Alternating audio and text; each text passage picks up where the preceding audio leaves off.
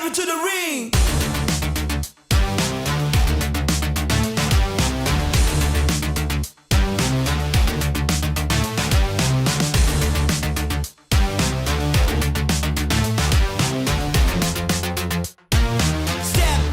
Step into the ring.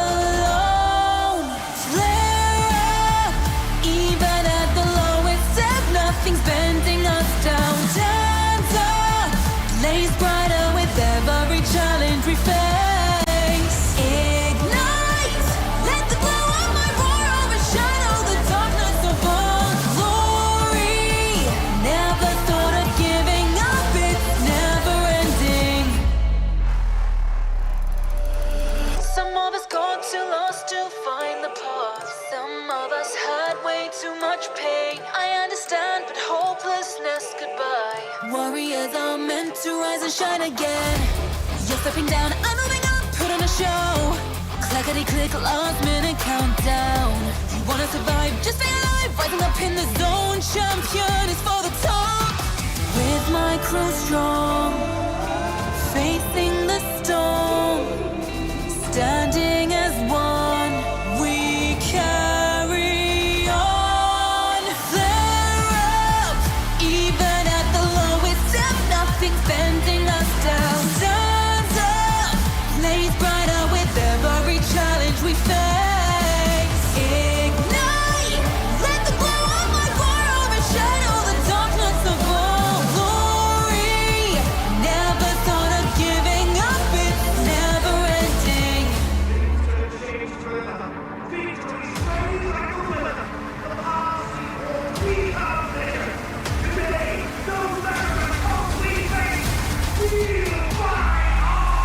Flare up, even at the lowest step, nothing's bending us down. Stand up, blaze brighter with every challenge we face. Ignite, let the glow of my fire overshadow the darkness of our glory. Never thought of giving up, it's never ending.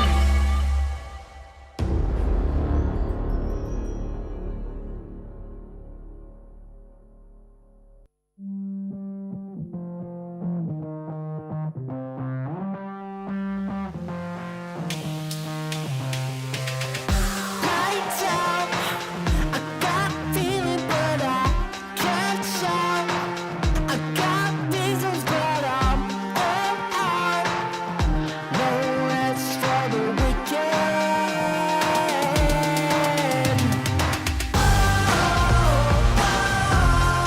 Give me what I want. Never get enough. I'm never giving up. Give me what I want. Turn on, get ready for it. Stay strong. I'm here for it. Don't stop. No rest for the wicked.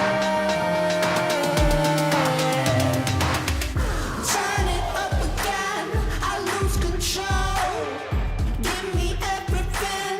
It's what I want. Best I've ever been. I see the glow. Feel it deep within my soul.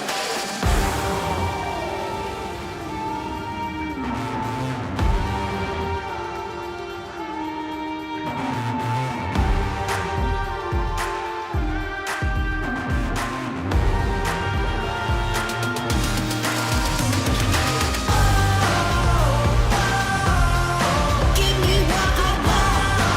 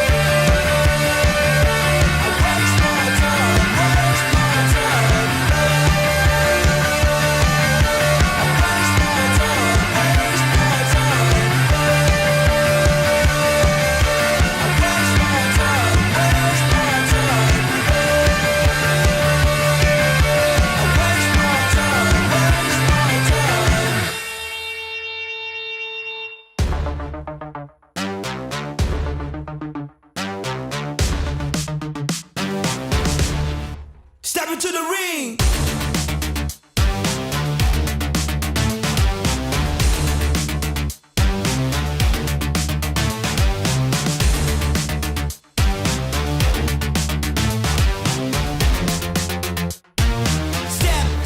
Step into the ring.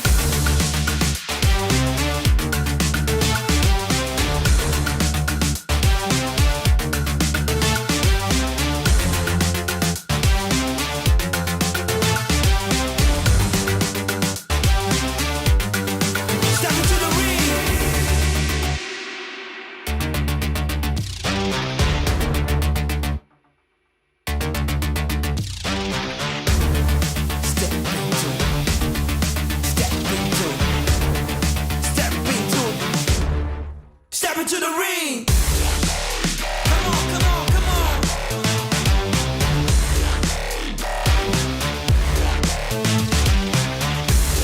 Let's go.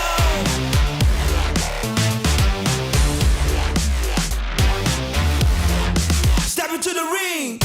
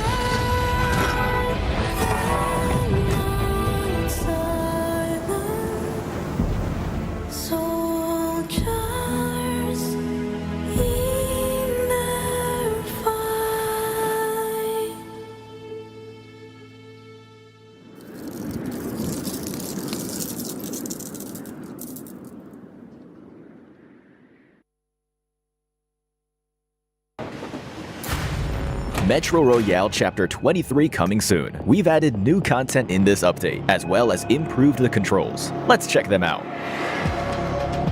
In terms of gameplay, there is a new enemy in Misty Port and Arctic Base, the saber-toothed tiger. It appears in different parts of the map. If you come across it, try defeating it to get lots of supplies. At the same time, we've also added winter crates. They spawn randomly in Misty Port and Arctic Base.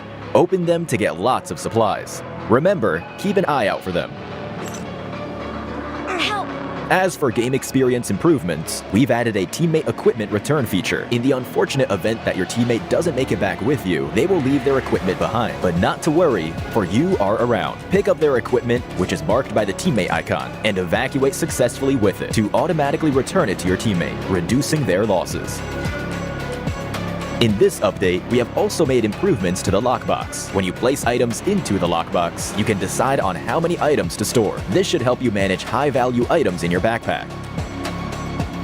Additionally, you can now also mark supply crates. When you aim at a supply crate, you can mark it on the map using the universal mark button. Your friends will be able to see the mark, helping them locate the supply crate. Furthermore, we've also added a GameWiki access point to the lobby, which makes accessing guides much easier. Use GameWiki to look for Metro Royale tutorials, fun video clips, and more.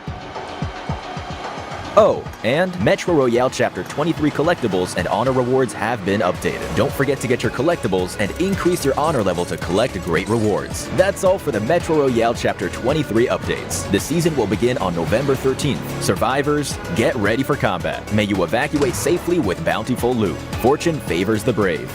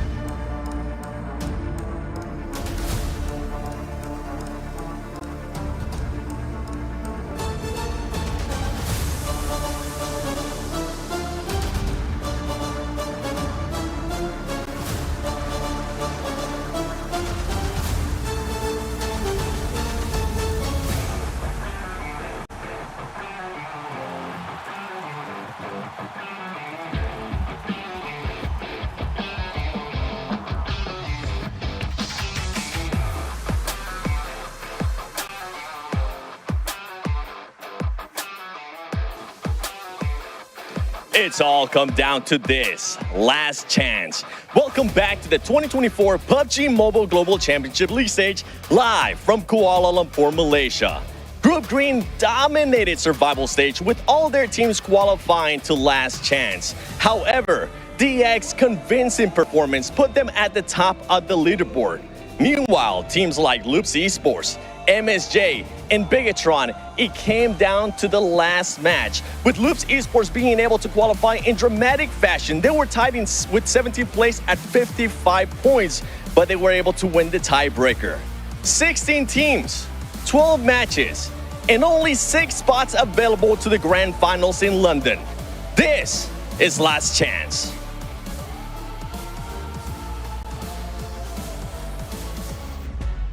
Last chance where only 6 teams can move into the Grand Finals to join all the other teams qualified into London. Welcome back, everyone, to the desk. I'm Jason Kaplan, joined by Hot Jukes and Max Man.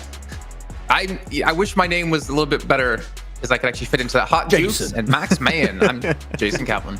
How are you doing today, Max? I'm doing good because I have such a cool name, Jason. I'm doing fantastic. But no, for real, this is the last chance, the last opportunity for some of these teams to qualify into the Grand Finals. And from what we've had already happen in the survival stage, it's going to be a good weekend here, Jason, to see who's going to make it to the next stage. Well, Jukes, I have to ask you, with how our leaderboard's already set up in last chance, is there any potential movement on that leaderboard, or is it already set in stone? It was set in stone, that's for sure. But you know what? We're going to definitely see some movement today. And today is it's serious business, guys. I mean, at the end of tomorrow, over 50 people are going to go home. Their hopes and dreams, all that work they've done for this entire year is going to be over. So, man, you know, I always give teams like I call it the Hot Jukes excuse card. Yeah, you know, think about it. 40 teams of 4, 6 times 4, 24, 64 in a lobby. They're making it. That's 44 too many numbers. 10 teams 40 times people? 4 people plus their coaches and 10 stuff. teams. Yeah. But yeah. What's this intro? Okay, whatever. Right. So basically, 40. like, look, at the end of the day, you know, we're looking at these squads that are going to try to make it in, and the thing is that they got to start off strong here. There's no excuses. Sandhawk is going to be just as important as all the other maps. Oh man, yeah. I mean, considering it's just 2 days, like, you could be the best team in the world, have a bad day, and there goes your chance of getting into the Grand Finals. Like, that's kind of how hectic it is. That's kind of how cutthroat it is. So if you are a team that really struggles with consistency, well, you might be going home as we get into this one, Max. I mean, obviously, we saw a lot of teams have massive step-ups. In particular, you were talking a lot about Encilio, RCB, Void Donkey as well. This is going to be like the perfect time for that step-up to hopefully carry on over. Yeah, I actually have a lot of hope for RCB and Void Donkey ID, Jason, because they've been able to follow up their improvement after the initial league stage, right, the group stage, into survival stage. Encilio, I'm scared it might just be a flash in the pan, right? We've seen over the last 3 days, and I want to see a bit more hopefully this weekend, but they showed true potential here, Jason, and really, if they play the same kind of caliber they showed in the survival stage, I think there's a very, very good chance Encilio could be in the top 6 this Sunday. I mean, it's just going to be hard. I'm going to say this. I think Last Chance is the true group of death here for all these teams. I mean, there's really no easy team to fight against. There's no feeder teams really in this lobby. So if you want to be the best 6, you really have to work for it. And you really have to pretty much make almost no mistakes here. But you can see how the points work. It's the same way it's been for the last few years. I mean, Chicken Dinner, 10 points. The eliminations, though, I think that's what I'm mostly going to be focused on here, gentlemen. Because with only 12, actually, I don't know. I kind of feel like with only 12 matches to play, I feel like eliminations have more weight. But at the same time, you get like 2 wins. That's already like a really good step into being top 6 here, Jukes. Sure, I think you said it earlier, right? I mean, there's no mistakes, not a single one. I mean, one bad game literally could be you going home, because with only 12 matches, we're going to see 6 teams just play to absolute perfection here. You know, those are the teams that are going to be putting up, you know, 6 points minimum when they don't get zoned, and then 20 points whenever they do. So, man, the pressure is definitely on for so many of these teams, Max. Yeah, and every point is going to count. We said it multiple times, but look at IWNRX and their group, right? They missed out by qualifying by, what, 1-2 points? And here, just yesterday, FaZe missed out to qualify for the last chance by literally a tiebreaker. They were tied with the Loops to 55 points. So you got to bring your A game from the very start of today. In the Sanhok, you need to pop off. You got to get some decent points. Even your bad games, Jason, we say it many times, your bad games still need to bring points on board, because otherwise you're going to fall out of relevancy really quickly in these 2 days. And I think, Max, I mean, I know you say it a lot, but I think that's what we're really going to be hitting home today is those bad games you do have when it's only 12 matches. They better not be true bad games. Your bad game has to be around, 6 points, as you're saying, to still have a chance to qualify here. So, and even John, our stat man, expects the bubble to be about 80 points plus or minus 3. So it could be 83, could be 77, or it could be anywhere between those two. With an 8-point average per match to be safe. So even your bad games of 6 points, Max, might not be enough to get yourself top 6.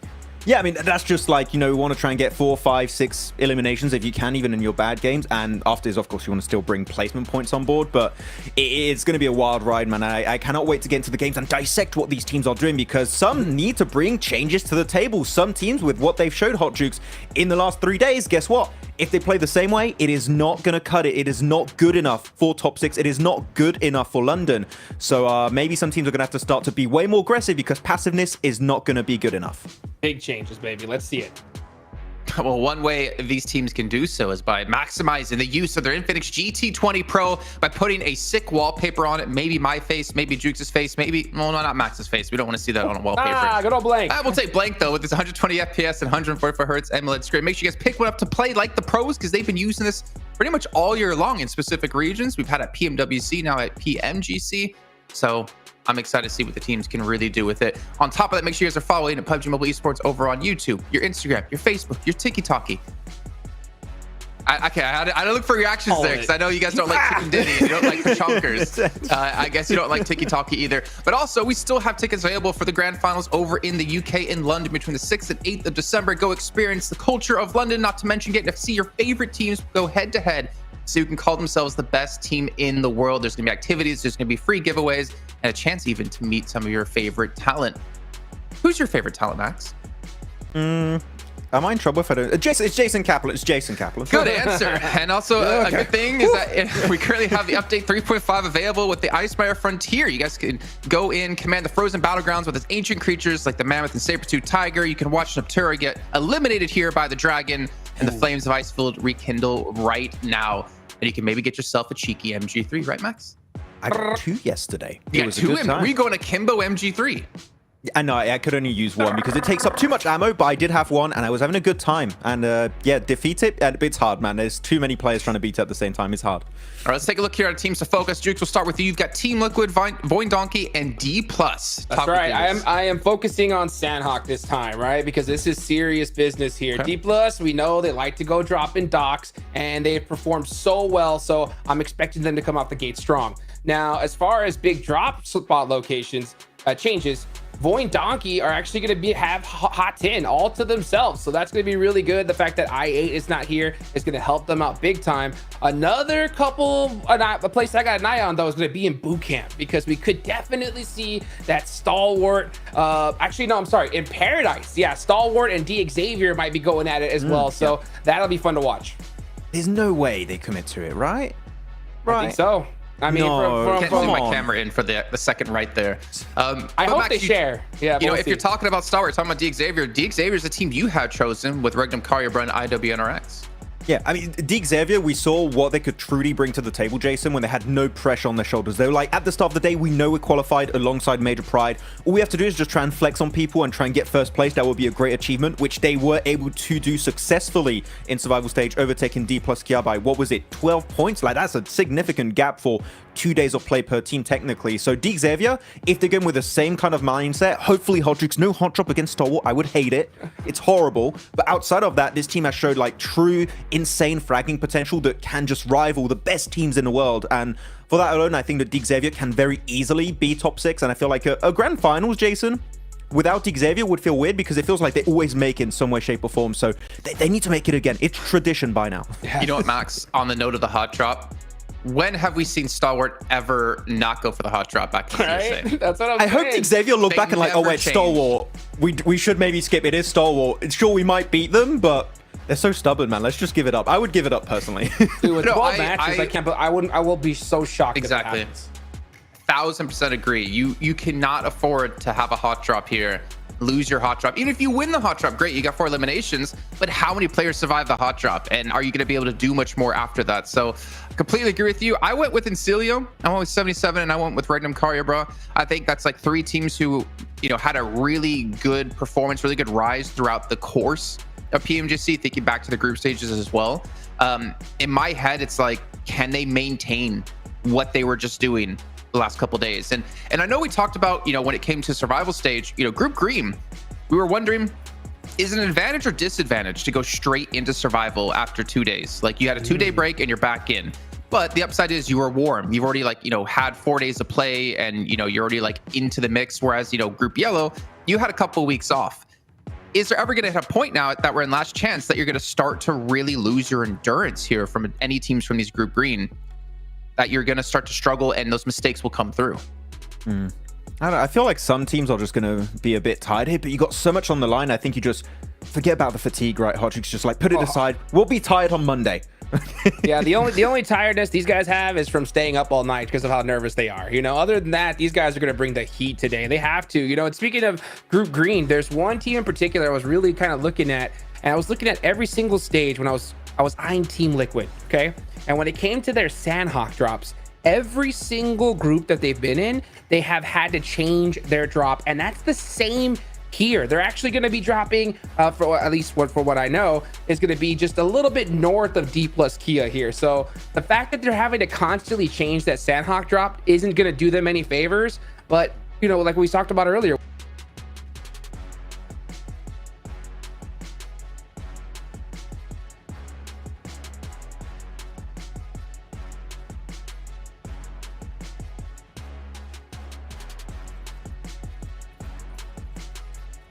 that I'm trying to will it into existence, I sense, at least for 4MV, some roster changes happening if they don't make it to the Grand Finals. What, for 2025, you mean? Yeah. Oh, I mean, maybe. I think we're going to see some roster. I'm even thinking maybe Vampire after how they played. Maybe there's going to be some roster changes there. Like big names will have to rethink their whole situation going in 2025 if they just completely fluffed it going into this tournament, right? And I think it could be happening. We're going to have upsets. I mean, look at some of the big names we have, Jason. We have D Xavier, D plus Kia, RCB, you have Stalwart, Major Pride, IWNRX, Falcons, Team Liquid, 4MV, Mirren Sejong, BTR. Like, all of these guys aren't going to qualify. Some of these teams, their story ends this Sunday. They are done. After that 12th game, they are out of the 2025 circuit, 2024 circuit, and will be back next year for 2025. And some will be like, well, you know what? It just did not quite work out. You two, you three, like, you're out, and we're gonna have to bring some new blood into the squad, which we know through Ultimate Royale, Jason. We don't highlight it a lot. There's a lot of new blood that's gonna come through Ultimate Royale that is just gonna come in the scene and just obliterate everyone heading in PMSL. Well, Hotchukes, I'm gonna go to you with this one because we do know the starting rosters for all these teams today. Okay. And one thing that's gonna stand out, there's no Uriel for Mirren Sejong. Jae-Suk is playing. After hearing from the coach, they wanted to get ready for last chance with Uriel. They went back to Jae-Suk. Also, 4MB, they put Apex back in over Arrow, and BTR, they're putting Genfos in over Hansel.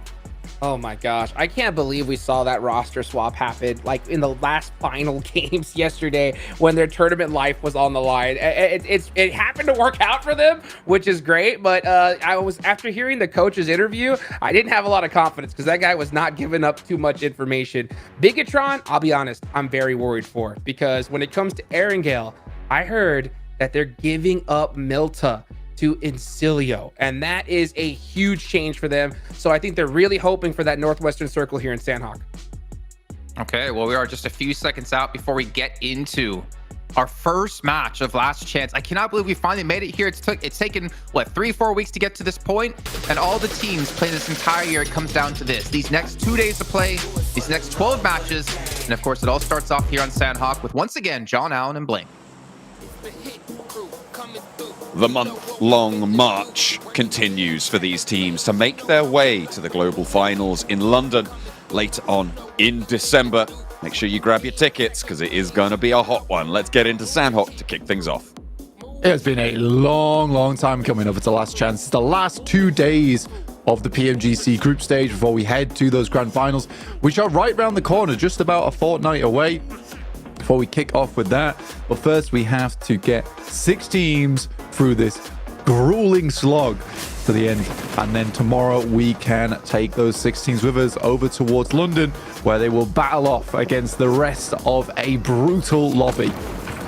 Oh dear, Paradise Resort. We've got ourselves a hot drop. DXavier and Stalwart to kick us off with a little bit of spicy action over on the north side.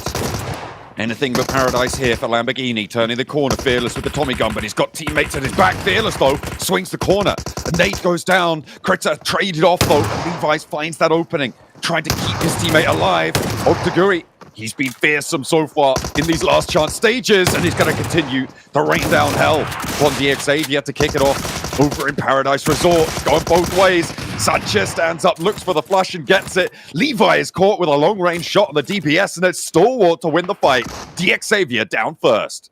DXavier, unfortunately, that hot drop worked in their favor last time we saw it come through. This time, not so much. With Stalwart improving a lot over their survival stage, looking really, really quite strong in terms of that clutch potential. Loops, though, as always, are having a peek over towards this location. 77 taking down Bruno's in. That's from the Vicious. Yeah, we've seen now 2 hot drops, potential third parties coming on in. Long-range spray down there for Magnum, but they've lost Shifu, trading off with the Vicious. It is just these teams that have lost players now. So Stalwart lost 1. Loops have now looked to move in, you're right, poking their noses in. Move it into Paradise Resort, and they want to take up the mantle.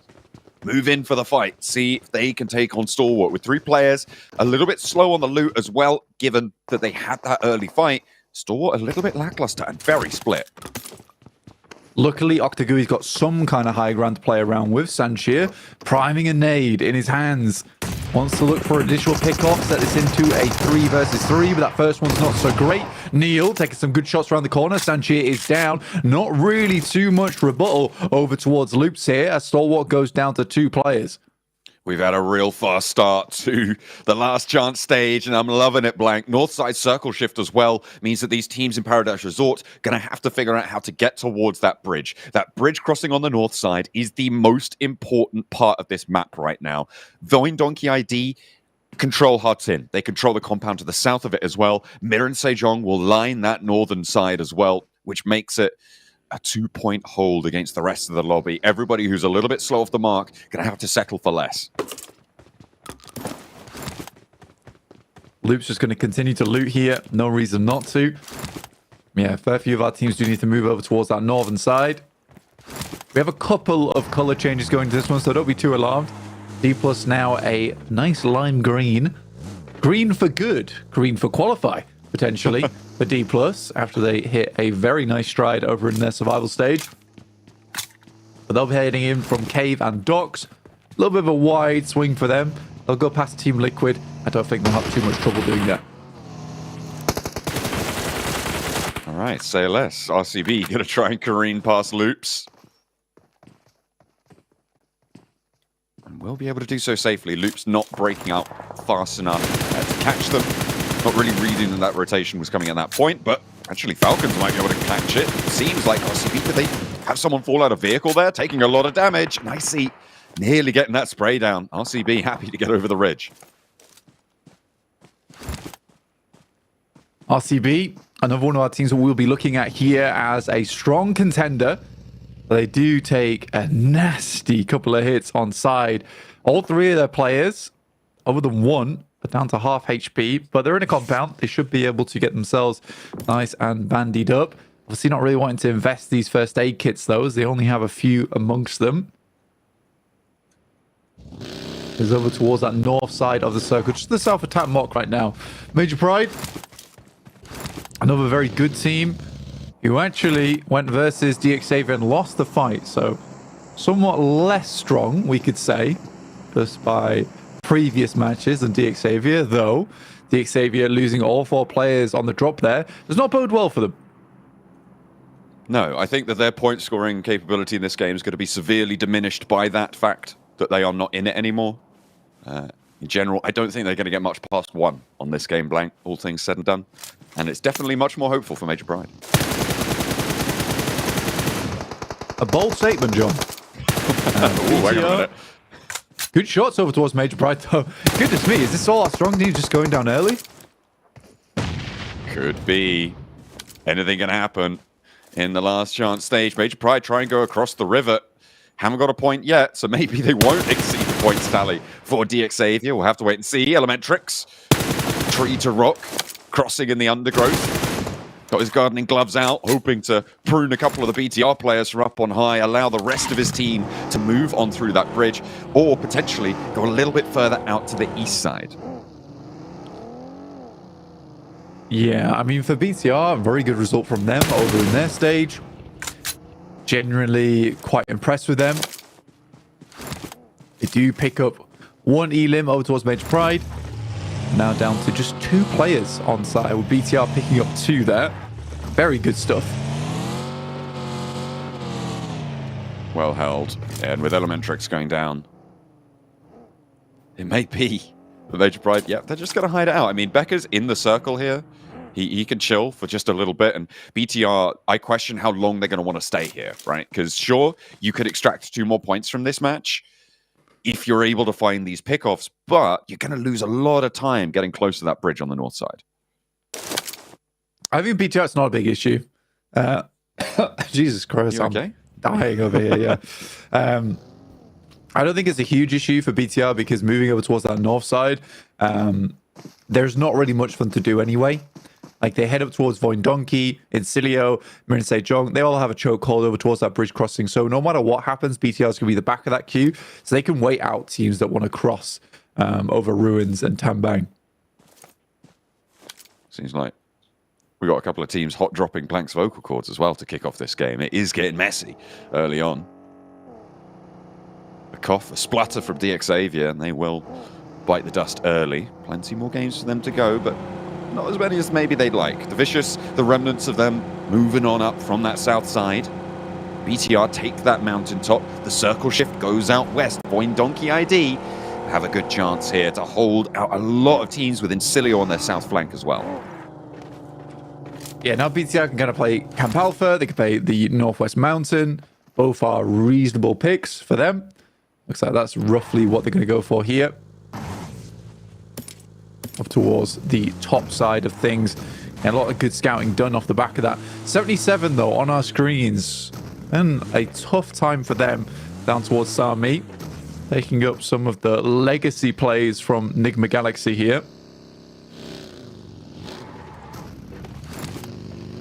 That old school approach to the game. But at the moment, they're fairly low. I mean, don't want to get too long in the tooth on this rotate. It's going to be treacherous. Falcons over the boot camp cliffs now, potentially going for that water rotate. This is a really difficult position for them to try and move through now. They haven't gone across the river early, which means the Cilia are entrenched. The mountaintop very likely to have oversight on the river swim cross. The Trifecta compound as well has crossfire angles on towards it, meaning the Falcons' approach is really, really tough now. Northeast side, RCB, they're on the coastline. It's not out of the question that they could go for a boat 8. There's no one in Hartin. Yeah, for RCB, it's probably going to be a case of either getting in a boat or just swimming across towards the north side of Hartin. I think both options are reasonable. Usually crossing by swim is a little bit safer in terms of just keeping yourself out of the action and not making too much noise. And with Hartin, because you're completely open, ASA are not inside this lobby. So very, very easy crossing to make for them. Voin Donkey left early down towards that south side. So yeah, I think teams should know on the north side that Hartin is pretty open. I mean, Voin Donkey, yeah, they really do regroup down to that south edge. But no one's scouting it just yet. I mean, Marin Sejong are such a big roadblock, but they're holding this 2-2 split blank. We'll see if that is going to be tenable against all the pressure that they may feel from teams like Loops, IWNRX. If Team Liquid look to move up there as well, from RCB on that north side, and Stalwart, they have a remaining duo on that north edge as well. Marin Sejong in this bold split right now, maybe a little bit weakened by it. I question how long they're going to be able to hold this. It's stage 2, so it's okay for now. But if they hold it all the way through stage 3, I think it might start to get a little messy. It's all quite messy in the lobby right now, especially with the river that runs right down the center of this circle. It's difficult for teams to make strong decisions going forward. I think a lot of squads would like to be on the Western Island. But like you say, it's just so many teams that are cut out doing that. Becca, 6 nades, so should be an easy hold versus Limbo Boom here. Nade over the top. Doesn't quite connect. But Limbo Boom really can't make too much ground here. The forward breakout, and remember 77, they've been using these meds. They've been going through the blue for a long time, and Limbo Boom has to commit to it, has to unleash the nade there. There's D plus Kia get cut down on the crossing. Limbo Boom finally gets that first aid off just in the nick of time, as Becca cooking up another one, cooking up the storm for 77. As they try and sail through it, gets that extra first aid off, and now Becca's at risk, but what's this? It's from the sidelines. It's AZ chiming on in, keeping his teammate nice and safe. Tucking that one back in.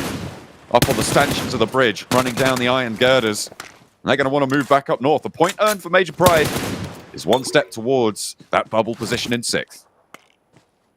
4MV took a nasty hit there from D+, but were able to find a couple of players on their side as well, so good stuff for 4MV. Very cruel circle where Falcons, honestly, who thought they had really no hope of leaving boot camp, don't have to anymore as this shifts over towards the eastern side, which really hurts the chances of a lot of teams that headed over towards the Northwest Island. For instance, 77, BTR, 4MV, though, do have a decision to make. Do they wrap back round to the cliffs on boot camp, or do they try and play on this compound off towards the north side? I think the safest play would be to move to the north here before another team picks up that location. IWNRX just sent to the island in the middle of the river, Blank. They are now... you can see them just off in the distance there.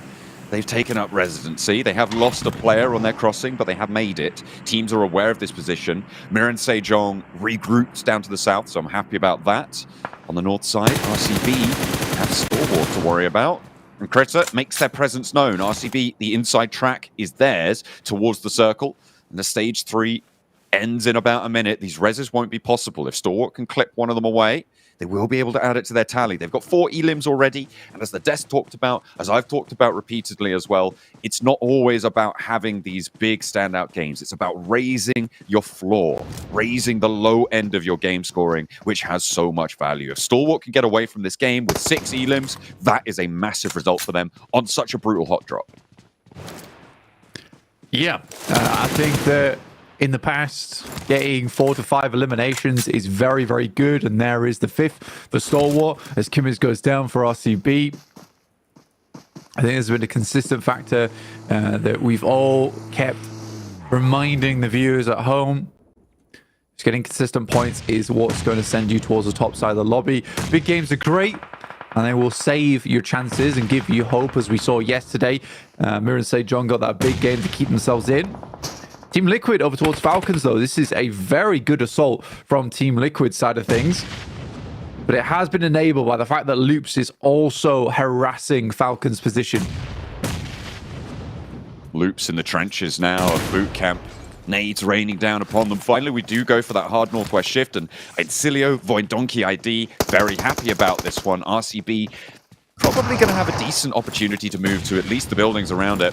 But this bootcamp fight still needs to conclude for Falcons to get away. And hang on a minute, Loops have managed to find an opening. They have lost one down low, but they've put Nino up on high. Getting one player down for the Falcons is going to allow them to start to rotate around. They can get ahead of the Falcons on this crossing. Yeah, for the Falcons, it just went bad to worse. I mean, the off angles coming through from Team Liquid. Luke's been able to find something off the back of it. It's down to Icy and East. I don't think this pair is bad at all. It's just a 2v4 here. Luckily, a lot of the sightlines are a little bit funky here in bootcamp, so you might be able to get a couple of pickoffs 1v1, essentially. 4MV, though, very good work down this south side. Insane stuff from them as they find a few players from Team Liquid and secure a position, more importantly, down towards the southeast side of this circle. It's been a good game so far from 4MV. They have extracted value from that south edge.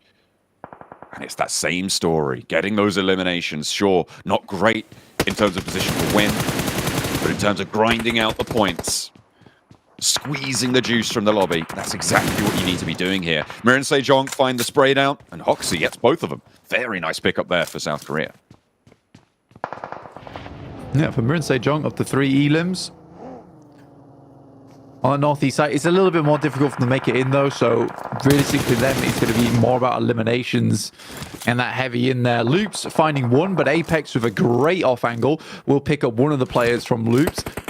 Delays them, allows 4MV to get back up to full strength. Team Liquid, they still have Cardozen in the wings here.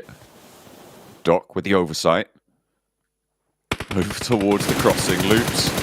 I mean, that may be a resible player there. They can crawl fast enough, but the blue zone's pushing. No, it's in zone 4. Definitely not going to be able to get that one done. And there's the high ground spotted. That's D plus Kia who've been able to make that one work for them. How on earth did he manage to land that? Okay, Ocel's all the way on the southwest side, approaching on the land. 4MV still holding this rotate out, but there are players nearby. Like you were highlighting before, Cardozen behind Doc. May be able to step up. Falcons finally across, but diminished severely in their capabilities. Osal doing work, and again, just keeping D plus Kia afloat now with 4 eliminations. Yeah, for D+, they really had no right at getting 4 elims in this match, but Osal once again chiming in. Falcons, 4MV, Team Liquid all tightly knit together here, with Loops going down, not able to get too much further into this match. Mir and Sejong make a swim, find a couple of players from IWNRX, and now can move forward. And with this circle, Incilio make the incredibly intelligent decision to get the circle shift. I always find whenever I do that, works out very, very well. May do the same here for Incilio. But more often, I feel like more often than not, in the final circles, when we have a team in a central compound like this, it turns from gift to curse as you do get trapped onto the inside, as long as it shifts away from that compound, right? If it puts you on the edge when you're in that compound, in stage 7, stage 8, that's where it gets nasty. But if it goes slap bang in the middle of the compound, you're free and clear. Second place guarantee, though, you'll take that. Yeah, for Incilio in this kind of position, it's a lot of open area around those compounds. So I think for Incilio, realistically, it should just be a chicken dinner. I don't think there's really much contest saying that. Unless Void Donkey can make a crazy rotate and crash from the north side. But that's also easily defended against by Incilio. So this should be an Incilio win. And going off the back of survival stage where Incilio actually surprised a lot of us and impressed a lot of us, I'd be happy to see them get the first chicken dinner of Last Chance. But it is a couple of other teams who are desperately clawing on here to stay within reach. This is one of the few games where we see 6-5, 4-4, 3-3, 2-2-2. Tons of eliminations all spread across the entirety of the lobby. No one's letting up here. Yeah, this is what happens when you get these river crossing circles on Sandhawk. People are taking shots at each other left and right, and there are only 2 4-player teams. And surprise, surprise, it's the 2 teams that have been here from the start. Void Donkey ID and Incilio. Everybody else on their maneuvers has been bleeding, as BTR seem to be the next under pressure. 4MV, they've got a lot to prove in this last chance stage blank, but they're doing so well. Doc specifically was that weak point that we were highlighting before, who seems to have maybe calmed down a little bit, stepped back into the role of a team player, and they'll hope to try and continue it. They still have to prove it that they can play as 4, because they are only as a duo right now, despite their approach from that south side being fairly strong. They have lost 2 of their players. All things considered for 4MV, I think there has been a mental reset going through from survival stage into this, especially in their group stage. They look a lot better in terms of the eliminations they were able to put up as well, and they did securely finish over on day 2. 68 points is definitely ahead of some of our teams that qualified yesterday from survival stage in 16th place. So I think for 4MV, there is a shift going on here. And the rotates they made on the western side were really good, and saw the ones I expected as well. I mean, they could have opted to head over towards the eastern side. They knew it wouldn't work. They had opportunity. They quickly scouted over towards the north side. They picked up that position. Still, the circle moved away, but didn't really matter. They're still playing fantastically well just to keep themselves alive. Falcons push up. They will find Apex, though, and Doc almost gets a clap back. But good shots from East and Icy, but it will be Cardozen, who has been waiting in the grass for such a long time, will get himself a guaranteed 4th place off the back of that backstab. But Falcon's still at that millstone, grinding out 6 points on the game. It's not all done and dusted for them. Voindonkey ID from the north side, they need a lot more value out of this, right? They held that northern side bridge. They've only found one Elim so far. They've lost Razor, sure, but now they've managed to move down. A top 4, this is good news. They've started to add up on those placement points, but you really want to be seeing 7, 8, 9 points minimum out of a game like this for Voindonkey ID. I believe they can do it. I think the Vicious have a really tough time, and Cardozen as a solo should be going down next. Yeah, second place for Voindonkey would be ideal. The circle shifting over towards the western side, though, it really cuts out that opportunity. Basically, they need to find Cardozen and then play down towards the ridge on the south side. That's their main option. Vexy takes the vehicle on through, and Cilio attempts to finish that one up for eliminations found. The Vicious, though, getting themselves that shift on the circle, that little ridge side over towards the west does keep them safe for a little while. But Raze, if he's going to peek his head out like that, definitely should have the helmet ripped off. Voindonkey ID, the roll-up. Cardozen! 1v3? Are you kidding me? Team Liquid! They find a lifeline in Cardozen, and Voindonkey have it all snatched away. That is a crazy roll-up from the solo player from South America. I really, really hope that doesn't kill the mental game on Voindonkey, because they've had such an improvement. But what a ridiculous spray down from Cardozen. That is a double surprise attack coming through from this guy in 2 short few minutes away from one another.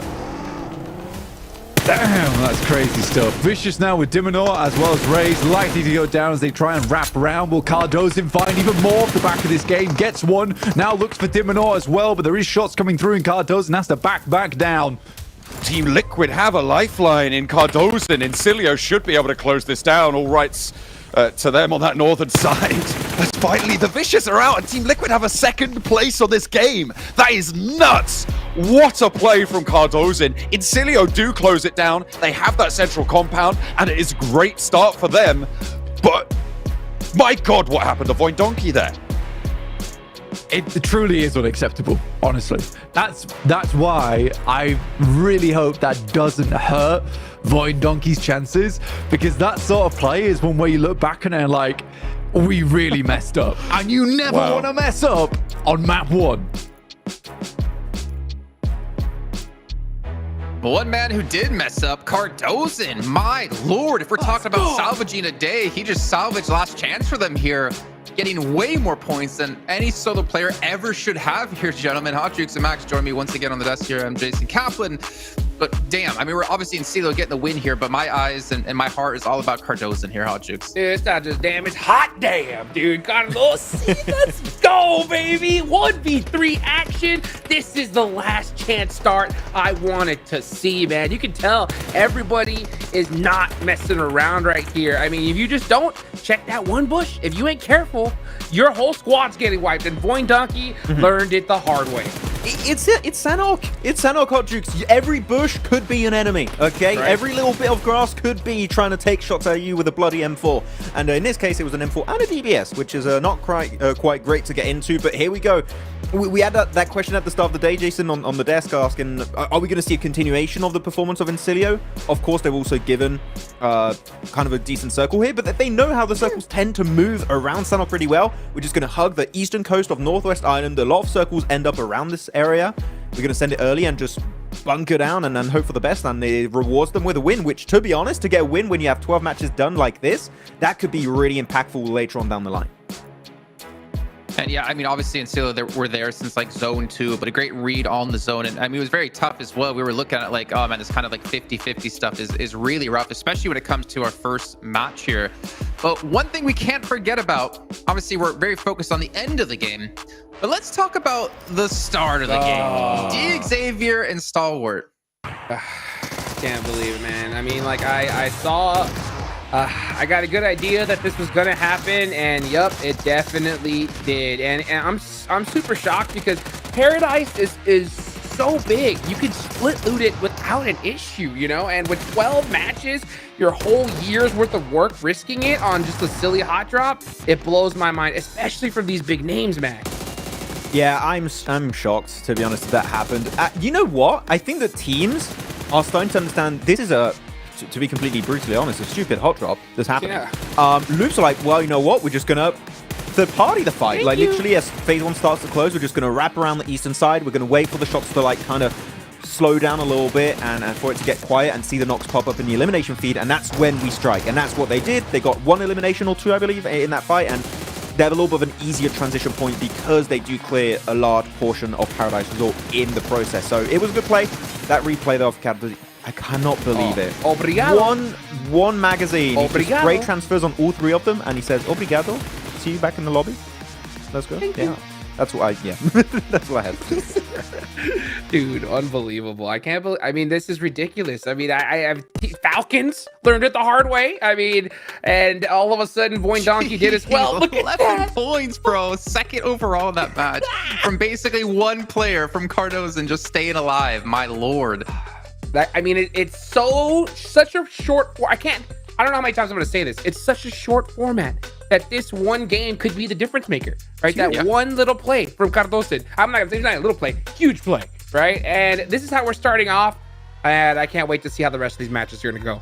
Actually, I want to bring up one topic, and I think it's something you were talking about, Hotrix. During this game, we had this weird standoff happening in bootcamp between the side of Falcons and Loops, and you said, right, about Loops having to leave that fight because they were losing a lot of time. Sure, they don't survive, but I think Loops here had a really good understanding of not only the hot drop in Paradise, but also how to deal with that bootcamp Falcon situation. Yeah, I mean, Loops, they did have that good understanding, and it's unfortunate. They got 3 total points, but they were being active, and that's what I like to see, right? Because Loops was that one team I was afraid that was going to really just come in here a little weak, watching how they finished it out yesterday, but I think they did do that homework. They said, don't judge us on our last game, judge us on what we're going to be able to do. So, I mean, yeah, not a gift-wrapped circle like, you know, Ancilio got, but they still worked hard for it. Just kind of crazy to see. Like every single team got points, and it was so elim heavy this entire life. Obviously, when you go to Senhawk, of course, it's going to be that way as well. But I mean, even Xavier still managed to get 1 point for themselves. But as you know, we heard earlier on from John, you're looking at, if you want to be top 6, about an 8 point per game average. What's up? 620 damage from Westron? No, how is he MVP? I think what we've realized is from the winning team.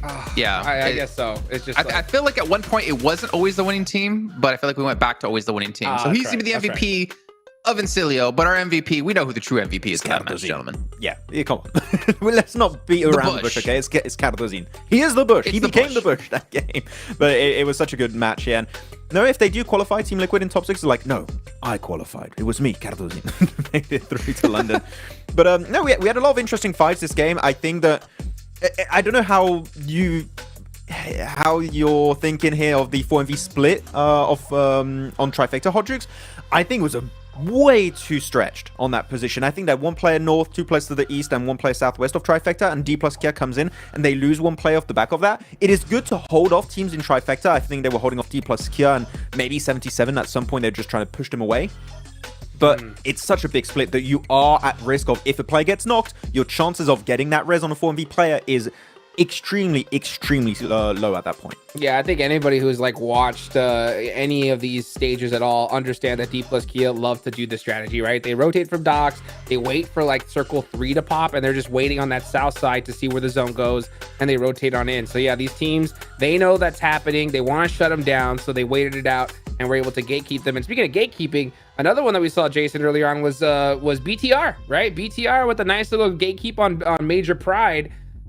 They needed those points, and they got some of them. I mean, Major Pride, I mean, that's another team we could easily talk about here if we're talking about teams who stepped up over the course of PMGC. In my eyes, it's about whether or not they're able to maintain that kind of performance as we get through, of course, our last chance. But in the meantime, Random Kaya, bro, another team who's massively stepped up, I hear is going to be on stage with 7 for a quick little interview. Welcome back to a quick interview with the 7WG, and I'm joined alongside none other than Silas from Regnum Karya, bruh. Let's talk about survival stage real quick as we're going to be going into Erangel. You guys did end up doing really good on day 1 of your survival stage. On day 2, though, you guys struggled in Erangel. What happened? Valla şimdi Survival'ın ilk gününde Erengel'de çok iyi oynadınız. İkinci günde biraz yavaşlama gördük. Neden? Yani ilk gün garantilediğimiz için ilk 3 maçtan sonra ikinci günü çok fazla ciddiye almadık. Sadece son maç işte biraz ciddi oynayabildik, o kadar. Well, because we already guaranteed the last chance, so we didn't take it seriously on our second day. That's the answer. Taking a bit of a breather. Okay, I see what you're doing there. Now, in the next 2 days, we're only going to have 12 matches here in Last Chance, especially for Erangel. Who do you think is going to be your biggest challenge? Valla son 2 günde Last Finish'in 12 maçınız kaldı. Grand finale. Bu 2 gün için hangi takım sizi zorlukla çıkarabilir? Yani DX'in DX, DK, Nextria, 4MV. Yani buradaki bütün takımların hepsi güçlü aslında. Hepsi zorluk çıkarabilir bize. Yani sonuçta dünya şampiyonası burası. Bütün takımlar zorluk çıkaracaktır diye düşünüyorum. Okay, the DX, Nextria, DK, and actually all the players have they are good player. Or everybody can be a problem for us, but that's all now. All right, well, this is why this is considered the group of death. Thank you so much, Silas. Back to you guys. Honestly, I feel like if you gave him more time, he probably would have just ended up saying every team is going to be the team that they have to watch out for here. I mean, Xavier, he pointed them out.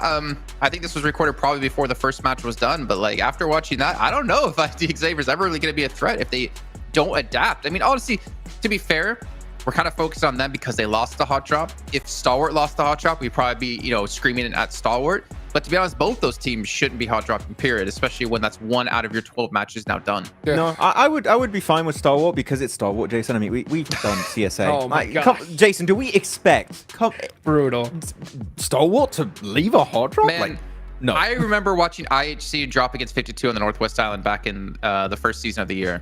Oh, yeah. And IHC lost a majority of those drops, and they kept dropping. But yeah, I wouldn't be too surprised. They're not giving it up. It's on Xavier to change it, just like we saw FaZe do it right in the survival stage versus Stalwart in Picado. Same thing. That, of course, they didn't qualify, unfortunately, but like, I think the Stalwart will never have the intention of moving it. But it's fine. We're going on to Erangel now. No, a little bit of a reset, and Xavier, typically on Erangel, Hot Jukes, they are just an absolute beast of a team, and this is where a lot of the teams, it's their bread and butter. This is going to be where they're going to get a majority of their points, so this is where they need to bring their A game if they want to have a chance for the top 6. Yeah, they definitely need to bounce back, that's for sure. I mean, a good couple chicken dinners will definitely weight off all of the worries that you have, but it's going to be difficult because, I mean, you heard it there from Silas, right? You would have listed all the teams if you could, all the players, their subs at this point. You never know what's going to happen. So, I mean, when it comes to Xavier, they got to bounce back strong in this match right here, right now. So is there any teams in particular that we're going to be focused on as we head into Erangel here? Obviously, again, the groups have slightly changed from the last couple of days, since now it's just a standard 16 teams. Is there any certain teams in particular looking at, whether it comes to points, as you mentioned before, Max, or is it when it comes to rotations or potential clashes anywhere? I think there's one that Hodrix brought up when we were watching this past game on Sanok going into Erangel here. We might have BTR versus Voin going in Promos because, of course, as we know, Vampire's not here anymore, so that spot is open. But I'm surprised that was not kind of resolved here going into the last chance, Hodrix, because that is a drop that can really hint their chances, especially on Erangel, right, to make in top 6. That's a horrible map to have it go down on. Yeah, for sure. I mean, for me, I'm really worried about Bigatron because, they're giving up Milta, and that was their bread and butter drop spot on Erangel. Yeah. So like now they're going to have to deal with some brothers of Voin Donkey here, as you can see them, because Primorsk is big enough to share, right? So I'm not too worried about it. They do have their secondary drop locations. Bigatron's going to take Severny, and Voin Donkey's going to take Kameshki in the north side. So the only time I see that hot drop happening is if we see like a real southern playing path where they kind of have no choice. And but at the end of the day, it's going to just make things tougher for them rotation wise. So I really want to see if they're able to kind of get that fixed and settled in match number 1. Well, we do only have a few seconds left as we head into this match. Now, we haven't really done predictions over the course of this entire event, but I do want to ask for some predictions as we head into our first Erangel. Who do you think's taking this first chicken dinner, Jukes? I'm going to go with Xavier. They land Pachinki, dead center. They need it. All right. What about you, Maxman? I'm going to go IWNRX. They've been way too silent, even during the survival stage, Jason. They need to do something, and it's going to happen this match. All right, well, IWNRX probably not winning now since Mac. Actually, to be fair, your curse hasn't really been relevant in this event. Let's actually head into our first Erangel. And you guys, of course, to the chat. Let us know who you think's going to take the first chicken dinner on Erangel, as John Allen and Blank will take us in. I can't believe that Jason called Maxman irrelevant just there. You're relevant to me, Max. Don't worry. I got your back, buddy. We're going to be hopping on into our first Erangel of the last chance stage. It's going from Novo up towards the gap between Severny and Stalbo. Indeed. I thought he said that his curse was irrelevant because he's not been cursing anyone. He's been a good boy. Am I right?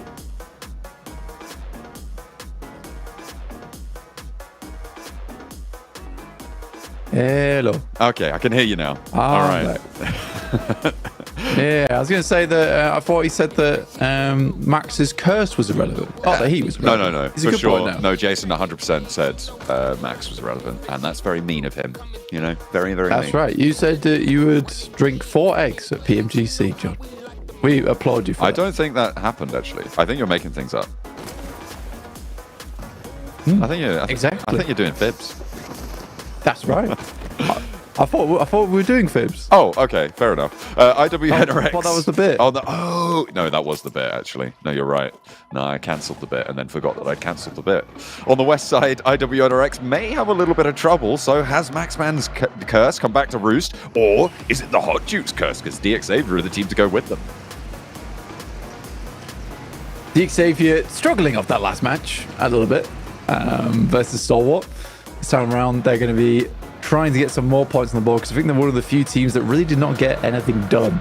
IWNRX, Max is calling them out, saying they're a little bit quiet, and I agree, they were definitely quiet. There's certainly more to be done for IWNRX, and they looked like they were doing a lot better towards the last portion of the survival stage. I do think for IWNRX, though, that play that they made over towards the item wasn't bad, but then they evaporated Sandhawk, and I wasn't exactly sure what happened there. But yeah, no one really pulling ahead. However, we will have a little interview with Seven, and it is going to be about Stalwart. Welcome to a quick report with the 7WG. This one's going to be in regards to STE. They were able to hot drop DX successfully. I got a chance to talk to their players, and they were expecting to do that hot drop there. They did mention that they're not going to have to worry about any more hot drops. In the previous stage, they were having to hot drop with FaZe. Now that FaZe is not here, they don't have to worry about it. We'll see if they will hot drop again tomorrow in Sandhawk.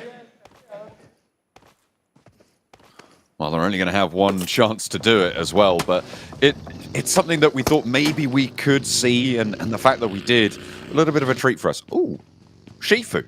Long range over towards Mirren Sejong. Foxy clipped out the back of the buggy. Maybe a rundown as he does get the flush and he wants more. Hasn't got too much ammo left though. Only 10 rounds in the back chamber. 11. Now they're all loaded into the magazine. Getting that loot crate on though. That tops him up plenty. Yeah, I think for Mirren Sejong, this has been a classic for them over survival stage, losing one player extremely early. It looks like that they prepared very well coming into last chance by resubbing in JSUG once again. So Uriel was put in for his big debut. Uriel's big day out, and it was cut short very quickly. Not looking back in the house. Angelic on that one. It was definitely quite devilish for him. He's back in. He's been exercised from their team for the time being. I mean, it is probably one of the most questionable coaching and management decisions we've seen, I think, during this tournament. We get a little replay on Shifu. Definitely not questionable on that one. Able to get the tag onto Hoxie. And then the pickup on the buggy to get him to roll over to catch more is excellent. Really nice stuff. I respect the fact that they took him back out again, though. Yeah. Same day. That's probably one of the least questionable management decisions. They were like, this is not working. We're sorry, Uriel. You're out. And that's kind of hard to do, especially when you give a player a chance and then you have to be like, look, man, it's not going well. So back on the bench for you. You know, if they're going to go to PMGC, they need to have a ready sub to be able to bring if things go pear-shaped. But it was, in general, a terrible plan. Didn't work out too well for them. Top 6 teams we've got currently. A lineup that I think maybe has 1 or 2 teams that people would have predicted before this survival stage. 4MV and Falcons, probably 2 teams that were in the conversation. Within Cilio's final days, you might have added them in as well. But I think overall, It's a little bit unexpected in terms of the top 6, but this is only off one game and a difficult rotational game at that. Silas, under pressure. I wonder if he's worried about these players from the Vicious. That was a nice shot from Diminor. Will pop him out and Silas goes down. This is not great news for RCB. We know in the past that basically Silas has been the driving factor for that team. So now they're without a wheel in the vehicle. They're just careening off into the distance. So we'll see what they can do without their driver. For Loops over towards the south side of Yasnaya, they can move down. But last game, I felt like there was a lot of opportunities afforded to Loops, and they just weren't able to get anything off the back of it. Over towards Paris Resort, then down, being able to maybe take a fight with Falcons, not Stole anymore at least. And even that was helped out by Team Liquid. So yeah, for Loops, it was a unfortunate one. And this is the team that got in by the skin of their teeth, John. It's not the best way to get in, but it is a way. And you'll take it. It's the only thing available to you. 77, going up the hill. See DXavier go, whoa, whoa, whoa, whoa. Hang on, I didn't mean it. Backing up. 77 back down the hill. A little bit closer to the apartments, but they're only backing up to give Shifu the range he needs to unleash hell upon them. Paragin goes down first. This is potentially resable. It depends on how fast 77 are to push up to this location. They could drop some nades. Shifu hitting the tree there actually could be quite important. The slow on the roll up, as he's handled it off on the outliers there. They're finding more openings, and DXavier, a shadow of their former selves right now. This is the second time they've taken early fights. A hot drop, sure, you can excuse, but a roll up like this, not protected against, losing 2. This is disaster. Very little W moment for DXavier right now. I kind of feel bad for him, honestly. Going down to 2 players already. 2 games in a row where they're getting minimal points off the back of it. They need to get a significant result. I think that Molotov should burn him out. Yep, Zadira takes him down. Now just Levi's left remaining. A strong player, but as a solo, I don't know how much more benefit that's going to be for DXavier. I think a lot of people assumed DXavier would have a very strong result going into the last chance. Whoa. Okay. That goes the way of Major Pride, who have moved in from the south. IWNRX are peeking in from the north, and for the second time in a row, the first place team from the survival stage goes out first. Losing 2 of your matches, honestly, John, I don't want to call it too early, but like losing 2 of your matches, you only have 10 left. But 2 matches to get into a top 6 actually is really important. Going out on both those games on 1 point and 0 point, that's even more dangerous. So for DXavier, they pretty much need to have pretty damn strong games for the rest of the day to be in a nice position going into tomorrow. We were looking... Sorry, you go. Oh, so I was just going to say, like, that little bit there, losing both those games really poorly stunts you so badly. Absolutely. I mean, this is the thing, right? Before top 16, we were looking at around a 60-point bubble. It ended up being, I think, towards 55, I think, was the bubble spot there, on a tiebreaker as well. Pretty nasty stuff. Zuxi, is it going to be okay? He's got friends. They got to circle around. Doesn't need it, though. Just heads right in there. Anyway, 60 points was around the bubble for the survival stage. But in this last chance, that bubble pushes up to around the 80-point mark. There is a bit of volatility there. But in general, we were thinking of a 60-point tournament being 4 to 5 solid games. Now, you're looking at needing 7 to 8 solid games. And in a 12-match set, it is really, really tough. So I find that when you take the first 2 out of them. From here on out, it does need to be a flawless run from DXavier. It's an 8-point average. And to be honest with you, we look at some strong teams who get first place, who D plus Kia from survival stage. What was that, like a 9-point something average? Very not on the high end of the 9 points either. For DXavier, they need to profit 1 less than that. But that was still a team that dropped into 2nd place, by the way, in survival stage. So yeah, for DXavier, it is a bit of a tall task for him. RCB, though, up against the Vicious. Assaulting this location, they were able to take shots over towards RCB earlier on as they made it the way over towards Alamo. This is a defensible location, but Kimmers basically needs to get a knock off the rip here. Oh, thank the Lord, I was going to say. Traded off, though. 1-for-1 right now.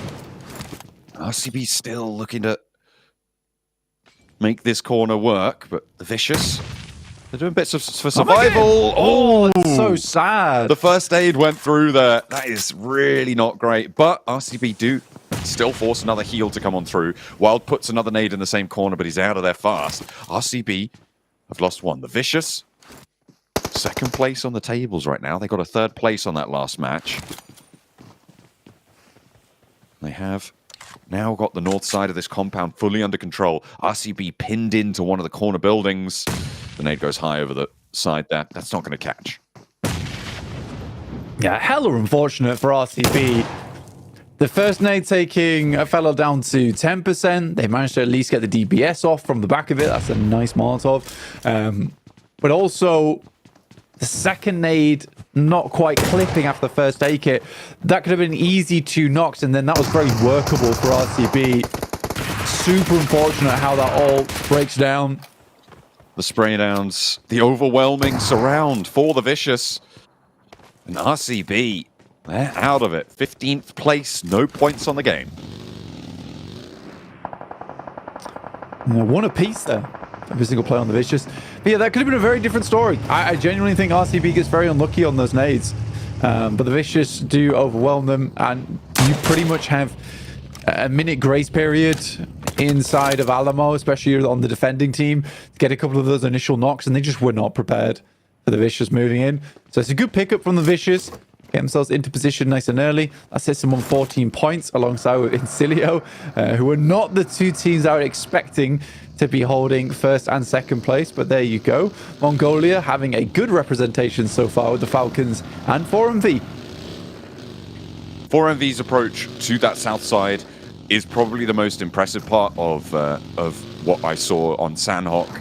Well, okay, not the most impressive part. That was obviously the 1v3 from Team Liquid doing so much work. But in general, I think 4MV's approach to that game was smart. They played that south side. They held out around that trifecta, and they realized we're not going to win this one. We're just going to get the points for this game. And that's what I'm talking about. In terms of those averages, that is going to do wonders for them. They might have just tried to send in, lose 2 or 3 players, got 1 elimination and 2 placement points. It would have been a 3-point match. No. Right? And you got 5 more points out of that.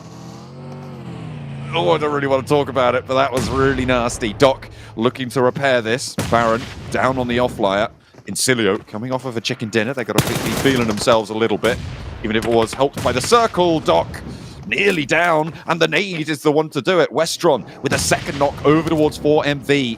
And they need to pick up the pieces fast. I was just praising them, and maybe I shouldn't have done. That nade might take down Doc from his own team. Reapers looking to keep themselves alive. They still haven't even got Baron back up on his feet here, and some good shots from Red Lake down towards the tree line. That's Westron finding Reefus, leaving 4MV with just the 1 player. I think that they should have dipped. I do think they should have dipped there. I don't think it was worth it taking this fight, especially when you already know a team is up towards Lumberyard already. They have that high ground approach against you. I think Doc forces a fight that really didn't need to be forced. Frustrating stuff there for 4MV. Maybe they can get one off the back here, but it's highly doubtful. No. 4MV down in 14th. Yeah, I genuinely think that this is a big problem that 4MV has. A lot of times is one player will go down and they're like, oh, we have to fight now. It's like, no. You realize this game can be played as 3. You don't always have to have 4 players. Yes, if you want to have ginormous games, but if you just want to get 5 to 6 eliminations, be fine. And again, you have to look at your own point scoring as well on these matches. They got 8 on that last match. Realistically, you did fairly well. Now you just need to salvage, be that 3 to 4 eliminations on this game. Maybe a 6th or 5th place would be fantastic. And that would have been fairly simple to do from the position that they were in as 3 players. It's so annoying. I mean, this is the thing, right? We talk so much about game-winning plays, about plays that put you in a great position to win the match, to get to those final circles. And in general, I mean, we've been highlighting it a lot more here at this PMGC, but we don't really focus on the points-earning games, which is really what you want. Chicken dinners, sure, they're a tiebreaker, but if you're already out-earning on points, you don't need that tiebreaker. And I think that more teams need to be putting that approach into their playbook. And sure, you do need the capability to take those chicken dinners opportunities when they're presented to you. That will really pump those numbers. But it is all about getting consistent points. And points is the only way that you qualify towards these top 6 positions. D+ Kia wanting to rack up a couple against the Vicious, but they've been on the warpath so far. Not looking to slow down now. A nade over the top, though, may give them cause for concern. Stalwart going off over towards BTR at the moment. Bruno's in down. D+, who had a very nice run of it over in their survival stage, should find Bruno's. You know, he's still alive, by the way. He got that first aid. He got the first aid off. He was super low, but managed to heal just in time for the nade not to quite explode him. Not going to seemingly matter, though, because the roll down just continues. And a really nice approach there. Staying alive. The Vicious do go down. And D+ Kia keep themselves in it. The Falcons on the southwest side now with 77 to handle. But Shifu, again, that long-range assassin, making it work for him. I mean, he's knocked, so not great. Falcons will push on forwards. They take down more of 77. And it will just be one last player alive. Zadira off in the distance. And Shifu not doing too much for the team. Ooh. Does get knocked, but does find the flush onto action. So a point added. 77 Zadira. I mean, this is what 4MV should have done. Run away. This is exactly what they should have been able to pull out the bag. The 77. He'll try and survive, get a couple of placements, maybe pick off a cheeky point or two. Stalwart, D+ Kia crashing on the northeast side with Loops on the north edge of it, and Incilio on the south. They are penned into this scrap. Point Donkey again. Vexy is such a criminal with the Mini 14. Start calling that thing the Maxi 14 with the way he uses it. It's crazy stuff. Chips, last player up against Loops here, is not able to do it. And D+ will go out with 5 points total. And 77 are able to get themselves back up. But there's more shots coming down the hill there from Incilio, like you say, who just came off of a very good fight with 4MV. Westron with all the eliminations in the pocket. He was doing so much work against them. The nades rolling downhill and attacking their target. Incilio on a 3-1 split right now. You can see they've got that south outpost, and with this circle shift going hard southwest, that's going to help. The wide 2-2 split for Major Pride. It looks like they want to regroup. Depends which side, though. I wonder if they're going to go to that west side or to that east. I'd imagine you go back out to the east. The majority of the circle sits on the east side of the road, even as it stands now. And it'll give you more opportunity. Not having to cross that road, always a good thing. Does he want to hold it like on a split here? I mean, AZ was left behind, but doing fantastically well versus Falcons. Might request backup there from Becca. I mean, for Major Pride, actually holding this four-way down towards the south side is not a terrible idea, considering the circle shifts hard down towards the south. They have a good understanding that they control the entirety of this area, so having a lineup, getting a ton of information, and then just roaming to where they need to be. Smart choice. It's a smart decision. I do really like it, and I think it's a good thing that Evo Station and Elementrix are on the other side of the road, like you were saying, John, so they have info if a team comes through on the east. Loops were having a tough time of it. They managed to get out with 2, make that 1. The countdown is on from Incilio. Raining down hell upon them. 7 points found on the game, and this is an excellent way to convert off of a chicken dinner. Finding 17 points on a match, that's the outlier, but now they've put up a brilliant average result. 8 points found, and that, again, is just going to keep them going, keep them chugging along. And right now, they are the most impressive team in the lobby. In terms of those point scorings, the first game, they got the circle. This time, not so much, but they're playing it smart again. And it's something we praised Incilio for repeatedly, is their macro approach to these circles. They may not stand up in terms of that minutia mechanical skill in those firefights, but I mean, Westron proved it. They do have the chops to take those fights, even if they can get outclassed sometimes. It's still maybe 40% of the time that they're winning, but they're giving themselves so many more opportunities than other teams.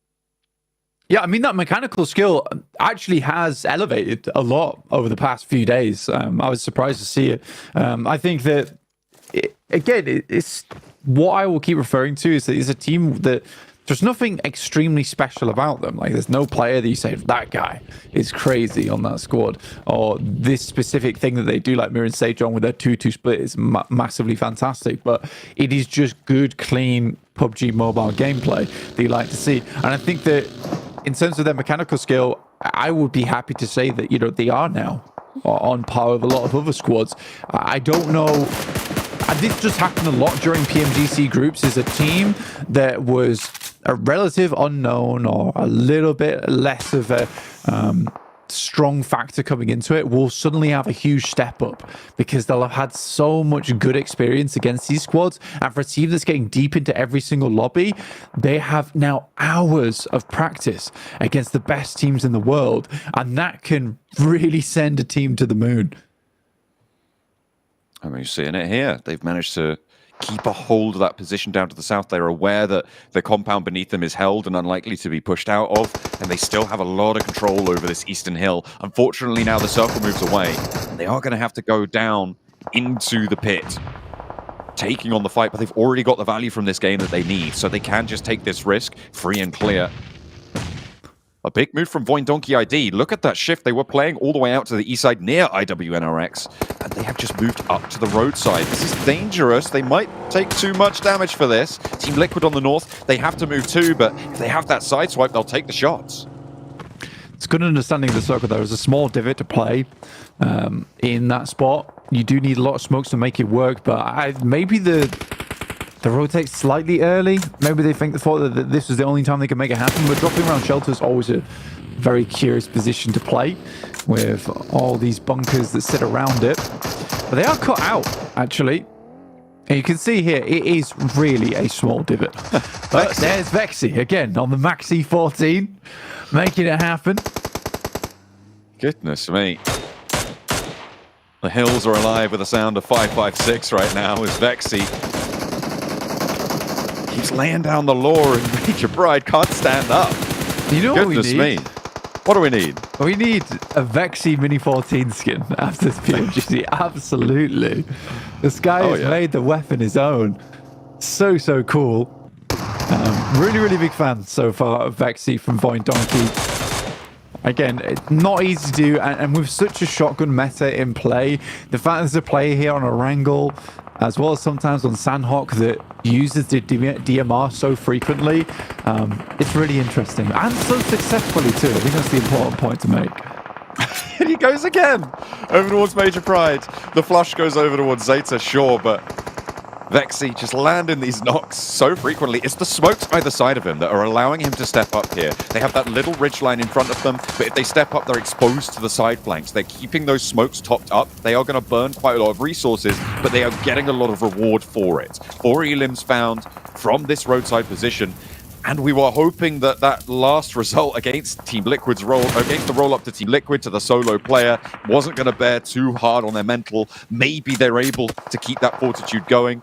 And credit to the team, credit to Coach Defi as well, to be able to keep them together on a difficult situation like that. Yeah, well, we know that Defi studies this game so much, and he is a very smart fellow. And this is the type of smart play that you imagine is in coordination with Defi. Like, this is one of the few scenarios where you see this kind of play, and it's very impressive.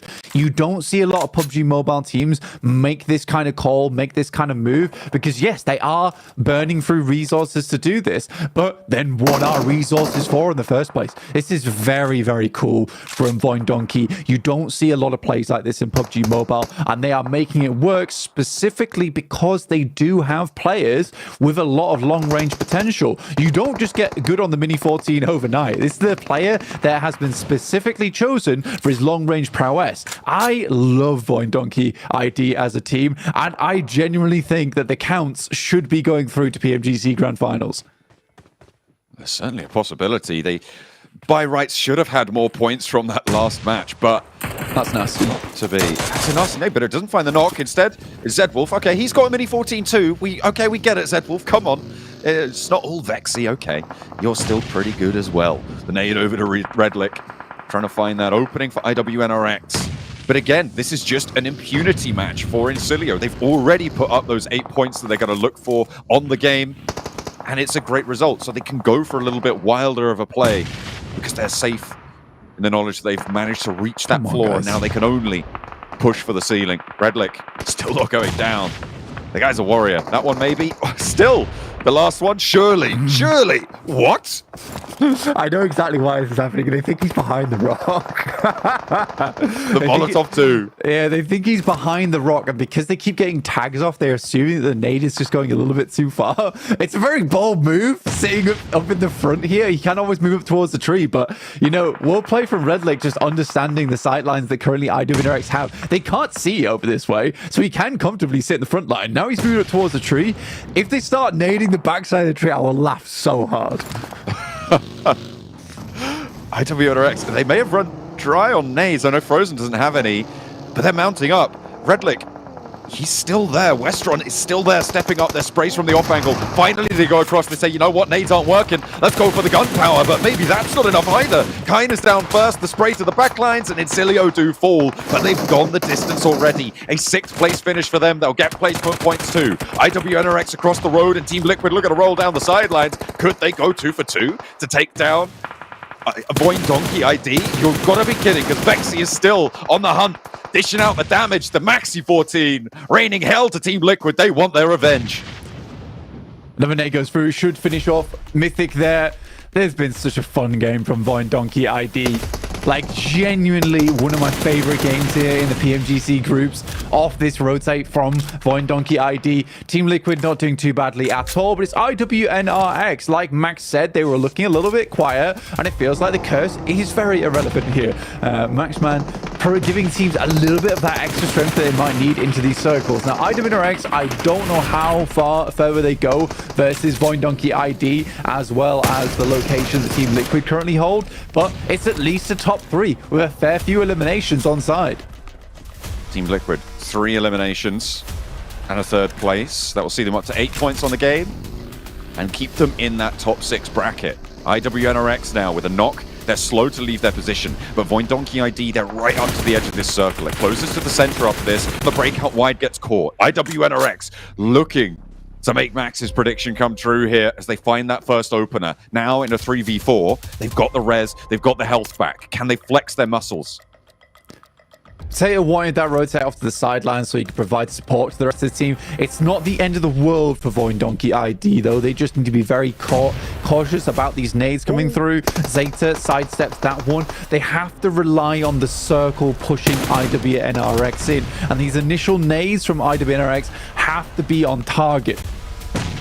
Voin Donkey ID should have a couple more nades in the pocket, given the bombardment we saw towards Incilio from IWNRX. A mad dash from Vexy. He's across to the tree. Zeta moves forwards. They found a knock to Swain. A nade up high, and he's got 3 left to play with. That Mini 14 still in the back pocket. An AUG to back it up. Zeta not down to it. Swain very low for IWNRX as well. And Voin Donkey ID move forward. A surge, a charge on in.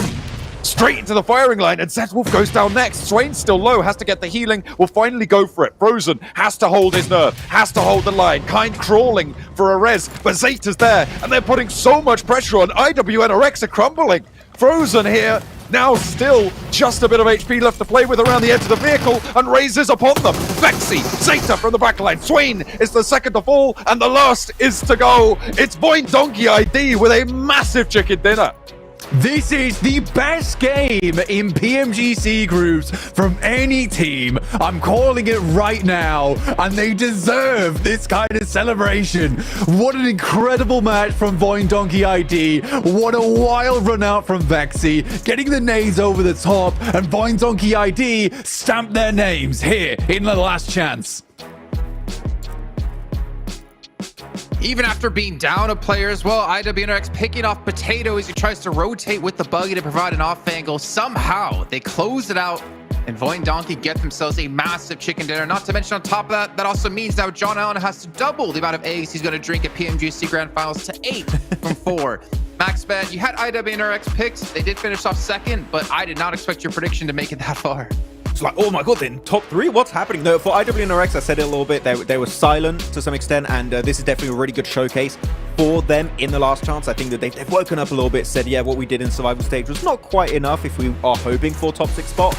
But man, Hodge, you need to talk about this push. This is an insane push. Like, Razor, that initial spray just made that entire push feasible. Z-Wolf was the front line for IWNRX, just trying to give a little bit more breathing space to the rest of the team to res up their teammate. But the moment Voin get in that nade range, it's GG. It's game over. There is no way that Chicken Dinner is not heading the way of SEA. Dude, textbook, zero hesitation push. Look at that from Razak. I mean, he was just like off angles. He knew they could only be in a couple spots and took full advantage of it. I mean, and that's what you got to do in the last chance, right? The second you get that initial knock, you feel a little bit of that blood in the water. You got to be able to go and make that push happen. They didn't hesitate. They got it done, and they took out one of the best teams in the world. What a clutch play from Voin Donkey. Man, Vexy, I agree with Blank. We need a Vexy Mini 14 skin. Yeah. We need that little face on their jersey on it. That would be a really sick skin to have. Sitting here on the corner just looking at you like, how dare you, Max? I was your original love with the Mini. Well, Sleepy should have qualified. No, sounds like a you problem. Oh my god. It's all right. But chill, bro. I'm gonna get in trouble. Check out Maxman over Instagram if you want to give him some hate about that, all of you Nepali fans. But no, honestly, a great game. And Max and Hotrix, would you call it here the most improved team in PMGC? Oh, by far, dude, by a long shot. You know, Dementor has to be absolutely out of his mind right now. I mean, his wrists are killing him because of all the cartwheels he's doing after that game. I mean, this guy is pumped up, and rightfully so. I mean, because look, this is a team that we didn't really like, oh, this is going to be the squad, right? We're going to see them just shred IWNRX in the second game of Last Chance, and that's what they did. I mean, and Team Liquid were gifted the circle. So, I mean, Voin Donkey, man, these guys are on it. I think I was kind of split between Regnum Tarabra and Voin Donkey ID, but as of recently, and especially after this game, after the clinic, there was just showcase to us here, showcase to the world by Voin Donkey ID. I mean, yeah, Voin Donkey ID is definitely the most improved team this PMGC for 2024. And the thing is, with his current pace too, Jason, like top 6, if they keep these kind of results all up today, they could literally secure a spot at the end of day 1 and just like chill tomorrow. Of course, you don't want to chill tomorrow, but that is how good of a game this was. And it's not an easy game too. It goes to showcase also their terrain knowledge. That we saw Hodrix, that they sent it between that rock and that ridge across the road. I think that was the single option that keeps Voin alive as long as they allow them to survive this game. And then the flex out with the 4 players is just a thing of absolute pure beauty. So Voin, incredible S+ tier gameplay. Yeah. S+ tier. Yeah. Okay. Didn't expect that. We're doing a tier list right now. We're doing a tier list right now. Another team, though, we have to mention after the back of the first match as well, Incilio. You know, we were kind of curious, would they be able to maintain momentum from the last 2 days of play? And well, here's our kind of answer. Not necessarily playing from the center, playing from the edge, and showing they still can make the correct moves. Correct moves. I didn't catch the team name. I think it lagged out for me. Incilio. Incilio. There we go. Okay. Same here. No, Incilio, I think we're looking at this terrain, right, Hotrix, they were playing the Lumber Mountain, which is a good spot. Actually, really good third party on Loops versus D plus Kia. I think that the way they got involved in that fight was great. Not overstepping their position, just holding also the high ground to have information, not getting too involved versus Major Pride. But when you have to send it downhill in that flat terrain around Shelter, where so many teams are already positioned, for me, you're not going to win that game, but they made as many points as they possibly could secure, in my opinion. That's what you gotta do, right? That's what you gotta do. You have to understand, like, hey, you know what? We didn't get the zone here. We're in a really, really tough spot. Let's put some points on the board, and they put up plenty. And remember, you know, Incilio is the team that took Milta away from BTR, and this would have been this was the perfect, you know, pretty much finished zone to land in Milta. So BTR, you could see only 1 total point, are definitely suffering from that decision. I mean, what about the Xavier? This is back-to-back games, dying very early. They did get 1 point when it came to Sandhawk, but 0 here. The Xavier should be the bottom of the table. RCB as well, getting 0 points. They got 4 on Sandhawk, so they're not having a strong start. A little bit unfortunate for some of these teams, and I feel like we can't say this enough times. It's not possible. You cannot afford to be having bad games right now if you want to be top 6. It was already hard enough for some of these teams to get top 16 in the survival stage, but top 6 now to get your ticket to London. I don't know how some of these teams are going to bounce back. They have to have some massive games. Yeah. I mean, literally. Yeah. What else do you say? I mean, like when it comes to Xavier, they've used up all their bad games, literally at this point. So going forward, they need a good chicken dinner. I mean, because look at this, the cutoffs are already starting to get a little bit sketchy there. I mean, Void Donkey 27 points and Cilio 27, and you know some of these other squads are going to get some pop-off matches too. So, man, when it comes to Xavier, gotta wake up in this next match. Yeah, you know what? I'm scared also for another team here, Jason, and looking at CSA, of course, Falcons top 6, great. We're not seeing 4MB, and I have to be completely honest with 4MB. The way they've played recently, I do not think it's good enough for top 6. I know people are going to give me a lot of crap for saying that, but I think that right now, the way 4MB are playing top 6, it ain't going to work out. We are not seeing them grouped enough. We saw it earlier when they were holding Trifecta versus D plus Kia. And here they just got completely caught off guard on the western side of Lumber Mountain, and they just couldn't do anything. And currently they're standing in 12th position, 8 points. In a similar vein to what you're saying about DX here, Hodges, I think that 4MB to some extent also kind of had as many bad games as they can really afford, maybe one more bad game, and then they just need to come back big time if they want to have a chance to do well. Max, you're out here making enemies. It's all right. I'm here to analyze, and if it ain't good, I can't say it's good. Just because a lot of people like them right now, 4MV is not playing up to what we initially expected. Jason, I mean, do you agree on that, or are you happy with their performance? I love 4MV. I love no, Jason, no, no. Come on. So random Carrier, bro, Hot Jukes. 15th place, only 4 points. A team that really had to rise up through group stage, through survival stage, but to falter potentially here at the finish line, that would be unfortunate for them.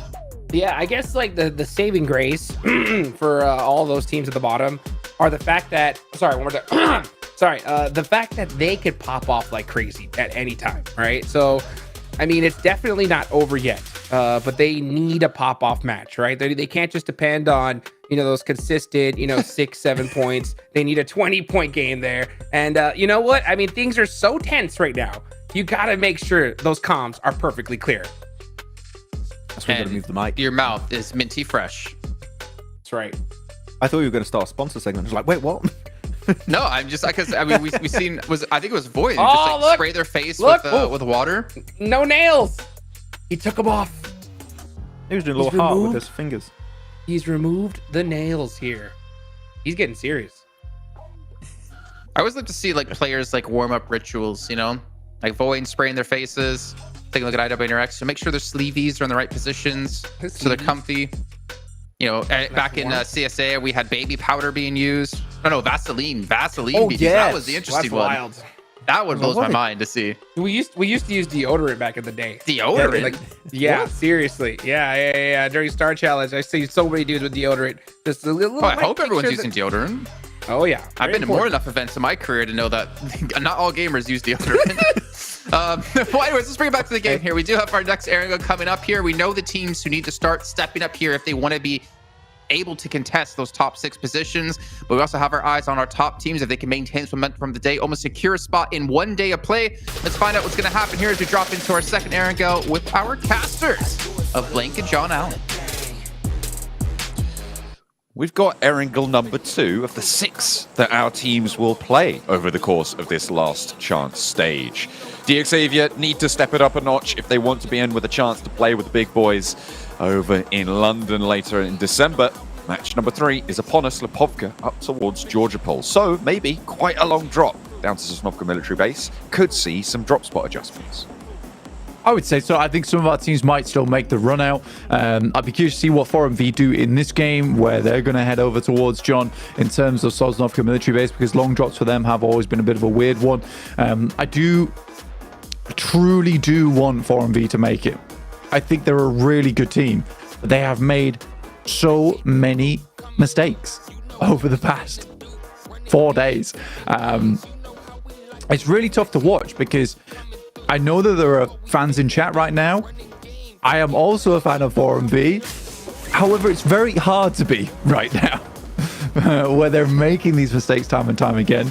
I just see the need to get away from this mentality that every game has to be a gigantic one. Especially in last chance where there's only 2 days of play, you have to be going for more consistency. We know the 4MV can get those 25-point games, but they don't need to keep churning that same game out every single match. And if it's not the case, go out with 0 points. It's not the way to play. It's not the way to play. But we'll see what they can get done here over on our angle. There could be a couple of other teams that we will be looking over towards, specifically IWNRX. Can they keep up this same kind of performance? And can Voindonkey continue on their absolute brutalization of this lobby? That last game was so unbelievably fantastic. I kind of want to watch it again. It was just so smart as well as so brutal as well, though. That's the dangerous thing for the rest of the lobby. It wasn't just a really strong performance from Vexy. Let's be honest, he was doing so much work for the team, but they also had some really smart maneuvers, specifically that race over toward the ditch. And the guy who's been backseat in this, who's been QBing and masterminding it all, Coach Defiant, 7, was able to catch up with him. Let's hear what he had to say. Welcome to a quick interview with the 7WG. This one's going to be with none other than Defi from VD. Defi, honestly, the team has performed so well throughout the PMGC, and I mean that you guys have started off rough. You guys been improving over and over again. What has been the biggest difference for the team, especially after the win we just saw? I mean, it's pure motivation, like fresh motivation, rookie, right? Like 3 of them, or most of them. So they really pumped up to show up. All right, well, let's see if that motivation keeps going. Back to you guys.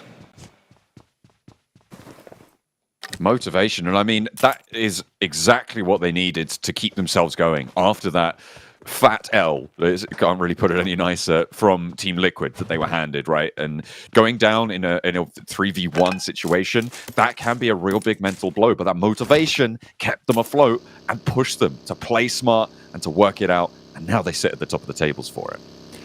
And it's definitely something we've talked about before, where some teams do lack that motivation. I think, sadly, Vampires is a clear example of that. It's just a lack of motivation anymore to really push through those tough times and bounce back from those situations. But Voindonkey's on the rise, and you see it a lot of times. It is the rise and fall of the tide of squads here in PUBG Mobile. Some teams will rise to the top, some teams will maintain that presence, some teams just will not. I think one of the best teams in the world that's been able to do that is Alpha 7.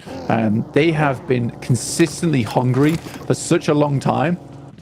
And I don't think that hunger is going to go away, even if they win a PMGC, just because they have been battling to improve their gameplay tournament after tournament after tournament, after getting second place, third place, and finally coming off the back of a win over in PMWC. They're one of the few teams to do it, and one of the best teams to do it as well. And now Voindonkey is showing that similar kind of gumption here in this lobby. I would be happy to see them go through. I think it's safe to say everybody would at this point. The question is, will the teams around them let them do that? We were looking at around an 80-point bubble. Blank, they've now cut their necessary points down from... oh, goodness me, again, having the sirens in my background. Cut their necessary points down from that 80-point mark, down towards 53 over the next 10 matches, which... in general, means close to a 5-point average, right? And that's the great benefit that you're getting from having strong results game on game on game. You reduce the average that you need, reduce the burden on you, and in general, that tends to actually increase your average rather weirdly, because you feel less pressure. You feel like you can go for plays that get you those higher scoring games. On the expected value of them goes a little bit higher, maybe a bit more volatile, but fewer teams are going for it as well. The dynamics really shift in your favor with a game like that. Yeah, it's also nice just to see an Indonesian team on top for such a long time. Like in the past, It used to be Indo teams, that's all we could talk about because they were the best at PUBG Mobile 2 to 3 years ago. That all shifted, but now it's really lovely to see. I mean, BTR still struggling to keep up here in 14th place, but Voindonkey ID, they'll be waving the flag for that squad up in front of the pack. It'll be interesting if they are able to get through. how they will fare against the other teams that have already qualified. Because remember, Donkey ID, they qualified, what was it, 7th, I think, from Group Green, which, as we all know now, after the last chance, or after the survival stage, is a really, really tough group.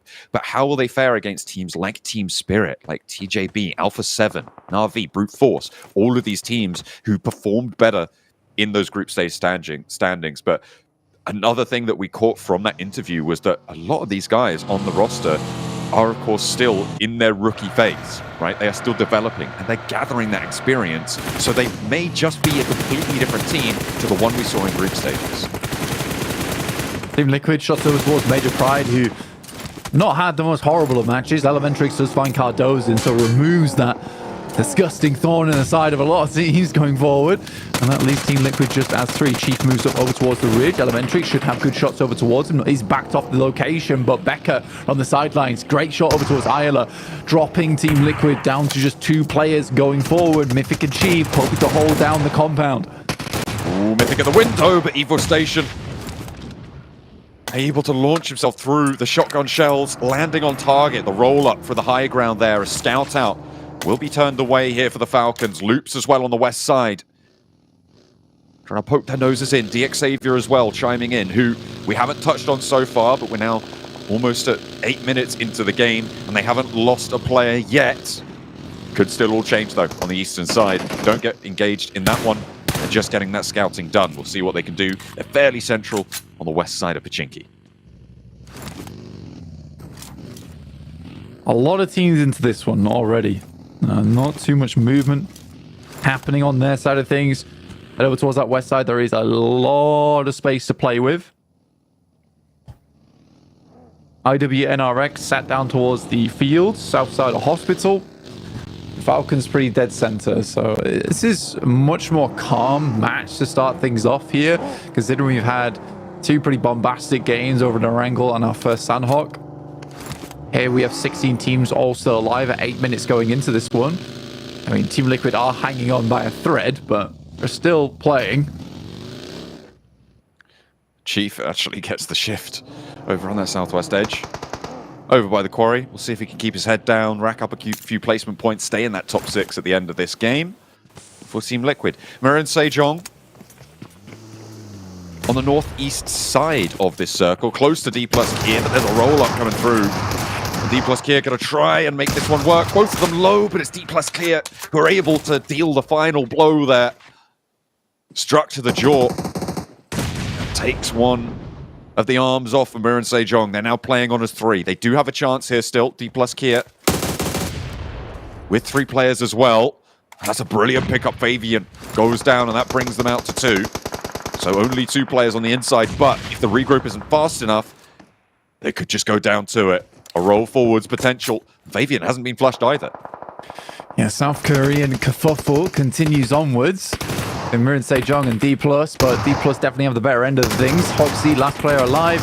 Certainly a strong player on the squad, but I think being assaulted by 4 members of D+ will finally put him down. Fabian most likely will be picked up, but with Voin Donkey sat in the wings here, maybe they'll be able to find something. But this is a smart move from them. They actually opt to send over the ridge side, get further ahead of D+. They see that the fight's concluded. It's not worth to move it now, as D+ likely will be able to get a reset.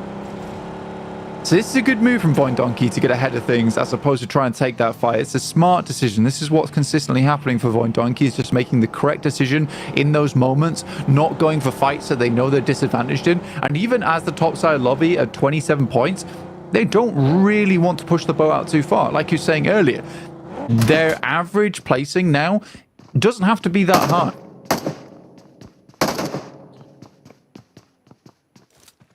It's going to allow them to clear their areas early where other teams may not be willing to go for it, right? It's going to allow them to get a little bit more aggressive in their holds, take a little bit more area, and that will start to add into strength towards the mid and late games. And I'm excited to see if they do adapt to it or if they just keep their heads down, because there's also value in just going for the same strategy, especially when the rest of the lobby isn't allowed to do so. Incilio do still have that freedom as well. And I think we talked a lot about Voin Donkey, but Incilio, another vastly improved team over the course of the PMGC League stages, into the survival stages, into now the last chance stage. And we will see if they can keep pace lockstep with Voindonkey. Looking over towards the center of the map, Loops, 77, both very close to one another, but do have a strong position to play off the back of. Both teams likely will be able to take shots as other squads as they make their way in. Voindonkey, again. This is the team coming through from Kameshki, by the way. They're making their way over towards Gakpia. They move up over towards this lone player from RCB. It is Loxy here. And Nate goes out, but it's a little bit lukewarm. And in comes the rest of the squad. RCB helping out. The reinforcements arrive, but Vexy finds one over towards Silas. What is happening here? Gets the rundown, but that's traded off, and Voindonkey lose 2 on the roll-up. Here's Zeta now looking to put the Molotov through the window. There's an off-angle chiming in. It's BTR wanting to try and stop the other Indonesian team getting too far away from them on those points tables, but that's a tall order. 3 players down. And the burn comes through. That actually clipped Loxy. Okay, all right. The Molotov is there. The res goes through onto Silas, but the crash from BTR. Could there be a second third party as well, potential, coming in through from an off angle? I don't think so. It's just BTR for the fight. 2 players from Voindonkey as Zeta holds the corner. A third player, and BTR evaporate. What a hold from Potato, from Zeta. 2 players from Voindonkey take on the world. Zeta in a 1v4. Potato looking to clean things out versus RCB. What is this game, John? Going absolutely nuts. Wild very low. The micro Uzi making things happen. Now just down to Zeta. But it's still a full force team. You've seen it against BTR. Does he have the chops to take down the rest of RCB? D plus Kier now in the wings of this fight, and it's so impressive time and time again. We were talking about strategic brilliance, but this is sheer brute force from Zeta. Voindonkey have got it all. From Zeta to a true alpha inside of this squad. Ridiculous shenanigans, and he gets a full reset on a ton of nades coming through from BTR, a ton of util. He could be sending nades for days over towards RCB going forward, and D Plus now trying to assault this location. I mean, Voindonkey, they go down to just 1 player, but all things considered, like, this was a backfill onto Voindonkey. They should have gone down a lot earlier. Unbelievable stuff. And that 5-point average is exactly what they needed to keep up their point scoring. Any more that Zeta can find in this game is just a boon for their point scoring. Goodness me. They're looking for the gravy on their chicken dinner here. Zeta, I mean, now I think he could still do it. I'm not going to count him out. Not just yet. D plus Kier don't quite have the off angle to control the backside of this building, which means that he does have that wall to try and play around. The double hop through the buggy. This guy is quick on the fingers. As Zeta still pinning those shots through the window and around the edge continues to fly around, making him nervous, making him a hot step, but I think maybe his time is done. The corner here as he hops in through the vehicles again. He's back in the building. The guy's giving them the runaround, but steps out wide, nearly fumbles the door frame, but drops the smoke. The nade in. He forces the fight. Oh, it's more to go. Oh, finally, the chaos ends. But Voindonkey ID, give us another entertaining engagement. Dude, that was nuts. That was actually nuts. Oh my god. I mean, if he'd cooked the nade slightly longer, it could have been a completely different scenario. It's hard to know when they go for the full-on push, though. But, wow. Okay. I don't know if much can top this game. Other than the 1v4 on the BTR, who are probably feeling really quite rough on that one. Gives them the Cardozo treatment. And then some. That's nuts. That is nuts. I mean, they've only got 5 points on the game. And we do have to yap about them, because that was crazy stuff on the northern side. I mean, that nade as well. What's interesting about that nade is it's likely that the first player goes through, right? But you drop that nade, the players behind can't follow up immediately because they can't step on that nade. They will just go down, and then it's a 1v1, right? That means you isolate the fight by dropping the nade on the door frame, and maybe that was the idea all along. Unless you just wanted to get it out, have that little caltrop dropped underneath them to slow them down, but still such a nice attempt at that 1v3 to back up a 1v4. Yeah, I mean, that is the typical play, right? Where you drop the nade on the door frame and they can't really push off the back of it. I think you see a lot of teams doing that. It's a fairly basic play, but the cool thing about it is it indicates that he was ready for the 1v3. Like, he was going for it. And the fact that he gets the first knockout was truly marvelous. And RCB there, they just have to commit to the fight. And it is good from Loxy, the fact that he's able to fully go for that one. He knows his time is limited there. He has to get that knock going through almost immediately or he goes down to the nade.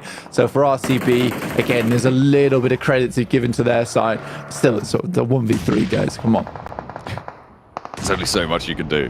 It's not really a 1v4. 1v4s are actually way easier. I don't know if you knew that, than 1v3s. Certainly in that scenario.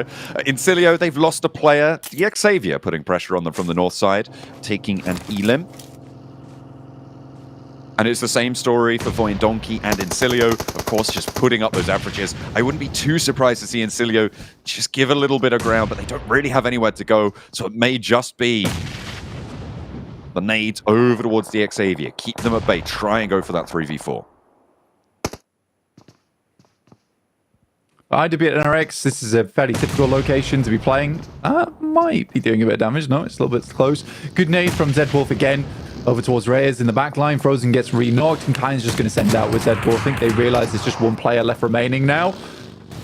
Frozen extremely low. And IWX might need to leave. Zedwolf steps so... Oh, how does he miss that? That's so unfortunate. The spray paints a rainbow around the head of Renozin. Damn, he was on target too.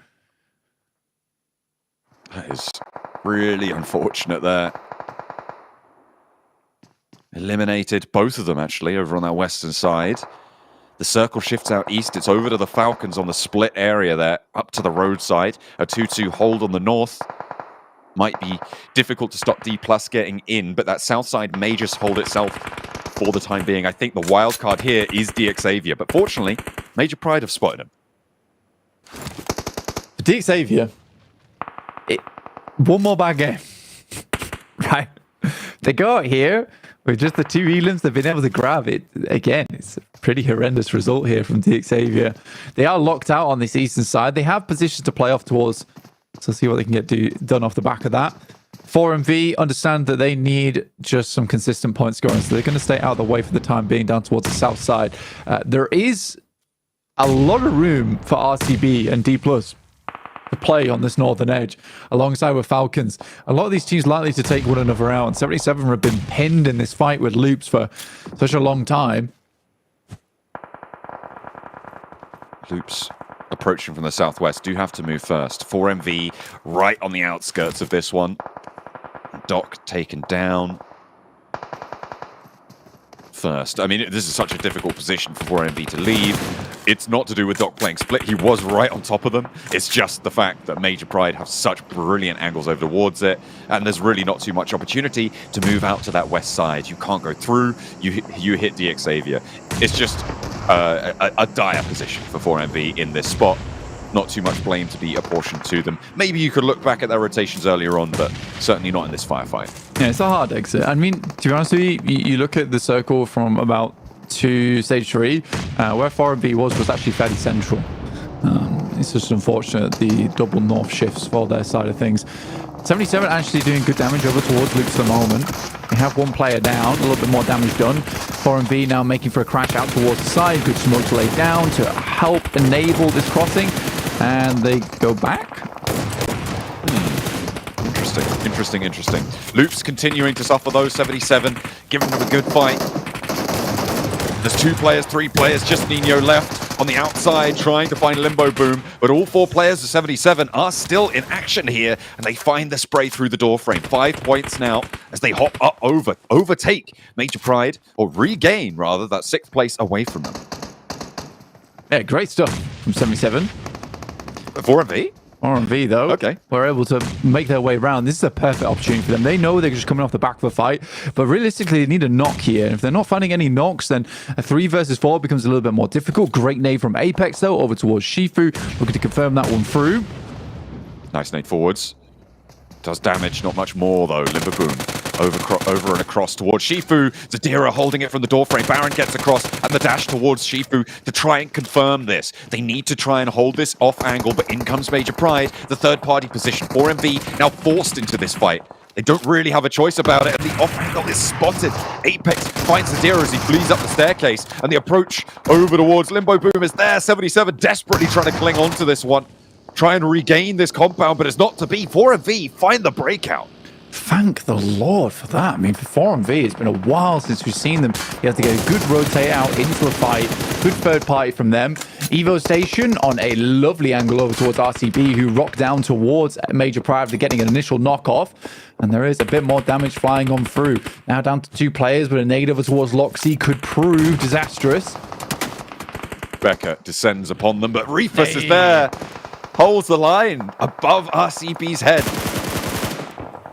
And Becca out in the open. Major Pride suffering heavily now. Evo Station, the last of all. It's DXavier who are sweeping in from this east edge. They know they need the points here. Levi's needs to heal. Careful of Incilio across the hill, but Apex rolls up for more. Yeah, good play from DXavier. They picked their moment very well. And they know they need that position. They've had eyes on over towards that location for quite a while versus Major Pride.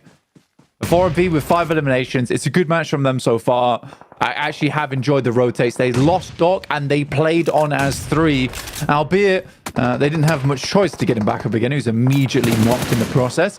But again, this just shows to them that they can play without Doc and they can play as 3 quite easily. Taking down 77 was no small feat. Cilio across the way, playing with 2. They've got a top 6. As DXavier moving around, they want to try and get rid of him. 2 players to deal with. Levi's taken low. Falcons should have angles onto it. Lamborghini down on the rock up, but that is the only casualty they suffer for now. That may change. There's still 1 player from Incilio. 5 elims found for DXavier. They get the res. They should be able to hold on to it. Loxy, the last player to fall for RCB in the meantime, and we're down to 4 teams remaining, Blank. Apex got nothing left in the back pocket here. Really did need to get a refresh over towards Loxy, but he didn't drop all that much or anything. DXavier, very important game for them. They'd love a top 3. Let's see how possible it is. 4MV's got to wrap back round towards that western side. DXavier, pretty safe. D plus, though, on a 2-2 split. I kind of like it, though. They've got those 2 players on the far south flank. I mean, at the moment, Falcon's so central. Very, very safe, given that 2-2 split. Because D plus Kia are not 4 players alive in the compound to their northeast, they're not worried about that crash. And Falcons can pay much more attention to the hills to their south, going uphill, looking for the shots over towards DXavier, who do take a knock, and the flush sent their way as well. DXavier still a little bit penned in up on the high ground. 4MV getting this far into the game, I did not expect, but without Doc, it's going to be a little bit tough to navigate these south hills as well. I'm wondering if 4MV assumes that's DXavier. Nade over towards that top side will do a little bit of damage, and Apex will be backed off from that one. Hard to push over towards DXavier as they have cover. Ooh. Going through versus Falcons. Very direct nade over towards Apex. Reefus is on that off angle, but is not able to find anything, and this is likely 4MV done for. Baron last to stand. Now the roll-arounds from DXavier as they're caught on the backlines there. The vehicle almost smashes into Baron, but he's going to hold the bonnet, hold the boot as well. Try to kick DXavier out of this circle. Not going to work out. Takes them very, very low. They lose Lamborghini, and Levi's is bleeding out. D plus Kia doing the work on the off angle. Oh man, that could have actually easily been a Baron 1v2 there. It's sad that on his spray transfer, neither of them went down on a knock. I think if even one of them took an extra stray bullet, that would have been a knock on one side and he might have lived long enough to get the second, but it's not meant to be, and DXavier will get themselves back into the game here with 3rd place, finally. I feel like today we're seeing some of the best PUBG Mobile we've seen in a long time, Blank. Some excellent rotates being made, some interesting tactical decisions, things coming out to surprise other teams. Are we seeing coaches, analysts, IGLs dipping into their strat book finally, where they've been reluctant to before? Or is it just that they are honed by the keen knife's edge of the last chance stage? Only 1 shot to make it to the finals, and D plus Kia looking to be denied entry here by the Falcons. Damn, that was a pretty quick cleanup over towards D+, but third place nonetheless, not too bad. Falcons just have a very good hold over towards this compound. DXavier will be the next to face here. D+ likely now just waiting out for a second place, but with where Nolbu currently is, it's outside of the zone. We'll have to get towards the backside of this shack. With the nades going off, they know that's not coming from the hills, and they know they haven't fully flushed D+ Kier. Spots action on the top floor. They know where he is now. I mean, this is nade range, and this is 2 players peeking him. And they will find the shot. Nolbu falls. 4 eliminations. Low elimination counts for Falcons as well. Only up to 5. D+ Kier do have the high ground now. No teams on their east side, but losing that 1 player could be really, really tough stuff for them. Not having 4 sightlines from the top makes this so much harder, but they spotted top. Yeah, you essentially trade out position for eliminations just for a chicken dinner, but losing top like that is really quite horrendous. Now for DXavier, they might have just saved themselves coming to match 3 with 9 eliminations, guaranteed second place as well. Very good stuff. The circle does keep them in on this high ground. I think it might back out some of their off angles over towards that north side, specifically Paragin, as well as Nadetti, who I don't think they know this location just yet. Paragin is just about in that circle, but yeah, Nadetti gonna have to move, and this is the most dangerous maneuver they can make. If he gets up to the roadside, that would be kind of crazy, but I don't think that that's possible at all with the low ground angles that they hold against them on the Falcons. I don't think they've got too many vehicles to play with either. It's a question of biding your time, trying to find a flush. Getting the flush on the top was so important. He's actually got 4 of the elims on the team. Yeah, top going down there is pretty disastrous.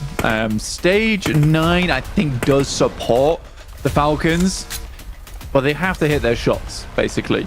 And DXavier really are quite accurate when it comes to these fights. So if they're even able to get 1 knockover towards action, or even east, it might start to go a little bit pear-shaped. Both teams just waiting for stage 9, though. Force each other out into the open.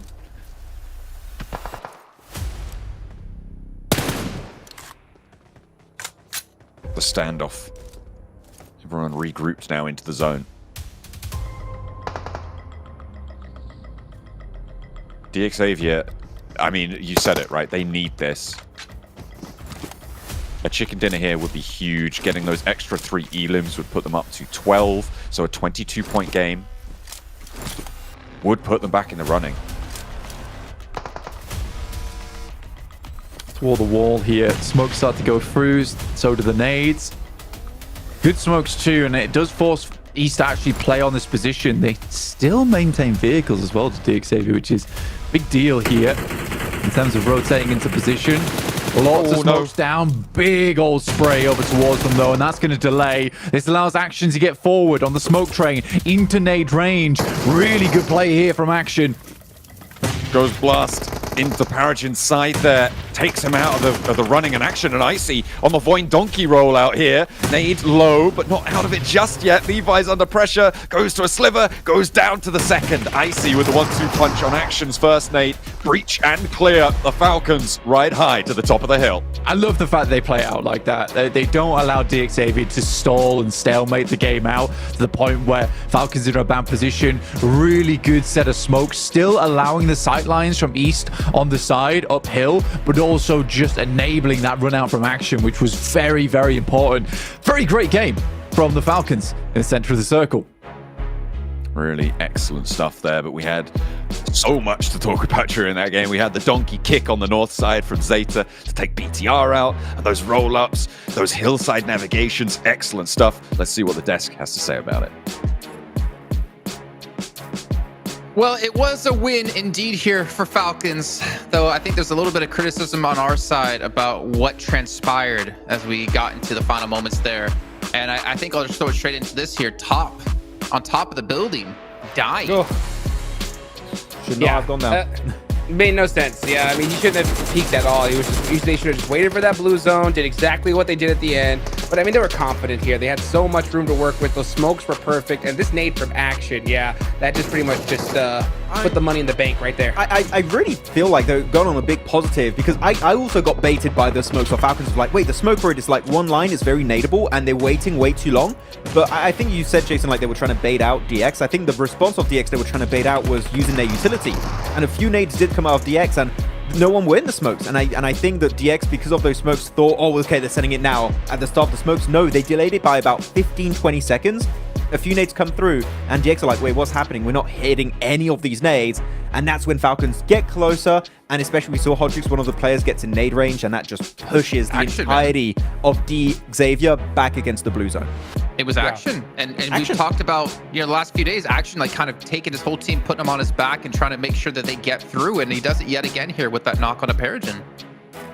Beautiful. I mean, yeah, I mean, I'm telling you, like Team Falcons, whenever they get a Gadka circle, they are going to win that game. And I mean, it was pretty easy to call, right, for a good hot minute, but they executed it perfectly. I mean, except for, of course, that little top knock, but it's scary because, and I think that we're valid in our criticism because that little mistake could have cost them so much, but it's good that the team was able to clean that up. I mean, speaking of mistakes, we did have, I can't remember who the last player was alive. Was it Nolbu or D+? And Max, he spotted out. He was trying to like shoot into Falcons. And he had two smokes and he didn't bother to use it. And yet he peeks out in an open field, like an open area. He wasn't even peeking. He tried to run over, but he had two smokes and he was behind hay bale and he just sends it. I think he had enough time to throw the smoke and for it to bloom and actually maybe have a chance. But as a whole, when you're leaving the chopsticks area going into Falcon's compound, it's always going to be really tough to make that transition, Jason. And I like the idea. I think they sent one player who was at Fabian south of the road to try and get an off angle to maybe stop Falcon from peeking as much as they already were doing in that game. I think that was a really good idea. But unfortunately, the fact that DX was still alive and up to 3 players just kind of hindered that plan in the first place. So good idea from D+, but yeah, the fact that they made it as far in this match for me is a big plus. But this fight, Hot Juice, we need to talk about it. Zeta, what is going on with this man with the S12K? Oh man, this man was in the straight flow state at that point. Like he went Ultra Instinct.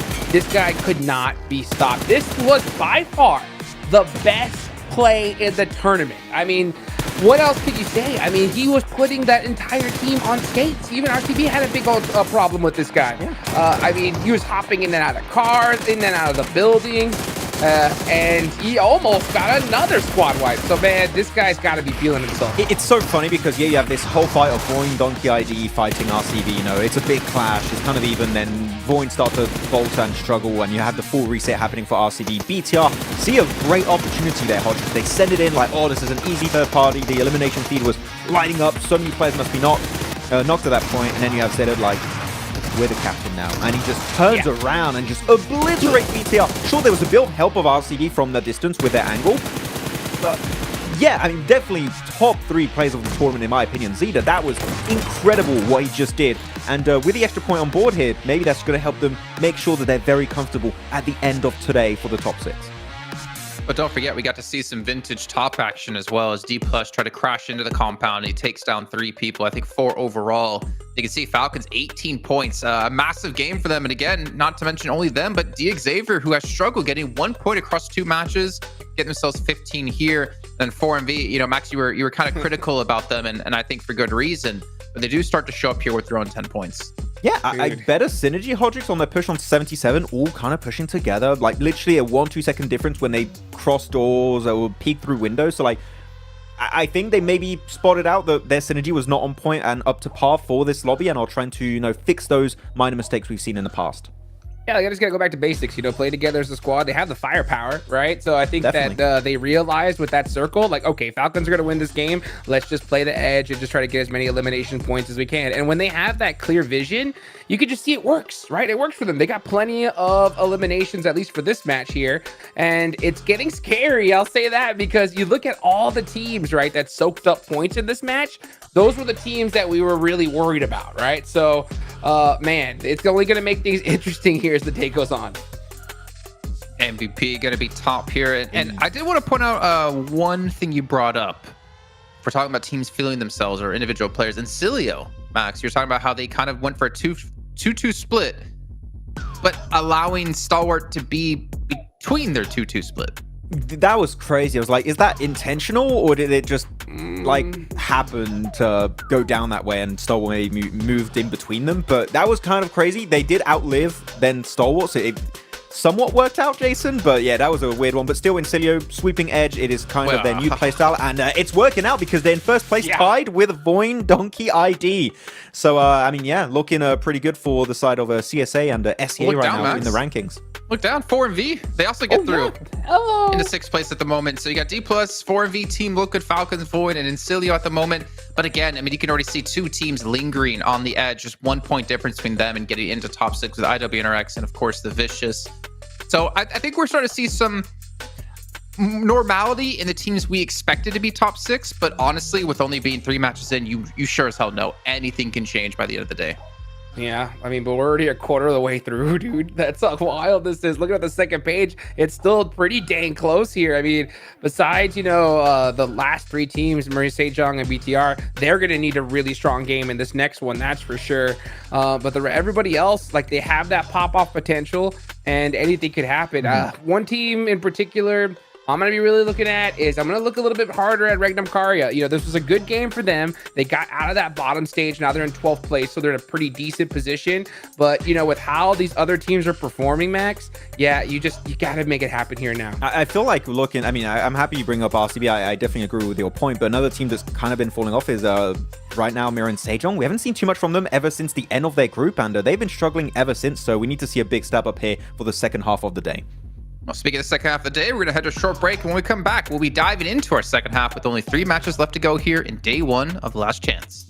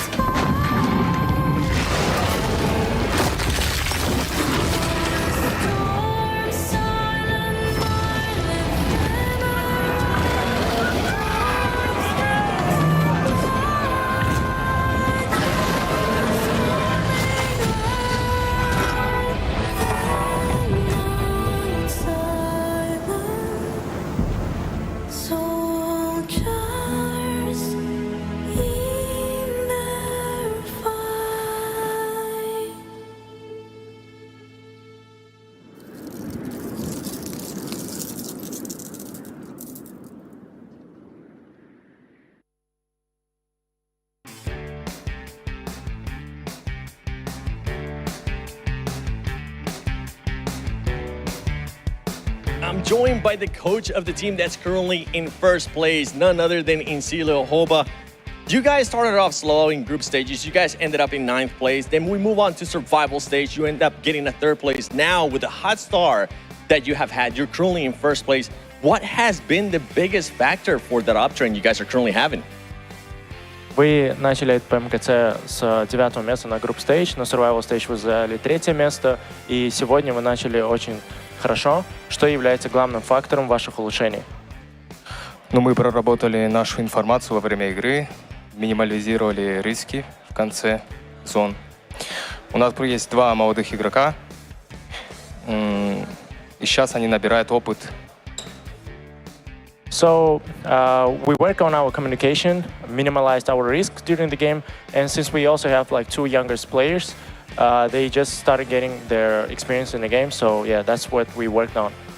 I'm glad you mentioned those young players because before this, you were also telling me that it is everybody's first PMGC. So just like VD, some of the players are finally starting to get their experience. We're seeing that uptrend. Some teams tend to get comfortable playing on the outer edge of the circle. Some teams get comfortable playing on the inside of the circle.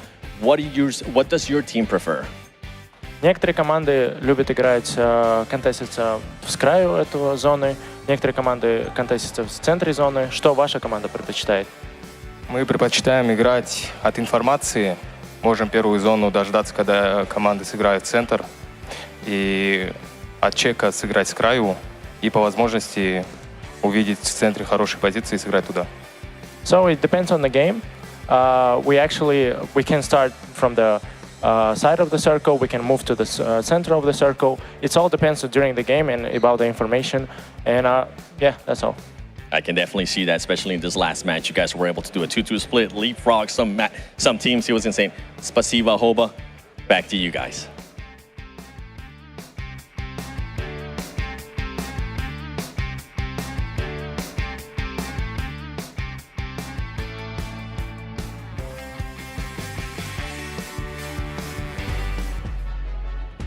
Great to hear from Encilio to talk about how they've been able to perform here. And for a team that has not had a player go to PMGC previously, they're definitely playing like a team who's almost taken a title at PMGC. Let's go. Yeah. Fashy was close so many times, man, and he's like, oh, we're finally here. And of course, they got 2 new rookie players, but it's very visible, Jason, that they feel so much more comfortable in this lobby with those 2 new players.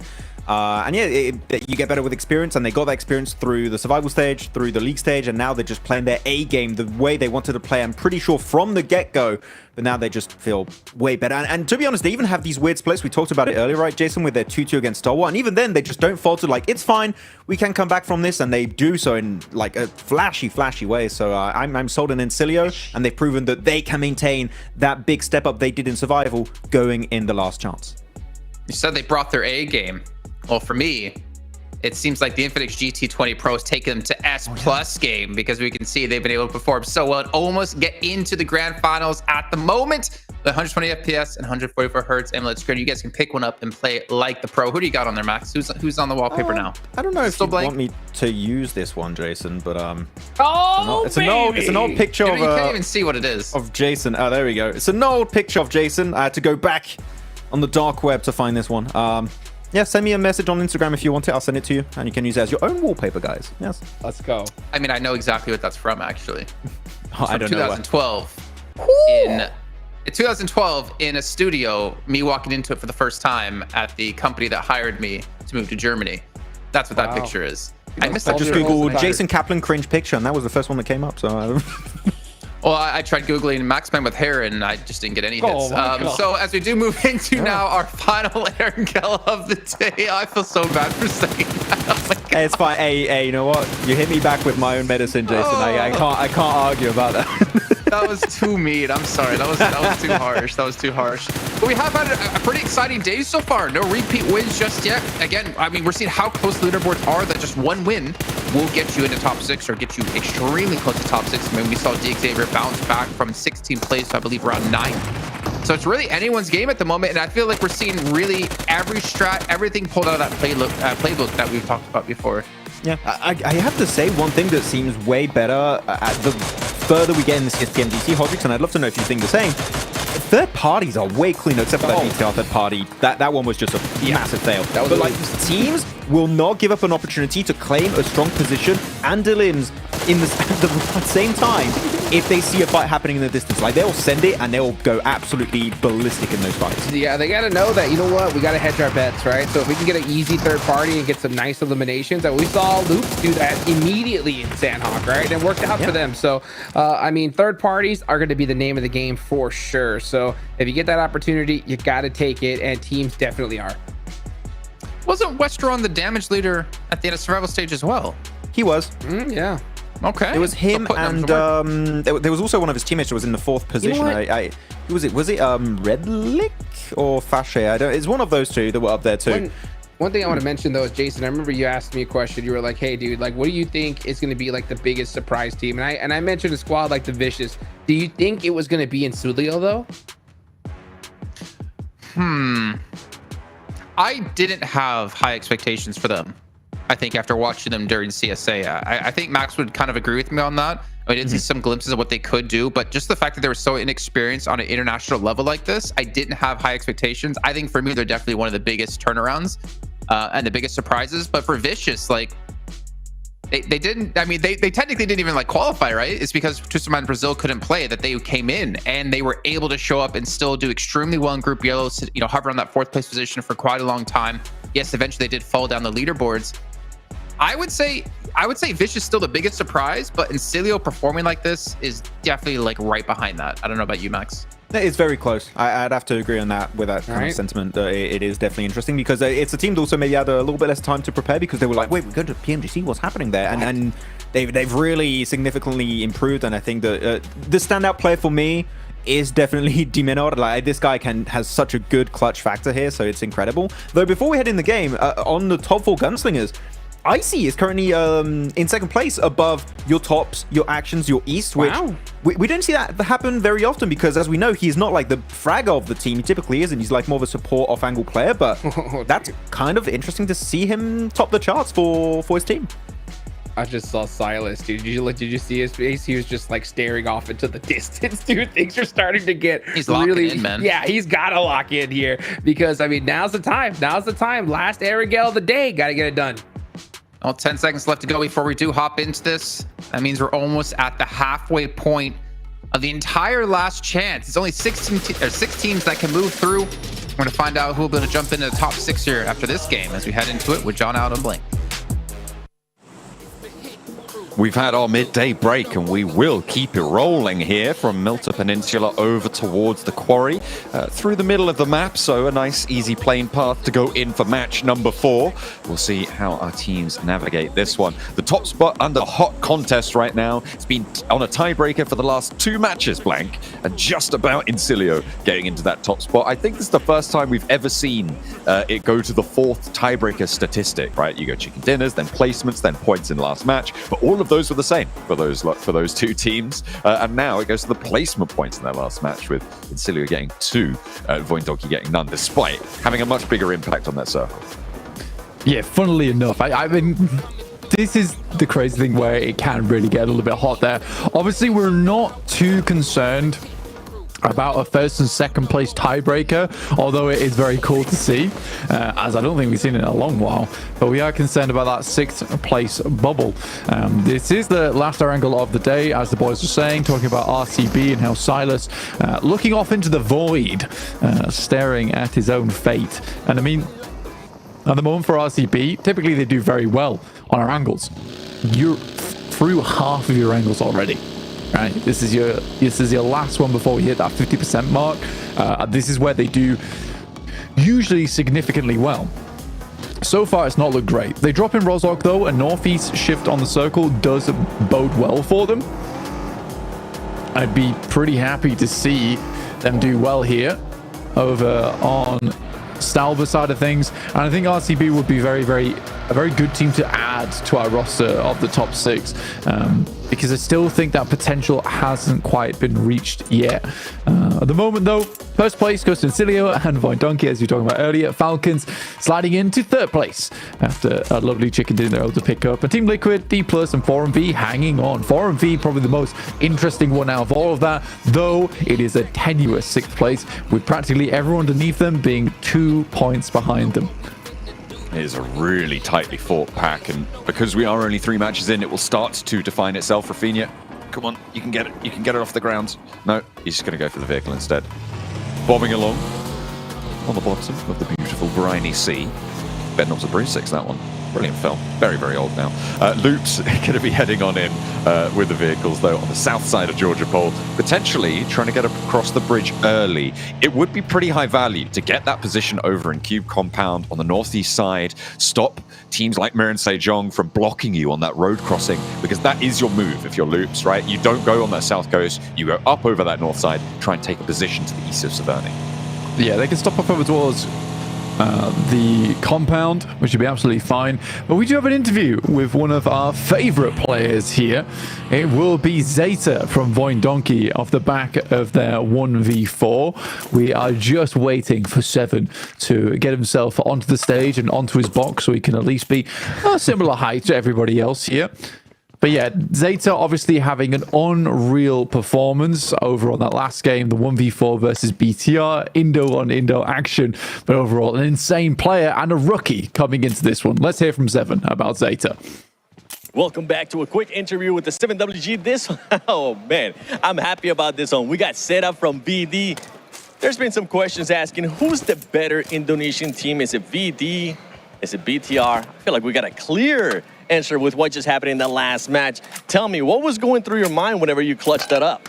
Oke, jadi sebelum ini ada pertanyaan tim Indonesia yang mana paling kuat di antara BTR dan juga Voin ID. Dan setelah apa yang terjadi, kita ngerasa adakah itu fix benar lah yang Voin ID adalah lebih jago daripada BTR. Jadi pertanyaannya adalah ketika kamu ngeratain BTR tadi, apa yang berada di pikiran kamu? Yang di pikiran aku sih ya karena ada third party juga, jadi aku usahain buat ratain yang di belakang, soalnya teman-teman aku di belakang lagi perang juga sama RCB. Okay, so basically, yes, of course, I'm focused on myself where we need to clear on the backside because there's a third party as well. So yeah, I just gonna focus and try to kill them all, and then we just gonna focus on RCB. So yeah. Well, keep doing that because if you keep up with those clutch ups, I'm pretty sure you're gonna be hyped up. Like Back to you guys.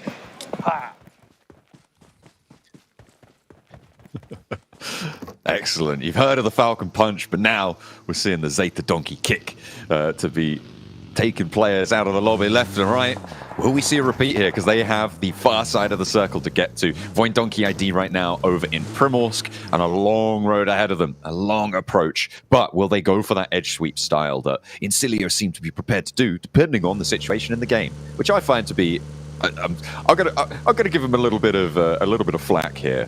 It's such a non-answer when a team says that. It's like, oh, do you know, we just do what's best for the game. It's like, okay, but which do you prefer? Like, you've got to like one more than the other, surely.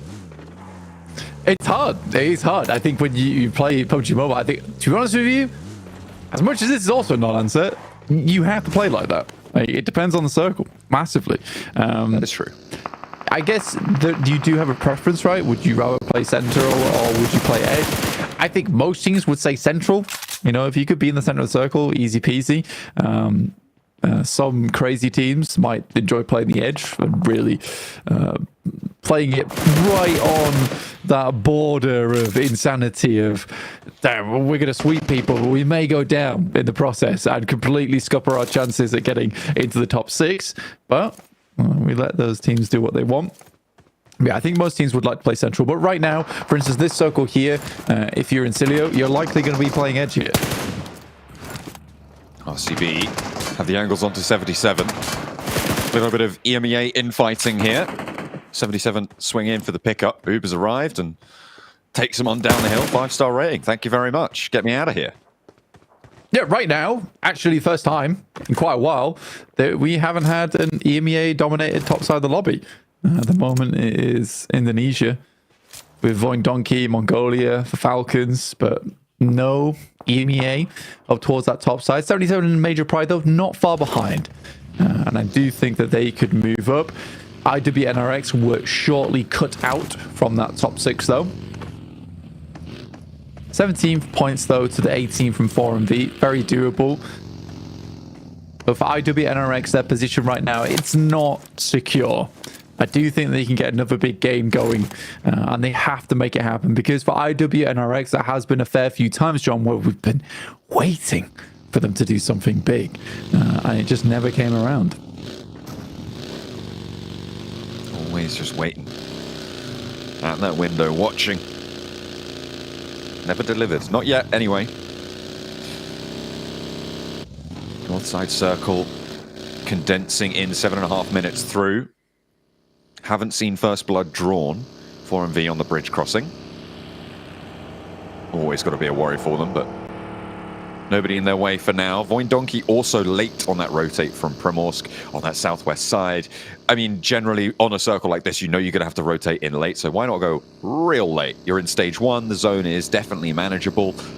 Just grab a bit of healing on board, keep yourself topped up with those bandages, get yourself into the circle when those openings present themselves.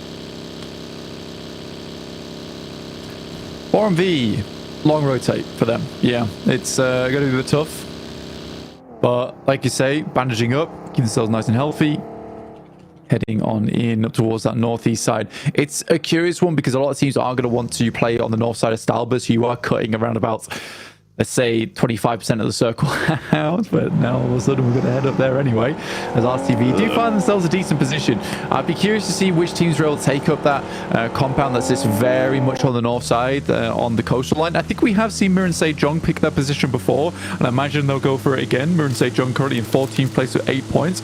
This right now might be a good game for them to extract some points from this match and get themselves more over towards that middle side of the pack, because they're one of the few teams that is lagging behind alongside with Loops and BTR.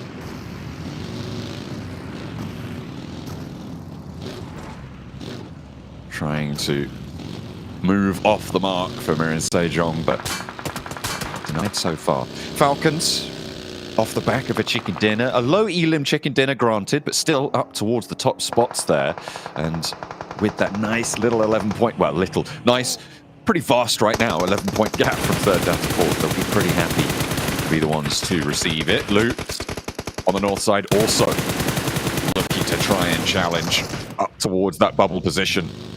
Every team definitely still within striking distance, but they're running their supply of games dry now. Bad games from this point out become terminal at the bottom of the tables. DX Xavier on the west side threw themselves a lifeline with that last one. Yeah, and they really needed it.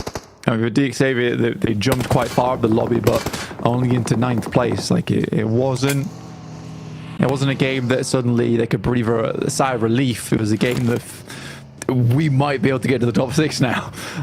So it's a good position to be in for DX Xavier. I think they do play well on that side of the match.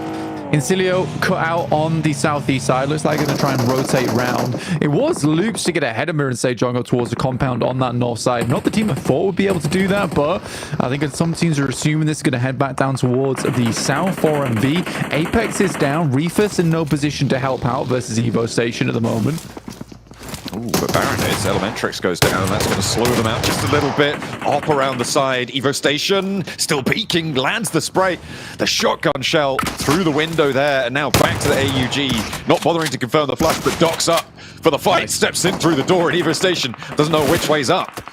Will get taken down by the dock. And it's up to Baron and Doc to keep their teammates safe. D plus Kia, though, wanting to try and move through this one. Keep this fight under control. Keep it bleeding so that they can extract the points from it. 18-1 so far is their scoreline. They're in the top 6. They want to keep 4MV beneath them.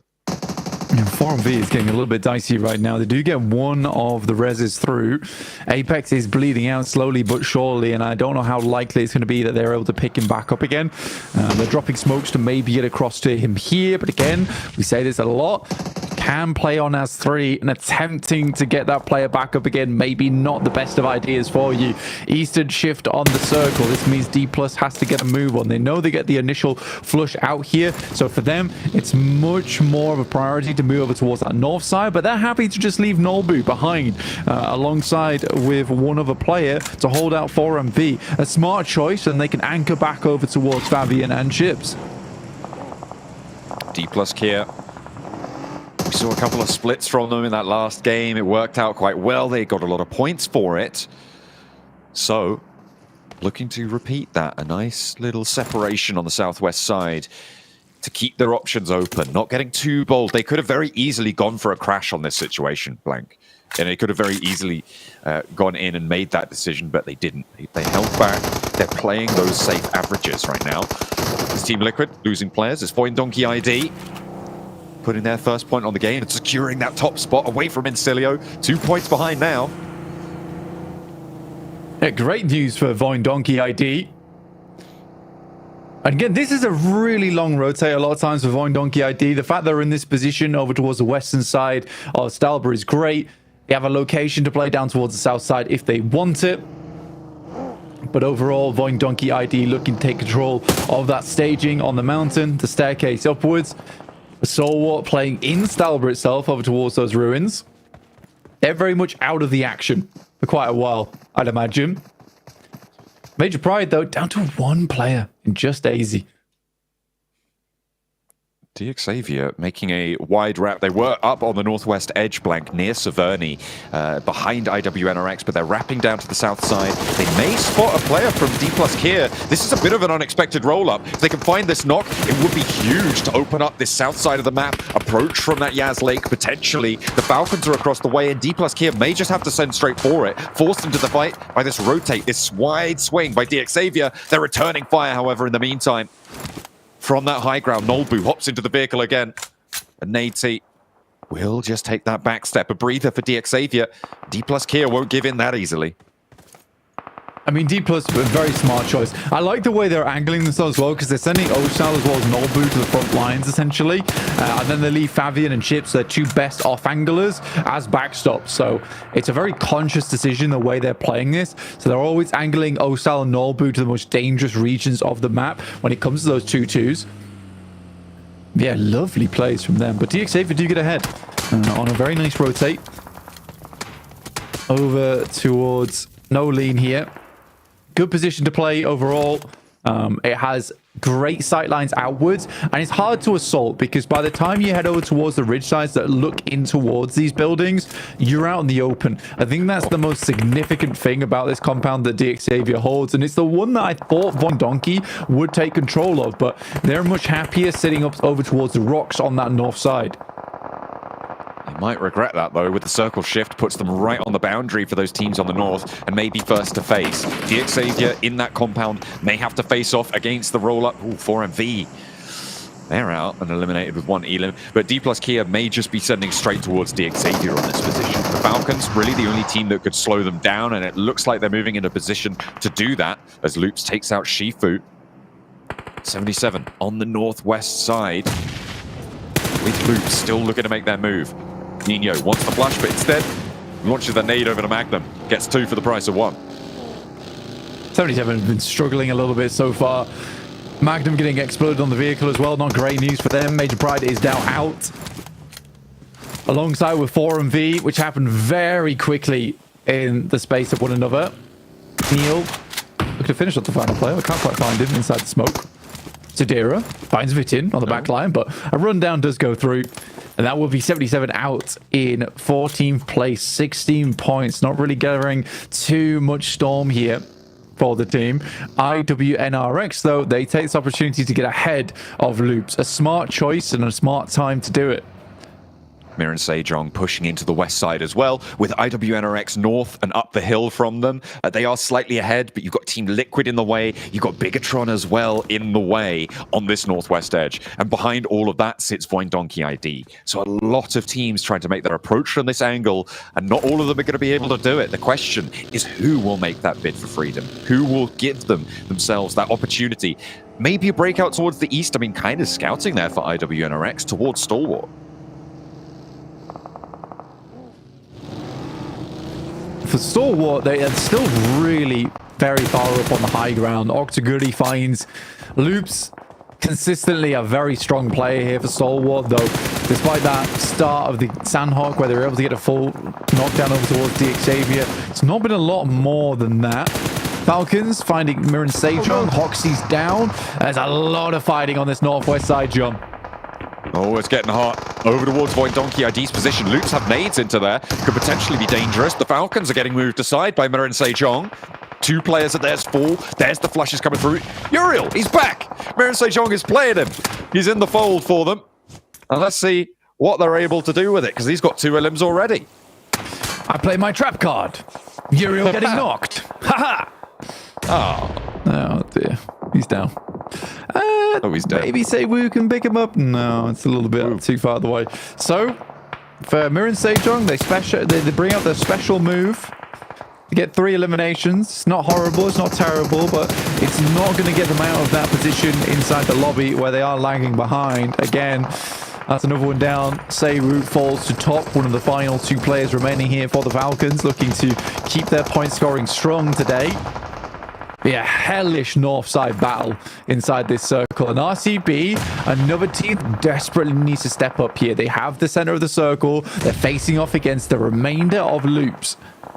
There is a waterfall right now. RCB have nades on towards Loops from the high ground. Loops have nades onto Voindonkey ID from the high ground. It is nasty stuff. And the damage is rolling downhill here. You can see there's a Molotov over towards Potato on Voindonkey ID. And RCB just going to continue to put pressure on from that even further higher ground. Oh, this is nasty. Everybody going low, going down here. And the northwest side continues to be a battleground. Yeah, the difference at the moment for Voindonkey ID is that they're so out of the way is that in certain ways they aren't all that exposed to these nades. Yes, that Molotov does go through, but what they're banking on at the moment is all of this. You can see over towards the northwest side. There is a bunch of eliminations to be picked up in the coming future. Not unless Team Liquid can shunt them aside. Though as Mythic makes his run out over towards the top, Voindonkey is not looking out this way just yet. Could be dangerous and could be another Team Liquid spoiler, but no. Bigatron have Satar out in the wing and able to get another point, get a little bit further.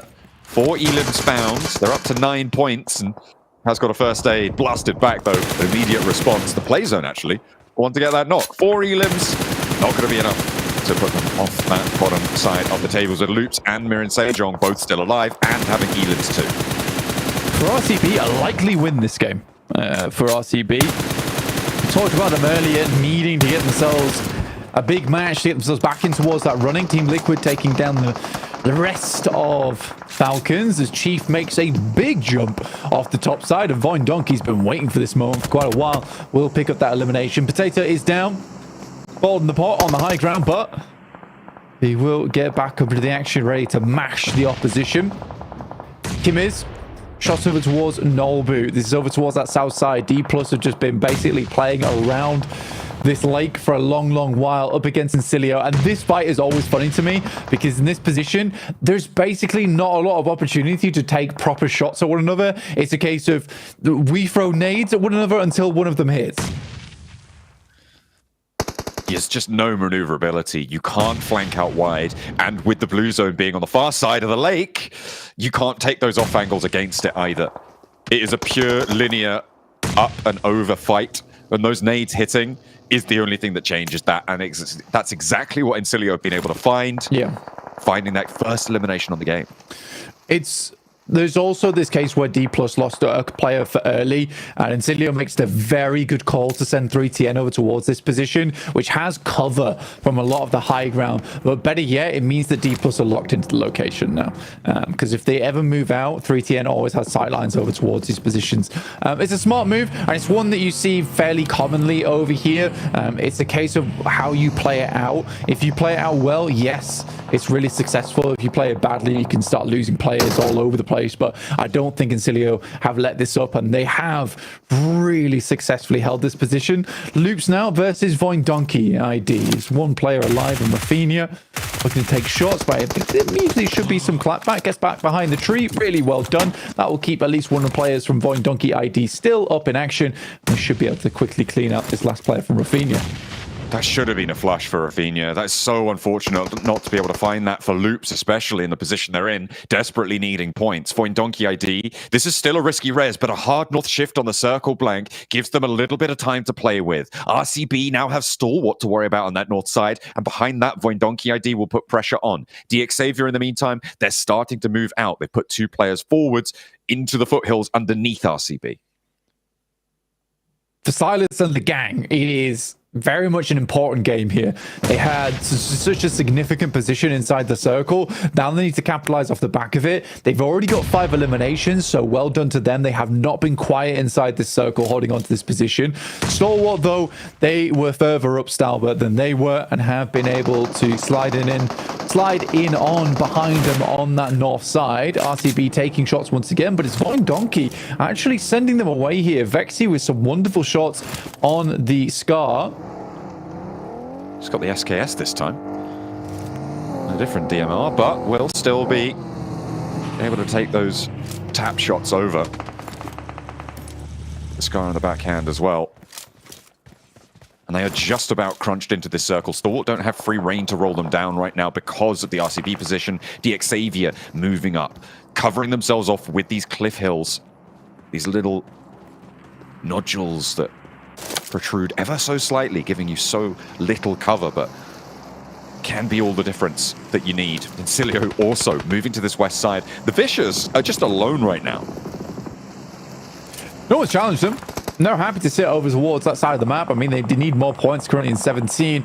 Cilio moving up towards RCB without really any contest whatsoever. Fash really just takes a little bit of damage and then will move away off the back of it. And Stalwart look to backstab over towards RCB. I think they're going to have to consolidate over towards the buildings. Good shots from Potato over towards DXavier, though, with the hand-in-hand action from Incilio. Big wraparound. Voin Donkey ID, they know they're not going to be able to get over the top, so they go around the sides here. Levi's is down in the meantime, 2 players alive, and Voin Donkey ID putting pressure on them with all 4 of them. The nades raining downhill. The smoke train keeps Lamborghini safe for a little bit. Razor does take a little lick of damage in response, but the nades keep on going. Stalwart suppressing this fight a little bit, but Vexy staying on that long-range back angle here. Split from the rest of the team. Lamborghini cut down, a nade over the top. The low ground, the only sanctuary for DXavier, but that will run dry soon. Point stolen by Incilio. I don't think Voin Donkey ID really care that much, though. All they're looking for here right now is placement points. They already got 6 eliminations. Into a top 6 is fantastic. Any team they can injure and wound just means a higher placing in this game. We said they needed around a 5-point average. They got 5 points that last match. They profited a little bit here with 6 points. And with the placement starting to rack up now, Voin Donkey ID is in a wonderful spot. They can go further. DXavier eliminated, the last player out. An unfortunate turn of events for them. It felt like maybe they had a chance here, but being downhill on the angle they held, really, really rough. Incilio's approach outside towards RCB, I mean, that really slow roll-up from Fash in the hovercraft seems to confuse them, because RCB now only have 1 player left to stand. Stalwart are crunching in on this north side, and I think RCB are about to go down. Indeed, they fall. 5 elims in a 5th place for the position they're in is pretty dire, Blank. Yeah, it's rough. I mean, for RCB, what they needed was a flex out either towards the west, the north, or the south. I don't think they could sit there for much longer. Gives you a lot of space and a lot of defense to work with, but eventually you're going to get rocked up on by the north squads as well as the south squads. You can both like play off the back of one another because neither have angles on each other, but do have angles over towards this location. Voin Donkey will take the scary move and move over towards his position. Nade goes out. Unfortunately, doesn't tag over towards the player from Incilio who just got rezzed on Westrom. No helmet for Zeta as well. You guys have been through it. Potato on the low ground, managed to get a refresh onto the level 3 helmet there.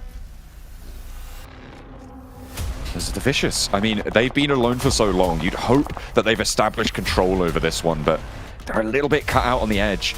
Not really too much ground to use to approach because of Stalwart's high ground angle. You can see the open hill that sits there. If the Vicious push up, they need that north side, that north pairing to move at the same time to put pressure on Stalwart and allow them through. Hee top 3 for me. That's what's going through Vicious's mind right now.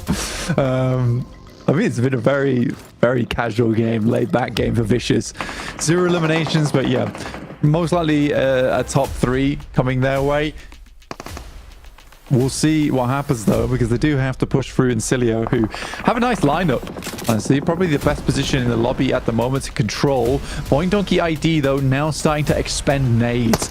You see them all having them in hand. They send them across the top side. One player did go down, and Voin Donkey ID actually taking control of this game, John.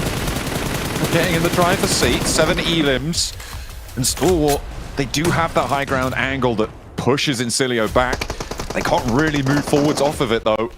With the circle shifting out this way, the Vicious are going to put pressure onto Incilio on those side angles. 2 players down for them. Westron, sorry, not down, but will be low either way. Stalwart looking for their opening, but there just really isn't anything to do here. The Vicious are keeping them penned onto this high ground, and vice versa as well. A backline is finally found as the nade over to Westron does get the knock. Fash, nade up high, good on the cook, but Reyes steps back into it, doesn't fall, and Fash goes low, over towards Point Donkey ID. He's in danger now from Stalwart, but the Vicious are the ones to rise to the challenge.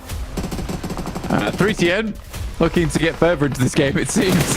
Point Donkey very low. Zeta goes down in the front line. That's the 3TN with a nice off angle. Potato extremely low as well, and it will be Octagori from that top side. Huge shots, taking advantage of it, and 3TN once again on a lovely off angle. Will find big value off this game, and Voin Donkey ID would have loved to go down in 3rd place, but that's looking less and less likely here. Clutchmaster down, it's up to the rest of Voin Donkey, but Potato's out as well. Vexy, the long-range specialist, now in the CQB. Can he hold his nerve? Sanchez rolls him down, and Voin Donkey ID go down in 3rd place and ahead of Incilio. That should break the tie at the top, but is someone else going to try and push on through with 9 Elim? Stalwart, they have an opportunity here. A heavily Elim-focused team from the survival stage. They were a standout when it came to those firefights. Those placements not backing it up, but here they might find both. It's very telling of how both these teams have played, of where they're going to drop over towards the top 6, right? I think Stalwart has really pulled a lot of value out of this game. They took their time, they were patient with it. Now it is a test of them up against the Vicious, who have not taken a lot of fights, but equally don't have a lot of util to work with. Everyone full stimming. Octagui has to have a big impact here on that sideline. I'm not sure how I feel about this sideline push coming through from Stalwart, because it denies the sideline from Octaguri. Fearless goes down, and Octaguri cannot help, so Sancho and Fearless not really playing into their teammate here. Reyes has to go for the linear peak, though. Fortunately, it's going to work out, so it's all up to Octaguri as he descends down the hill. Doesn't take any damage from that spray. You kidding me? All right. Reyes allowed another opportunity, though, with the black to the blue. It is Octaguri to keep on going. Spotted under the vehicle, though. Threads the needle on the fight, and the Vicious take the chicken dinner. A very nice game for the Vicious, and that will see them a little bit happier in the tables. And you can tell just how much the last chance means to these teams. The celebrations are bombastic here. But yes, Stalwart makes a critical mistake at the last portion of the match, with Octaguri being so good on those off angles and hitting some fantastic shots, only for Sanchir and Fearless to essentially go rogue in that endgame. What were they thinking? It's scratching. They're scratching. That's what they're thinking. They got itchy foreheads here, Blake, because chimed in. Don't scratch. I'm going to scratch. The Vicious able to close out the game, though, playing from the eastern-hand side. I mean, Max, we saw them pretty much avoid most of these fights here, making sure to get into the late game. And hey, you can't really knock it when it works. Yeah, it worked out just as they wanted here. They were like, okay, we'll just send it on, what was it, phase 2, I think, Jason, in the warehouse south of Stolber. Waited out, then they avoided the plethora of fights that were happening. Hodgik's northern side, you had 6-7 teams. You had teams fighting on the southern side, like D plus Kia and Cilio. The west also had some fights happening around that compound with Deep Xavier. Central teams like RCB and Stalwart, and Vicious were just chilling on the east and just waiting for the circle to move in, and they were like, we get easy chicken dinner with what, like 5 eliminations to wrap it up. It's a way to do it, and that is a good amount of points when you only have 12 matches to play here in last chance. Hey, the Latinos clutching it up right here. We'd love to see that. I'll tell you one thing, though. You know, one thing that they need to kind of calm down is after a chicken dinner like this, those daps were just a little too hard. You know what I'm saying? Last thing you need is an injury at this stage. Gotta dap it up, right? yeah. You know what? Just give each other that good old support. And man, I mean, great game for them at the end of the day, because this is that sneaky team that I've been calling about, right? Because they just put themselves in a good, solid position. I mean, heck, this amount of points is great for their total score. At the end of the day, they're just hunting down that top 6. And I said that this is a team that I think that if they're gonna be able to make it to the grand finals, they're gonna sneak in that 5th, 6th position. So at least in my opinion, they did exactly what they needed. They're sneaky in the game and they're sneaky in the leaderboards, Hodges. And I mean, yeah, again, we only have 12 matches, right? These type of games could just allow them to sneak their way into the top 6 and head into the grand finals to London. Now would be great. But as we go over some of these replays, I kind of highlighted it real quick, but the northern side was hell on earth, or Erangel, you could say. Like, it was... There were so many teams, so many angles. You thought you were safe, like, boom, no, that bush is actually alive and it's got like 3 players inside of it and you're pretty much donezo. And despite all of that happening, the big highlight of this game is that Voin Donkey ID was still able to weather the storm. They were in not an amazing spot. They were downhill, Harry Potter Tower, and they could have gone involved to third party all those teams, but no, they're like, no, we're going to let them do the dirty work and pick up the pieces at the end. And literally, for them to get to the point they did, that was the best decision they could have ever made this Erangel game. I mean, just to backtrack even a little bit, just the fact that how they got there was so insane, because right when we saw the drop and the first circle, I was like, because I believe Kameshki was their secondary drop location, right? Yes. But instead, they ended up going and choosing Primorse. And after that circle, they had to make the long rotation all the way up north, and they were the furthest team away. They took the longest to get there, but then all of a sudden they just rotated pretty much to almost the center of the circle and just made it work from there.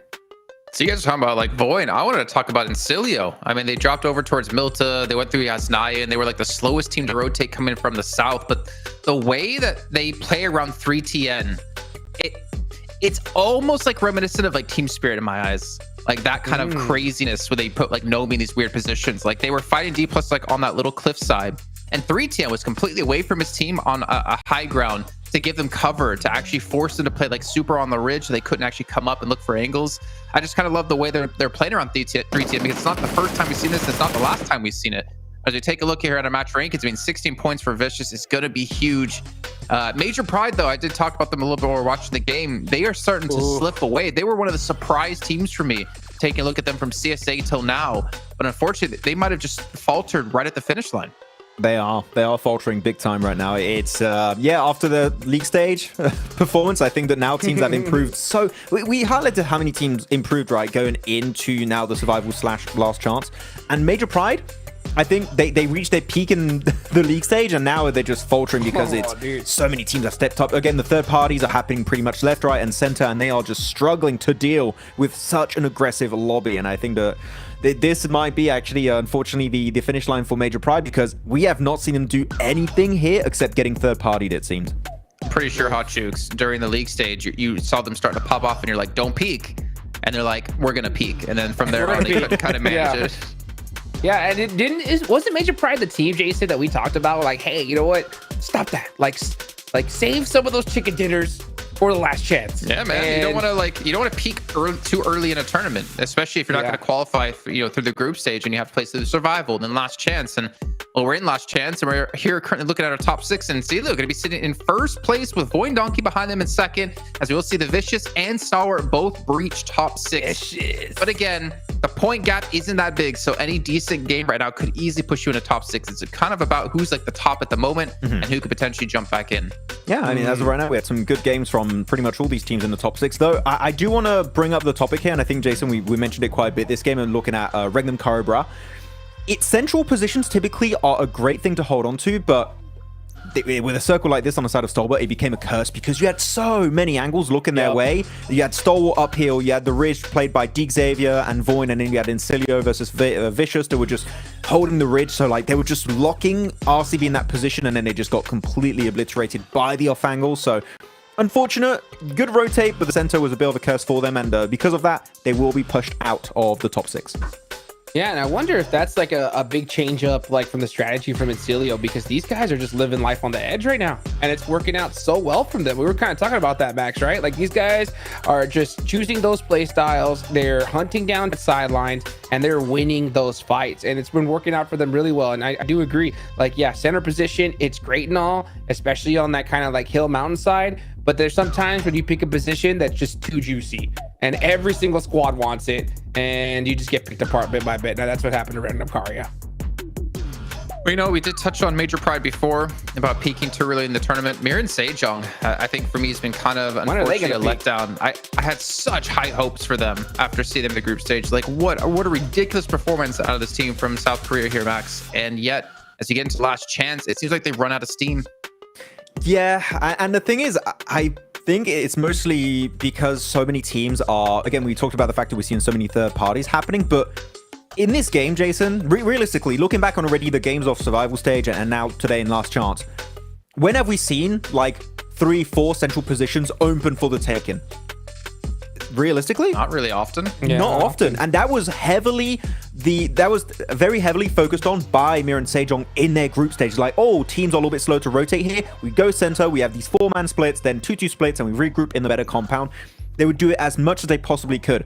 Teams are so much faster. Like, I mean, the lobby gameplay style and like strats have significantly improved between the start and the end now of this group stage. That playstyle of getting center and trying to get these big flexes is not working out anymore. And I gotta say, teams that have been able to adapt, like Incilio, for example, are just completely flourishing in the last chance. And unfortunately, Mir and Sejong, I think, are kind of locked in their old ways of playstyle in, of course, South Korea and the start of the group stage. As of right now, it's just not as good as it used to be, Hot Juice. Yeah, you know what's even worse is that we're about to head into Miramar, and I'm getting a little bit worried for Mir and Sejong. Miramar, baby. I love that. That's what I'm talking about. And I'll tell you one thing is that there is a big possibility that we're going to see a little bit of a hot drop situation in Chumacerra with none other than 4MB. Okay, so that is spraying on yourself. I'm so sorry to interrupt you, but he sprays in his mouth, then on his chest, then he sees a teammate spraying on his face. What is in this magic bottle that is helping Void Donkey play so well? I'm telling you, dude, I think Defiant has got like hooked them up with some of that like Bugs Bunny secret stuff. You know what I'm saying? From Space Jam. That's exactly what I was thinking, right? man. It's wild because I mean these guys are just like looking like in a totally different monsters right now. Monstars. Yeah, man, they're being the Monstars, the Dunk Stars, man. With the way they're currently playing, 25 seconds left to go in this match. Dunk Stars, baby, like let's donkeys. go. Going Dunk Stars. Oh, what? Dude, the desk gets weirder and weirder every day. They're unstoppable. They're unstoppable. I guarantee you definitely would approve of this. Yes, you would. Yeah, you know, he messaged me. He's like, yeah, Jason, you can use it. Right now, he literally messaged me. He's like, okay, cool. Nice to hear, man. But we're actually gonna be heading into that first Miramar of the day. Honestly, I don't want to throw it to these two because I'm pretty sure John's just gonna rip into me for what I said, but I'm contractually obligated to do so. John Allen and Blink, take it away. Looking forward to seeing what the Doinks have got to say today for the rest of the matches here on Miramar as we head on in. The number of monikers this team has got is growing. What have we got? The Doink Stars. We've got Count Von Doinky. We've got Von Donkeys in general, which is just their name. Blank. The list goes on. Well, I just heard you call them the Doink Doinks. Doinks. Yeah, that's right. That was a new one that I've not heard before, but yeah, adding to the canon. I mean, for Void Donkey, great team. Great name as well. Maybe the best name that there is overall. I was excited to cast them, but it was more because of the name than anything. I didn't also expect them to just rip all the other teams apart at the same time. And it must feel bad getting demolished by donkeys. That is true. I feel like there's jokes in there that I can't quite access yet, but maybe after the stream I'll let you in as a couple of the lines that I'm going to go for. We'll see. Maybe tomorrow. IWNRX going to be hitting out to that east side. In general, a little bit lackluster so far on Erangel, on Sanok as well. We're looking for a little bit more. Turkey not really represented to the maximum of their ability so far in this stage of the tournament. ITB and RX do have semi-decent performances over on Miramar. They're a team that performs pretty well everywhere. I think they have a singular map where they're pretty bad at it. Just they haven't had those crazy performances come out just yet. There is still time, though. There's still time. But with teams getting those chicken dinners game after game, putting themselves in towards that top 6, it's getting more difficult. Incilio and Void Donkey both far and ahead of everyone else inside of this lobby. Falcons, Vicious, Stalwart, and D+, currently are the teams battling to get in. But with RCB on the last game, although not terrible, they do get themselves into 7th place here, John. Yeah, the Vicious, they were able to close things down. We caught up with them in the break. Welcome back to a quick interview with the 7WG. This one I'm joined by the Vicious Reyes. I'm gonna have to say it in Spanish, then I'll translate it. How are you guys feeling today? Feels like you guys have definitely calmed your nerves and stepped it up. Parece que estaban como nerviosos en los primeros 2 juegos y después se calmaron. ¿Cómo se están sintiendo ahorita? La verdad sí, en las primeras 2 partidas estábamos un poquito como ansiosos, acelerados, pero logramos calmar eso y literal nos soltamos y jugar el juego, solo eso. Yeah, in the first 2 games we were a bit nervous, we were a bit anxious, but then it feels like we calmed down. Now we're just playing our game and we're just gonna keep on doing it. Felicidades, ojalá sigan así. Back to you guys. I don't know the Sevens. I did know the Sevens spoke Spanish there, but fantastic stuff. Thank you very much. Keeping that mental game cool. I mean, that seems to be the running theme, right? Of just keeping yourself in the game, head down, let's get on with the job, because that is what they're here to do, to put points up on the table. You get great results, sure. You can't let it get to your head. You cannot take a beat because the teams around you will push you out the way at a moment's notice. I like that you were going to make that joke and then you backstepped immediately. You're like, I don't know. Yeah, for everyone's concerned, you know, it's very obvious that 7 is in fact English. Comes from the United Kingdom. He's a Yorkshireman, I've heard. That's where he's based. Yeah, that's right. He's actually Kalaris in a costume. And he's been working on Duolingo. You know, his accent's not quite there yet, but you know, he's pretty fluent. Yeah. Yeah, we can give you a couple of lessons, 7. Make sure that you're, you know, fully up to scratch. But fantastic stuff, obviously. Big props to 7, who's been fantastic, by the way. Props to him over the course of this entire tournament, getting so much juicy info, those little tidbits, doing wonders for the stories that we've been telling here. And I hope that continues. Could be good to see. Let's take a look at Miramar now, though. This is our first of the 4 set of Miramars we will have over Last Chance. It's tough, man. Only 2 days of play is always really, really rough. You're always starting to get very nervous if you don't get chicken dinner in those first 4 matches of the day. And then you've got your 2 last matches going through here. And teams do get tired. They do get tired, right? It's a lot of games to play. Luckily, some of these squads, they go out pretty early in the match. So they have a lot of time to chill out, relax, figure out their next move, watch the games from the sidelines. But Miramar, last 2 matches here to be sent in.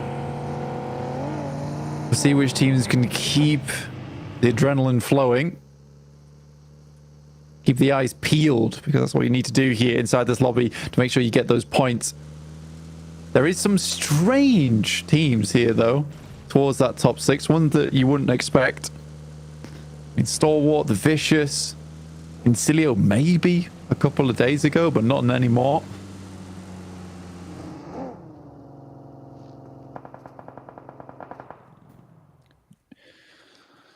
DX Xavier, south side now.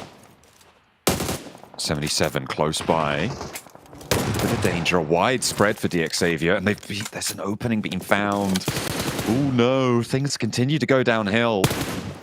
They're still within arm's reach of that bubble spot, but if they're losing players like this early, on a circle where they shouldn't, a position where they didn't need to, it's only going to get worse. And 77 smell blood in the water. An immediate response coming on through, and Lamborghini, the first to fall. And Parachin as well, 1 player alive. They're being bled dry by 77, who pushed them out of the tables. If DX Xavier, imagine if they hadn't got that good game versus Falcons on our angle. It would be game over at this point for this team. Absolutely. And if we're looking at that points barrier being around about 80 in 6th place, for DX Xavier, tomorrow's going to be hard. It's going to be really hard. We have seen teams put up ridiculous performances in a singular day, but for D+, even they put up 75 points in 1 day, and that was it. All the juice was out of the tank. They were tired. They were drained. You've got to be able to keep yourselves up in those spirits. I mean, that's what we were hearing from the Vicious just there, from the other teams that we've listened to as well. That is what they've got to their names, and it's got to be so much harder to achieve that mental state when you're up against it at the bottom of the tables. The double roll up for IWNRX, they're not going to hesitate. The nade over the top, Elementrix close by, does get the healing done, and Frozen caught unaware, doesn't go down to it, and that is crucial. Steps around, steps up, and IWNRX take Elementrix out of the mix as well. A swift rotate as well from 77 to get to the west side of this fight. They're trying to get ahead. IWNRX, such an important game for them going forward. Major Pride losing a player or two. Major Pride and DXavier looks like they're on the path to mutually assured destruction inside of this lobby. Both teams taking pieces out of each other that they're not going to be getting back.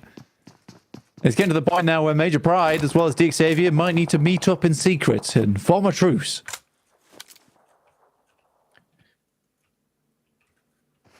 Ooh, the off angles, chip spots, IWNRX losing one of their players now, so down to 3.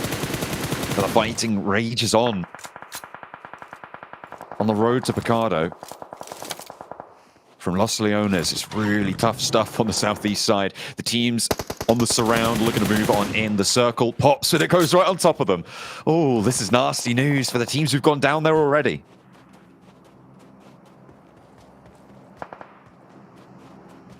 Take a look at the circle here. I mean, it has been sort of frustrating for these squads where they would have had a good game if not for the multiple knocks that came through early on in this one.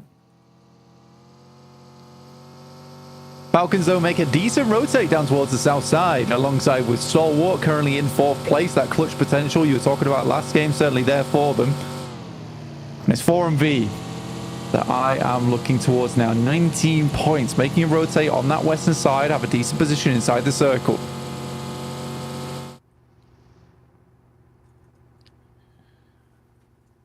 The last player of Levi's for DXavier.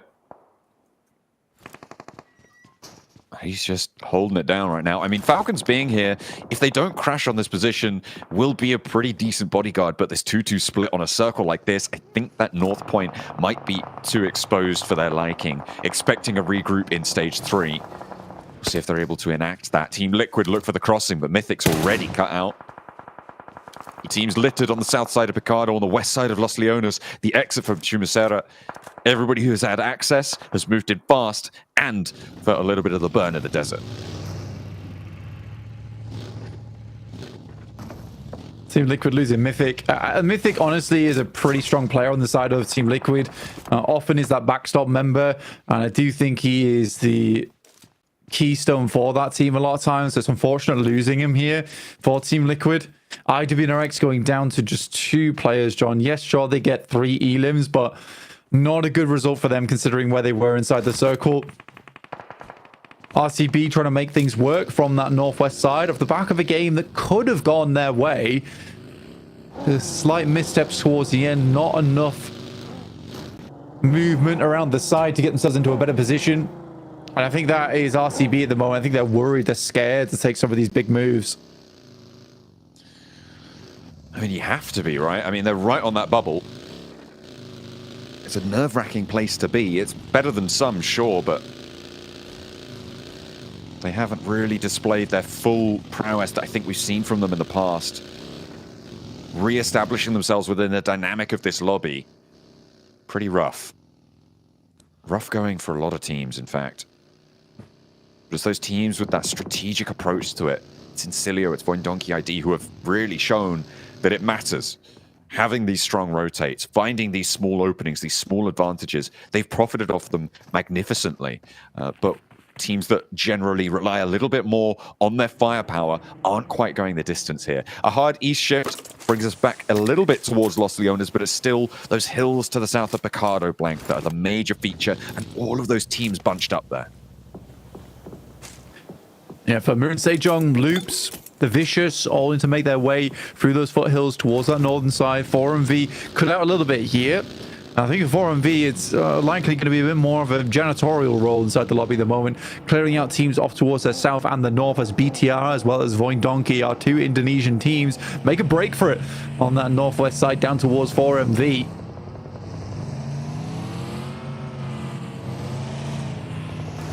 Key with 4MV right around the corner. Ooh, nollie there for Zeta. Sticks the landing, perfect form. Not quite ideal. Bobbles over the ridge lines. Falcon spraying down towards BTR on the approach, but not really connecting, unfortunately. And up into the compound, they haven't managed to stop it. East has to fall back here, and BTR have to crash. East gets caught on the cross. Hansnill's there on the off angle, and that is going to be a lost player. But another team's going to rock straight back on up as well. It's going to be 4MB. They don't have position, though, to go into this position. They don't have the angle to approach. BTR have usurped that, and they'll have to go further. D Plus finding 4MV on their approach of Baron, but I think 4MV have found at least something of a home here. Someone else's home, at least. D Plus trying to get 4MV out of their swamp right now. Easier said than done. Apex, nade for Nolbu, primed and ready. Needs the bounce, puts the pin back in. Heal comes through for D plus Kia. Staying alive as 3 in this position would be great news, but they have to get rid of Apex first. The last player for 4MV. Drops the nade. Nolbu takes a step back. Apex crosses the door. Looking to maneuver this one. D plus Kia. They read into that. They get on the outside there. Apex exposes a little bit to this off angle. Spots chips on the wide wrap. Knows there's players from behind, but yeah, they just push straight on in. Looked a little bit lost there, a little bit clumsy. After what was a decent start to the hold, he sort of lazily turns around and goes like, oh, look at the back door. Bang. Yeah. Has he got a Winnie? The back of his head. Yeah, sad stuff. He might do. I didn't quite see. My vMix is covering it right now. Which means nothing to everyone at home, but it's production software. There you go. The TIL in chat right now, please. 77 up towards that north side. Currently in quite a strong position to play off the back of this one, considering most teams are in a worrisome spot around the edges of the map. D Plus do hold out in their swamp. Yeah. We'll now look to get rid of the rest of the mythical creatures and teams to assault their location. I think Team Liquid already lost Mythic, actually, on the northeast side. They are going to have to approach, though. BTR making their way through. It looks like that, yeah, Lapar got spotted on the back there. There's 77 with 3 players alive, moving from the north. D plus Kia on the south side of this road. As Zuxi goes down as well for BTR. Hanzel and Satar on the inside, but teams all around them looking to take shots. This is pretty nasty stuff. You can't really go for this full fight and commit to it.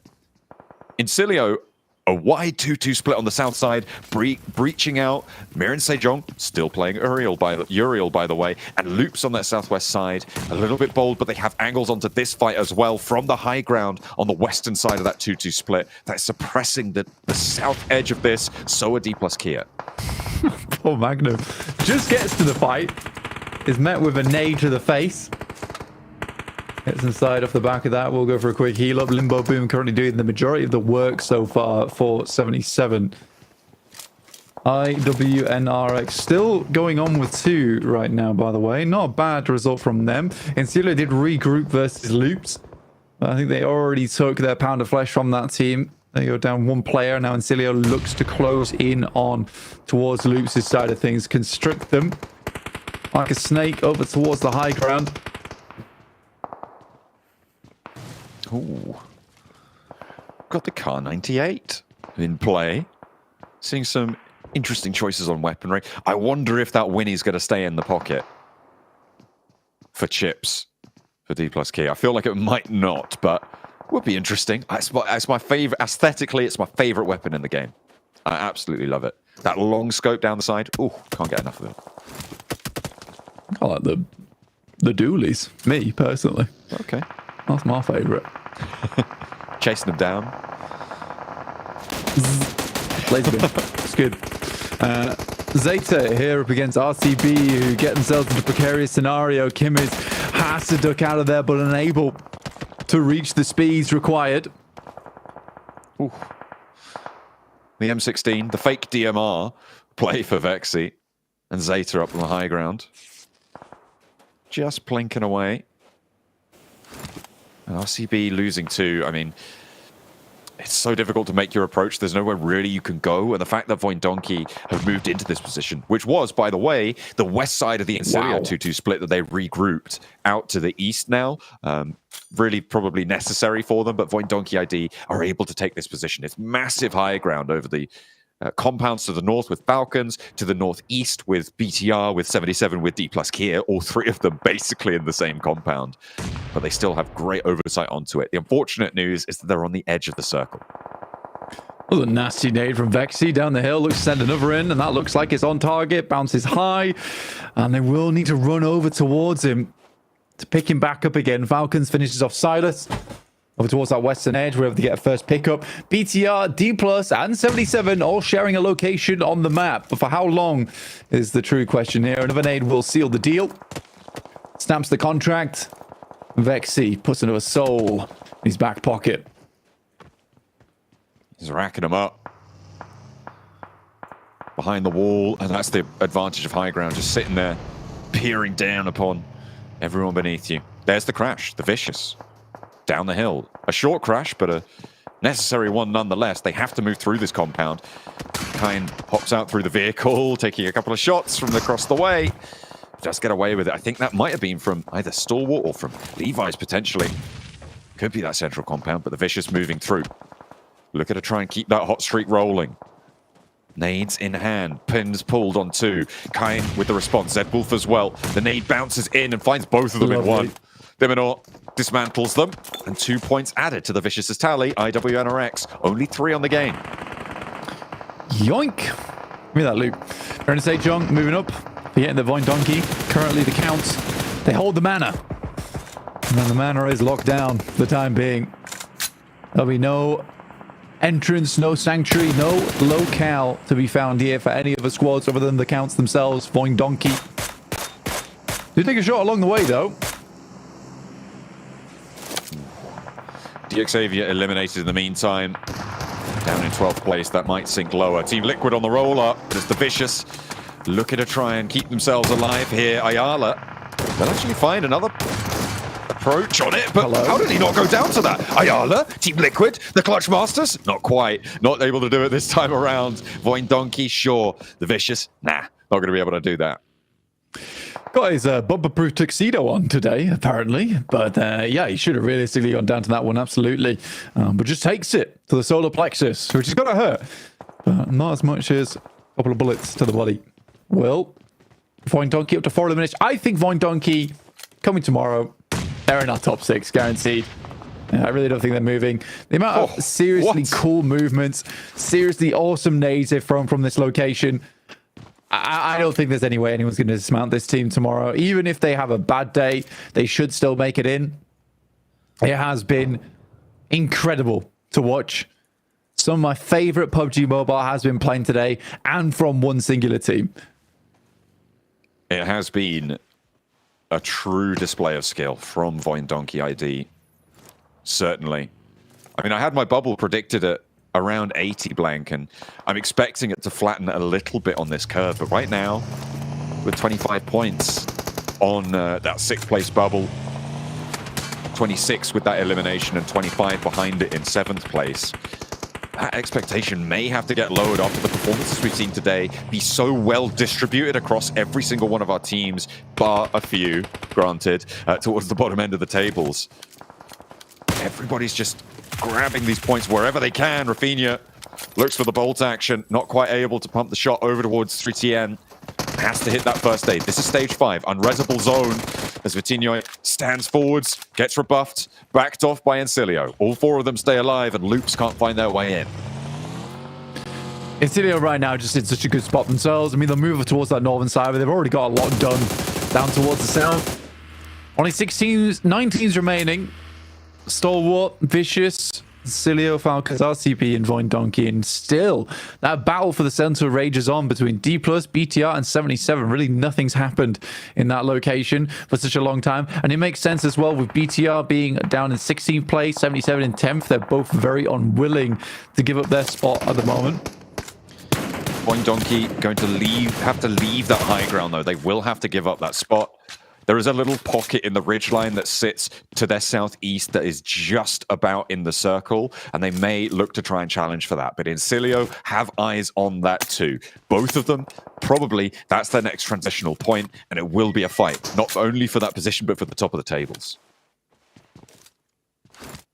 Falcons on for another good game here, actually, on the northwest side. Pick themselves up a loot crate. Boing Donkey know that they should have a reasonable path over towards RCB. It is a question of taking down one sole player. I don't think Void Donkey are going to have too much trouble doing that. And the Vicious, once again, looking for another top 3 for me moment on the eastern side. This is that pocket that I was talking about, right? That transition down for Point Donkey. Incilio a little bit slower to it, but there's a lot of ridgeline to play around. It is covered off with the plateau that they sit in from the compound to the north of them. Just about, as Razor looks to move on in. Cut a clean path on through. Potato get a hold off Incilio, and they need to move fairly fast. You can see the shots coming through from D plus Kia as well. This is that pocket. Point Donkey looking to hold out. And the small ridge lines, their only bastion. Red Clip goes down, but a trade-off from 3TN. Needing to stand up now. Potato dashes out in the open with a backup on the crossfire from Vexy. The backline is there for Zeta to try and keep them anchored here. Grounded as 2 players from Incilio are down. Both of them on the forefront here. The 2 players left and the 2 players on the outside. Wanting that flush. Will be able to find a shot, maybe. There's 3TN chiming in with another knock. That flush does go through. There is a big possibility that Incilio is able to get a full reset on this one. Good nade from Potato over the top side, but unable to clinch himself there. A knock. Has to wait for now. Incilio currently got a bit of a stranglehold over Void Donkey ID. Trapped inside the ditch. 3 players alive, but they don't really want to go down here. The 9th place is not going to really get them all that much. And considering this is almost to stage 7, there's a lot of teams here into stage 7. Incilio to get that reset, but there's the re-knock of Potato once more. Biting, chewing, getting ready for the next stage of the fight as well. Let's hope he doesn't choke on it, because it is going to be a tough fight still. 3 players from Incilio are there. Potato steps forwards. Drop shot not going to work out there. 3CN more than has his number. A lot of damage being poured on through, though, as well. Void Donkey, they won't give up. Not just yet, with Vexy still in the mix, with Zeta as well. 2 powerful players and another nade over the top. Incilio are low. Zeta has one too. They're primed and ready to blast. They're all very, very low HP, so one nade might do the trick. Awesome one over towards 3TN in the vehicle, and Vexy as well as Zeta move up. They're making it look easy right now. Up the front lines, it's all down to Vexy, unable to do it. But what a nade to start things off over towards 3TN, but it will be Incilio claiming that first place spot. 7 eliminations on the game, but it started to look risky, especially versus a team that you had locked down in the trenches.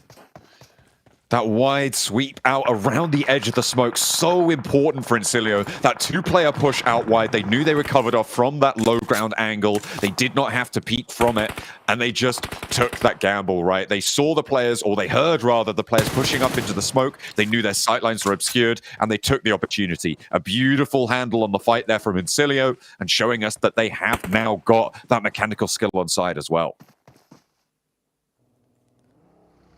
RCB, Loxy, making his way through this lobby. In terms of placement points, he's not doing badly for himself. Does have to crawl it in though, and you can hear vehicles all around him. Incilio in front. He could cause problems, take a shot out their way. But again, for D+, BTR 77, this has been the most chilled out game of their lives. Not one of them chiming in whatsoever. All of them understanding that placement points right now are the king and the aim of the game. Falcons trying to make their move. Zone 7, getting that vehicle is going to hurt. Hopefully the meds can back them up as Loxy creeps his way forwards. Will expose to Falcons soon. The question is when.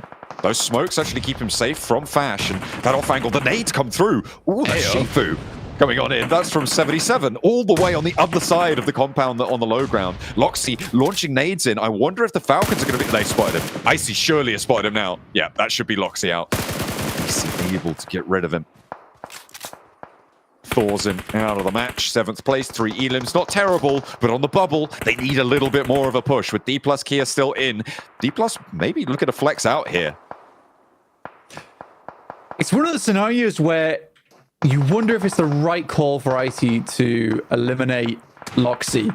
Because they could just leave him out there and let him pour all of his nades in over towards Incilio, get another placement ranking upwards, and then take him out. It's an odd call to make, but it might have been the right one because now Incilio are entrenched over towards this side and might take down Falcons off the back of it. Now we're into a 1v1. That's the sort of trade that makes a professional team. Top there with the backup, but can't go for the res. Has to be a mad crawl back. Stalwart trying to crash on in. They only had one option, and Fearless has taken that choice. D+ Kia don't quite have the angle on it. Not just yet. Top does get spotted. That is Falcons falling. Fearless is still alive here. They've been allowed to play a little bit further on. 77 can't handle it because BTR have the other angle. BTR are trying to nade out Fearless from Stalwart. It's like both these teams have been like, okay, we are one team now. Look, a bad man on the other side. Help me. Help me take him out. And now Stalwart's also joined the party. Fearless is like, well, can I be part of the group? That'd be nice. We could be a 6-man team going forward. I am amazed at how this is all broken down. It's not to the point of collusion at all. It really isn't. I mean, this is just a case of two teams being like, we're both really struggling in the standings. If we can both have a top placement, fine, let's have it. And it's funny that the first knock that goes through to 77 is not from BTR, it's from D+ on the other side of the road. And it's on to Shifu. Limbo Boom will be able to get that res fairly convincingly. What is this? The smokes. I mean, D+ Kia are looking to just take control of the road, right? The circle closes to the middle. I mean, sure, this may just be a cleanup right now, but there's only these two teams, and they're going to want to stop this road push. They can't really access each other. Shifu gets re-knocked almost immediately by the Nolbu nade. Hello. BTR move out the back. Okay, finally, blood is drawn. But Magnum stopping that push across. The Molotov keeps 77 in. Neither team can now move into each other once more. And D+ Kia gonna have to change it. This is so silly and totally understandable for the guys on 77 and BTR. That could have been a great nade, but Limbo Boom was a bit timed out. One last nade to throw, but as does Satar, and they both throw at one another at the same time. No damage done. And it's just going to be a D+ win. But I imagine that 77 and BTR are both happy with a 2nd and 3rd place. Limbo Boom still in the mix. Playing forward on the porch. And D+ Kia with their smoke train just playing up to the roadside here. Hansil wants the opportunity to break on out, but the Molotov to the window pushes him back. Forces him to take a difficult choice now. Satar with the smoke. Maybe the nade over the top. There it goes. And Limbo Boom does go down first, second, no, first. It's just Zuxi now. So D+ Kia have the close down on this fight. 6 elims for 77, by the way. So a very strong result for them at an important juncture. But D+ Kia, they sit across the road from it for so long, several zones. They have to wait, but finally, they get the chicken dinner. Yeah, an odd game to finish it out, and it was always going to come down to that, but the fact that it's Stalwart, BTR, and 77 all chilling out, having their own little party going on the south side is astounding to me, and D+ is like, hello, I guess we'll pick up the points. Thanks, guys, from across the road. I guess that means we're across the road as well here, as Bigatron able to get themselves a 2nd place finish. Also to note, Ansel was back in over Genfos, which Genfos did start on the day, so Bigatron not seeming to be happy with the lineup that they were fielding there, but should be happy with the result. Them and 77 sharing the compound together, get themselves into a top 3 position. And honestly, for Bigatron in particular, a lot of points they desperately needed as they were sitting in 16th place. Ooh. Jason, I have a new favorite team. Bigatron 77. They were just like, you know what? BT77. BT77, it's happening. They were just working together because the compound, you can see it here with the replay. You have this wall that separates the 2 buildings to the left and the 1 building to the right, which is this 2-story building. And they're like, well, if we fight each other, we have to leave our building, and that means we're potentially threatened by an angle of Falcons or maybe Stalwart, Incilio, G plus Kia. So like, let's just stay here and defend against any team that decides to crash us. And this is the perfect definition, Jason, of a symbiotic relationship in a compound. And look at that, it got them to 2nd and 3rd place respectively. So in that sense, it's a big win for both of those teams. Did you say symbiotic relationship? Yes. Like Venom and Eddie Brock? Yes. Who's the Venom and who's the Eddie Brock, though? I don't know. I'll have to decide for yourself. You know what's crazy about D+ to me, Hot Jukes, though? We were talking all about OSAL when it came to groups, and yet we're seeing other players step up on the team, like Noble in particular in survival stage. Now Last Chance has been doing fantastic, and such an important aspect of a team to have multiple players who can pop off and carry you through.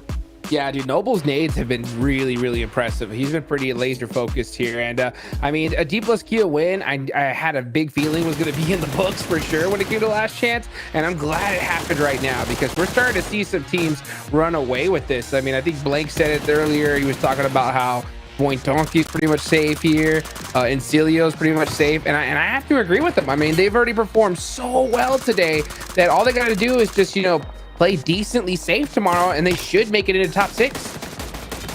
And that is what it's about at the end of the day here. And some other teams are looking like they have the potential to maintain a top 6. It's going to be Void Donkey playing from the church. And Max, you know, that fight they ended up having up against Incilio towards the south side, you really wanted to dive into because it was, as in your words, kind of, it was the only fight they could really take. Yeah, wait, are we going to get the sniper shot of Rafina? Oh, we didn't see. Oh, man, we had some cool Car 98 action from Rafina. He is like sick on that Car 98. But yeah, Voin here playing Church is an amazing position. It's actually the best single position in all of this kind of terrain when you had phase 3 pop, and this did very quickly. Luckily enough for them, they didn't have to fight for it. But the moment it moves away, Hot Jukes, we see this understanding that we know that a lot of teams north of us, like your Falcons, your BTRs, your G plus Kias, are looking at us. If we go down that slope, we are instantly going out of this game. Toast. Our only option is to push Incilio south to hope to have a good ridge to then continue our match. But realistically, the angles that Incilio had over the ridge south of them was just too good to push them out of it.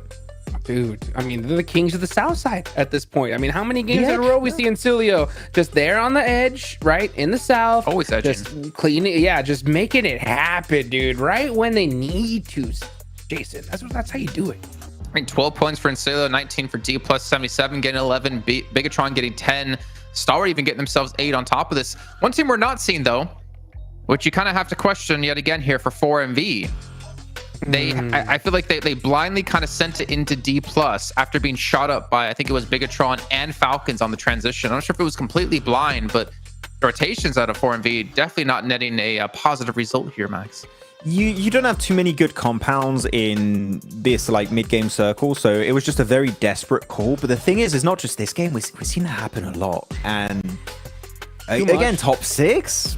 As of right now, 4MV for me, I said it a little bit earlier, right, Jason? They're not playing up to par, in my opinion, based on what we can expect from this team after winning back-to-back PMSL CSA in spring and fall season 2024. And the synergy, I think we're seeing a bit more synergy coming out for this team, playing a bit closer together, but the rotates here, it's not working out at all. And it's really hard to know exactly what's happening internally with the team in terms of comms and maybe the mental game of the team, but for me, this is not like in like the 4MV we expected heading in this tournament.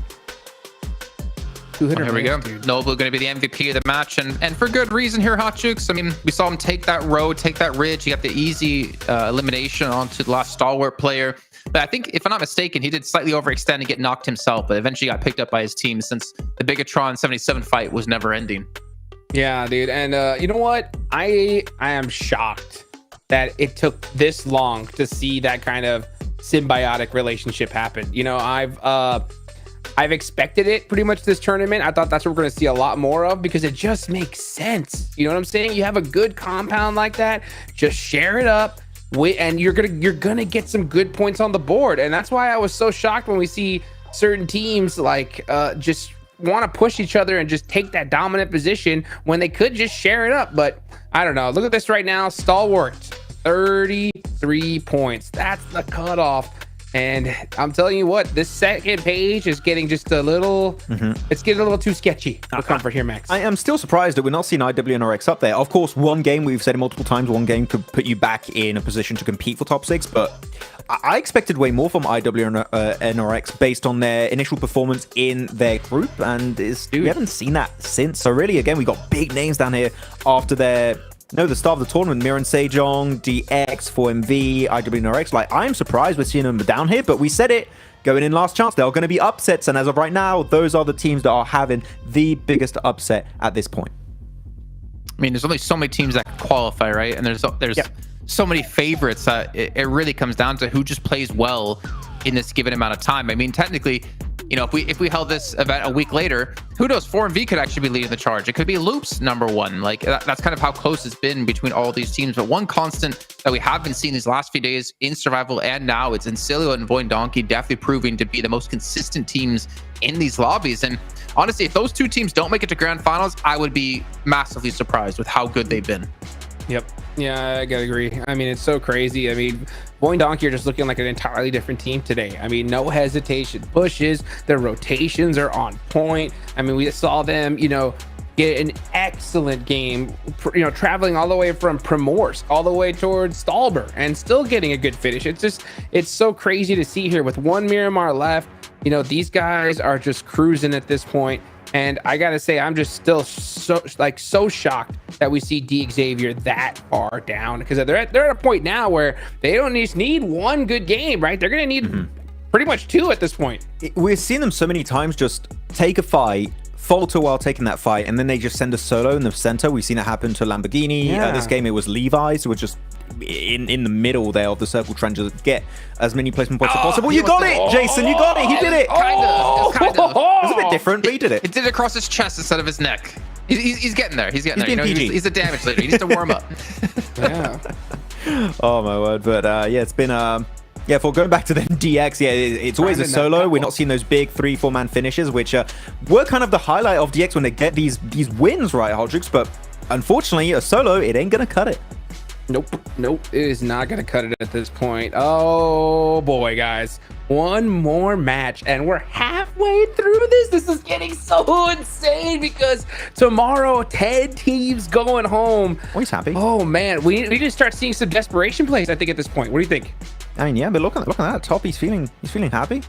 Oh my god, I haven't seen him smile in so long. Seen him smile. Yeah, it's like it's been ages. But like so far, the lobby is so stacked, and 5 wins were secured by 5 different teams. But I feel like, Jason, this time a team is finally going to secure their second chicken dinner of the last chance. So he's going to be getting that. We'll see. Boy, you think there's going to be a repeat chicken dinner here? Yes, it's happening this match. And if you're not correct, what happens, Max? I'm not having any eggs. That's John's job. No eggs. John will eat even more eggs 16 over eggs? at the Grand Finals. So 16 eggs here. Let's throw it back to our egg eater of John Allen and the egg enjoyer of Blink. This is getting out of control now. I'm not having any eggs. I will be seeing none eggs at the finals. You can all suck lemons. How about that? Guys, this guy hates eggs. Eggs It's suck. unbelievable. But yeah, 16 eggs. That seems appropriate for you, John. I know how much you love eggs. I'm also a bit of an egg enjoyer myself. But yeah. I do not like eggs. We'll set it up. We'll have an egg stand for John. John's egg stand. Okay, yeah. I will be taking a stand against the eggs. Goodness me. I shall put them in exile. How about that? Plane path from the southwest side up towards Hamada. You don't exile things by putting them in your belly. I don't know. That's like some Greek god stuff, right? That's like some weird way of handling a situation. I'm not exiling eggs by putting them in the belly. I'm sending them away. Yeah. To your stomach prison. No, that's not wrong. No, stop it. Stop it now, you weird man. We're heading from the southwest to the northeast in Toromada. We do have our final match of the day here on Miramar. No teams are too close to this circle that shifts all the way up towards that eastern side. Truckstop and El Azahar. We do have a lot of our teams holding on for their dear lives, as we saw from Bigatron 77. That last game, both teams just accepting the fact that they desperately wanted for themselves a second and third place. Yeah, they are all treading on eggshells right now, not looking to upset their chance towards the top spot, because it would be just so excellent to be able to find your way over towards those finals in London. Oh, excellent. Goodness me. It's like I wasn't doing it on purpose. Goodness me. All right, let's get a little bit more sane here as we head over towards Loops. They are at the bottom of the tables right now. They need to have an uptick. 7 took the chance to find out a little bit about what's going on with them. Let's hear what he has to say. Welcome back to a quick report with the 7WG. This one's going to be in regards to Loops Esports, the team currently sitting in last place going into this last match.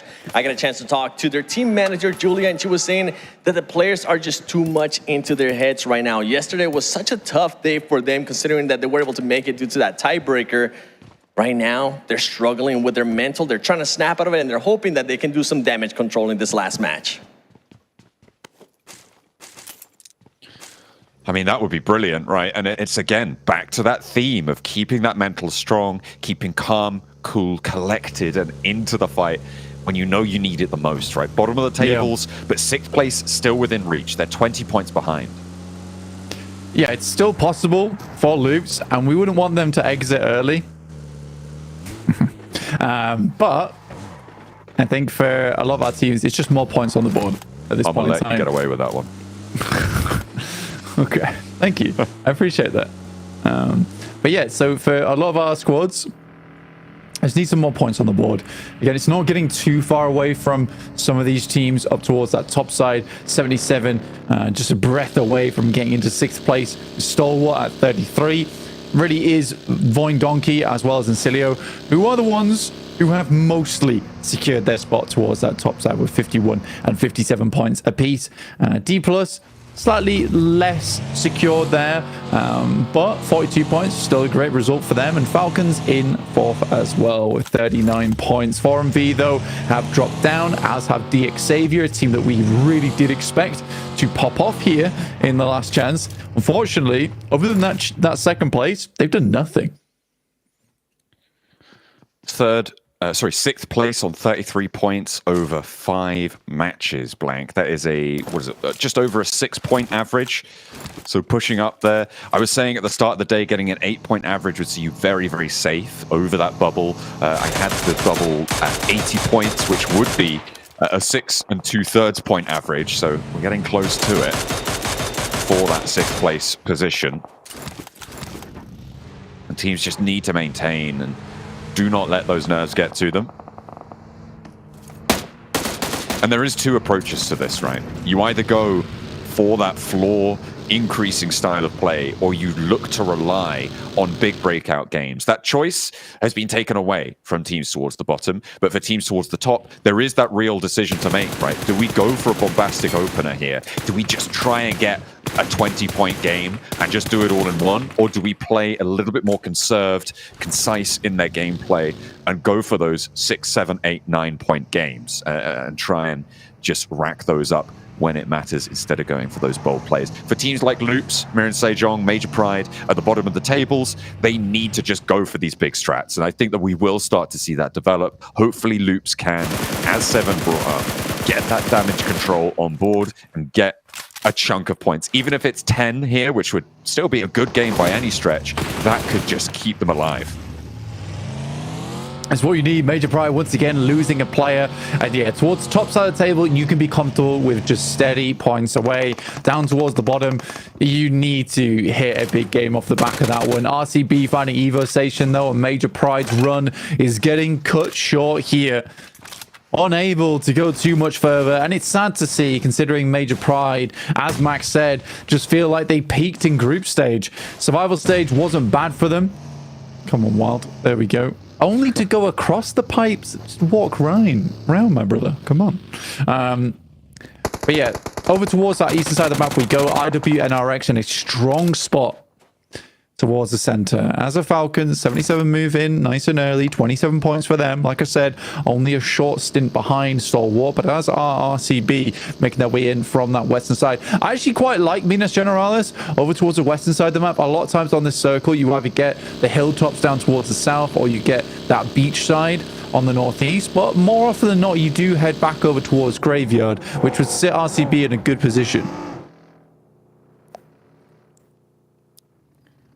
On that western side. You're right. I mean, that circle possibility could help them out a little bit, but we have to wait another minute and 20. I know we want to get there faster, but it's just got to be a little bit time biding for the time being. D plus Kia on the south side rotates, still out in the blue zone, going to be moving past Partona, up past Puerto Paraiso, and moving into the Impala areas on the south side of this circle. As they touch this circle, as they get their approach finished, the next circle will have popped, which means that they can approach it with a mind to the second phase, rather than just going into this first circle. Circle. I don't know what happened there. It's all right. It's okay. I mean, earlier on, I had a bit of strawberry that just would not leave. Causing me serious problems. Oh dear. Saves me right for trying to be sophisticated and have strawberries in the morning. British snack. That's yeah. But southwest side, DX Xavier making their way in. A team that desperately needs some more points at the end of today. See themselves with a chance of tomorrow. We know that they can hit big strides. But the moment it's shuffling steps for DX Xavier. Void Donkey, on the other hand, this team is a giant within the lobby, a true titan of PUBG Mobile right now.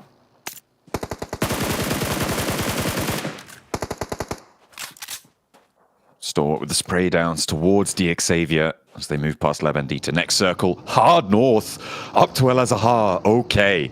This is a mad dash now for the teams on the south side. The hills around El Azahar, treacherous blank, that northeast side of the map. There are really three, well, with this circle, 4 hilltops that sit inside it. The northeast El Azahar hill, the northwest, the south, and the further southeast hilltop. These positions will be the linchpins of this El Azahar hold. It's going to stop a lot of teams from making their way in. I wonder how many teams are going to have to just send it straight into the city. Yeah, they've got to go fast. They've got to look like Turbo Granny here towards the end of the game and speed into position. 100 kilometers per hour here because it is looking troublesome. This is what I was talking about. Get that north shift on the circle always hurts a lot of teams, especially because it's that big ridge side that cuts off on the south side of El Azahar. Down goes Doc from 4MV. What's new? Oh dear. Oh dear. Me.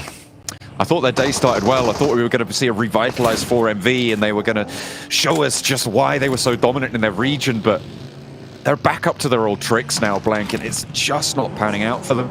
12th place, and they're looking to slip lower with plays like that, losing their approach and losing a potentially really strong spot as well on the south side of this circle. It's not fun. It's not fun, and I think for 4MV, they're in a good position to hit some more points to get a little bit ahead, and I think for 4MV at this point in time, you're looking for 25 to 30 points at the end of the day to have a good run tomorrow, or at least a hope of doing it. I think ending the day on 20 points is somewhat of just you've been cut out. Yesterday, it was much easier in the survival stage to be like, right, we're ending our day on 20 points. It's still more than doable tomorrow because it's only 16th place you're trying to hit towards. So the last chance is up towards 6th place. One bad day, and it is probably 8 to 9 teams fighting out for that 6th place coming tomorrow. Into El Azahar. The fights are popping off. Major Pride lose another. Void Donkey chiming in for the fight. Major Pride are split across so much of this ground. They're getting taken down one by several different teams. DX Xavier tried to challenge AZ, but he hits the drop shot. The pump action for the second actually has to hit the inside. DX Xavier not losing a player there, not just yet, but that nade doing team damage there from across the road. Team Liquid not going to chime in. A nade over the top, but it's the AZ flex out after the heal to confirm the point for Major Pride. I don't think Team Liquid and DX Xavier are on the same team, John. Correct me if I'm wrong.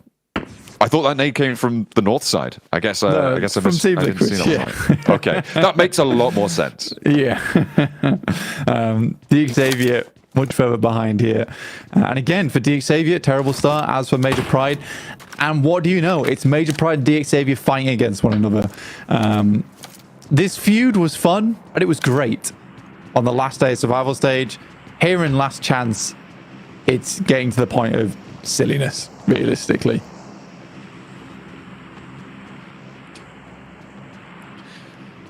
Into El Azahar, teams start to make their descent.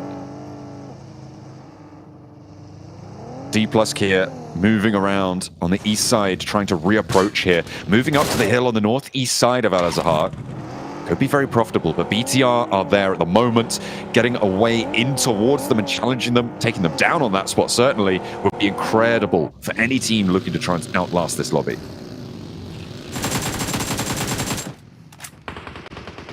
D plus getting sent back there by 77. D plus try to make a bit of a wild rotate. And again, there's only one location to head through for D plus, and that's along that cliffside on the north edge, and 77 have them currently locked down. RCB similarly getting cut out a little bit. They lose another player, down to just 2 now. Survival chances limited, but in a much better position than a lot of our squads to get in towards that 6th place. Ideally, Stalwart goes down early in this game for a lot of our chasing squads. We'll see just how far Stalwart can get into this, how many more points they can get on board, but taking another knock here, John, is bad news.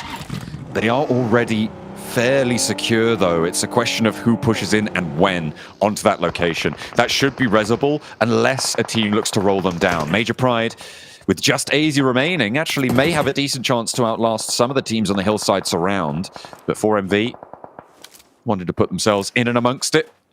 Sally forth into the valleys of El Azahar.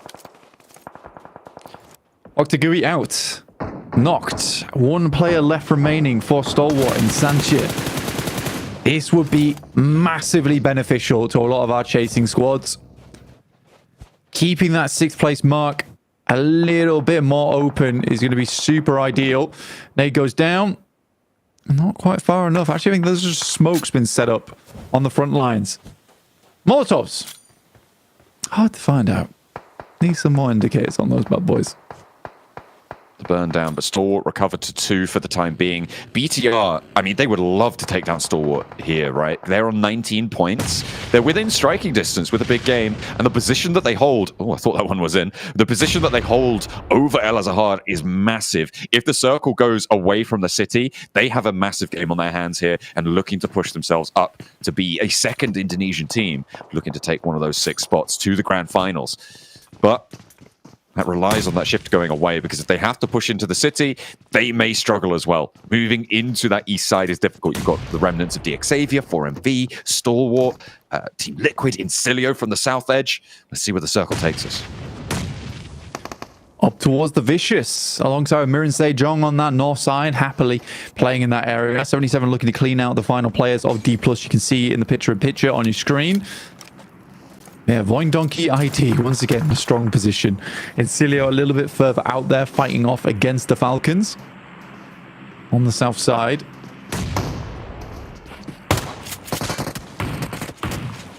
A nice roll up, D+ Kia. They've looked to try and sweep through, but 77 have been holding their nerve right on the bubble as well. And D+ Kia eliminated 43 points to close down their day. They go down in 16th place, and 77 get 1 step closer to Stalwart's mark. On the southeast side, they might actually have to push through Stalwart as well, depending on what BTR do. Stalwart being able to keep 2 players up is pretty astounding to me, to be honest with you. I thought that they would be going down much earlier, but BTR was very hesitant to take that fight alongside with them. The Falcons very much stapled in here, not really willing to go anywhere too soon, with Incilio off towards that eastern side. We'll see what their breakout looks like. IWNRX, though, a team that is looking to go even further. Lapar with a nice nade over towards Sanchia. Just 1 left remaining. Great shots through the perch there, but even better coming back through from Octagui. An immediate response from Zuxi, repositioning, going for the res.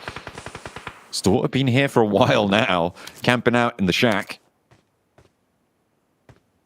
Grenades finally finding a little opening, but piecing themselves back together, brick by brick. Trying to build some points in this game.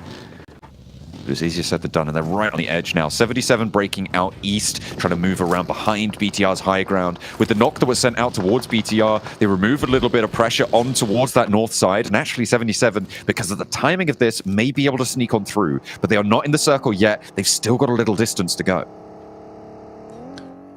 They can wrap around this east side. They've already cleared the majority of it, John. Which is very good news for them. And they can wrap all the way over towards the north with 3 players still alive. BTR, though, spots out at least one of them. There's a lot of divots to play and ditches over towards the eastern side where you can rotate around. It's very easily done. I don't think 77 should have gone back. This is an interesting crash coming through from them. Han still takes a lot of damage, but getting rid of that high ground actually is good. Okay. There's only one player here. Oh dear. Shifu able to take the player down on the rooftops as well. Now BTR with 3, desperately looking to keep control here. 77 with a mad wraparound. They knew, or rather they spotted that was only one player on that corner. Either they knew or they just went crazy for a little moment, but it's going to work out nonetheless. And now BTR need to try and pick this one back up. 3 players remain as the flush comes through, and 77 with the wraparound might make it work. Yeah, actually a very good play from 77 for BTR, though, on the other hand. Not too happy with this one. The Bigacon 77 squad firmly just split ways. In comes Stalwart, buying their chance here. This is a great opportunity for Stalwart to get through. They absolutely could not catch up with the spray.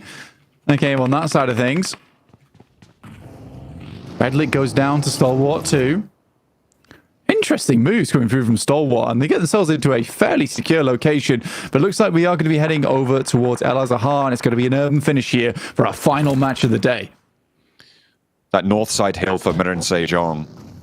A chance to put that damage control into action. Loops, though, on that western side, going to struggle to make their way up on the tables. Westron spotted at 77. They have really turned it up this game so far. Hopefully they can keep this one rolling. Westron goes down. Incilio losing another player. And Voin Donkey ID sat straight in the middle of El Azhar. Means that they are likely to be able to push past them with the 2 elims they found. They're on 53 points and 4 points behind Incilio. So if this Incilio fall, they should be able to step up. 20 minutes in now. So stage 5, this is where... But yeah, that snap on the circle where a lot of teams start to go down. But because it is so focused over towards those urban areas, there's a lot of places for these teams to hang out and play around. I'm always interested by the south side of El Azhar, that ridge side that plays out very strongly. Good nade over towards Loxy, though, coming through from BTR, up to 2 eliminations, but only 2 players remaining. Let's take the easy way around. Yeah, smart stuff. Well, that's another point for BTR. They're able to get that crash on in. 77. Ooh, spot the outpost for Mirin Sejong. It's Super Sub Uriel. He's going to get knocked on that forward angle. On the flex out. A little bit too bold for 77's liking, but Loops are going to collect on the other side as well. 4MV. I'm going to hold out versus Mirin Sejong. Apex with the first there. Good news for them. Hoxie sends a nade in, but it spreads on the burn. And that will be 4MV going out to Hoxie from Mirin Sejong, who actually had a very strong position on that north side, but was cut out by the likes of Loops. Very unfortunate. I mean, less cut out and more sent down to the southeast side and allowed Loops to push in behind them. Didn't hold that north edge. Thought that they could get more value over on the east side. I'm not sure about this one from Mirin Sejong. Then they went for the crash, and it hasn't played out well for them. It's likely going to be one of these teams on the inside with 13 teams into stage 6 now, Blank, with 35 players alive, though. And no one really surviving super strong. It's IWNRX on the west side of El Azhar and Voin Donkey ID right in the middle. Yeah, luckily for a lot of our squads, I think that an urban finish actually is a bit more beneficial for the squad as the lobby as a whole, just because a lot of times in urban finishes, the elims are spread fairly evenly between teams. 77 really the only squad at the moment that's broken out too far ahead of the rest at 7 elims total. But for IWNRX, Voin Donkey ID, Vicious, BTR, DX Xavier, all likely just to bide their time and towards the end game.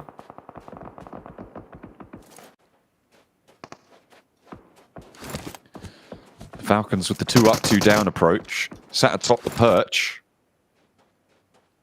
On that south side, they will have to regroup the top 2 down a beat, but I don't think they lose too much here, right? Because the only thing that they would have control over is the movements within El Azahar from that high ground angle. The fact is that the teams on the outside are pretty much done for with this circle. They're going to have to conclude, and maybe one of them makes it through, but I don't think that we're going to see multiple approaches. So for Falcons, moving everybody down to regroup doesn't lose them too much control. They might be able to spot some movements for the time being, so they'll wait out there for just a moment longer, but that regroup should be okay with them. Loops, they've also made that same rotate that Mir and Sejong decided was the right option over to that east side, but there's no one behind them this time. Loops looking to head over towards that north side for Loops. Again, this is a very important match for them. In 16th place, it's tough. I mean, they can find a lot of elims over on this eastern side.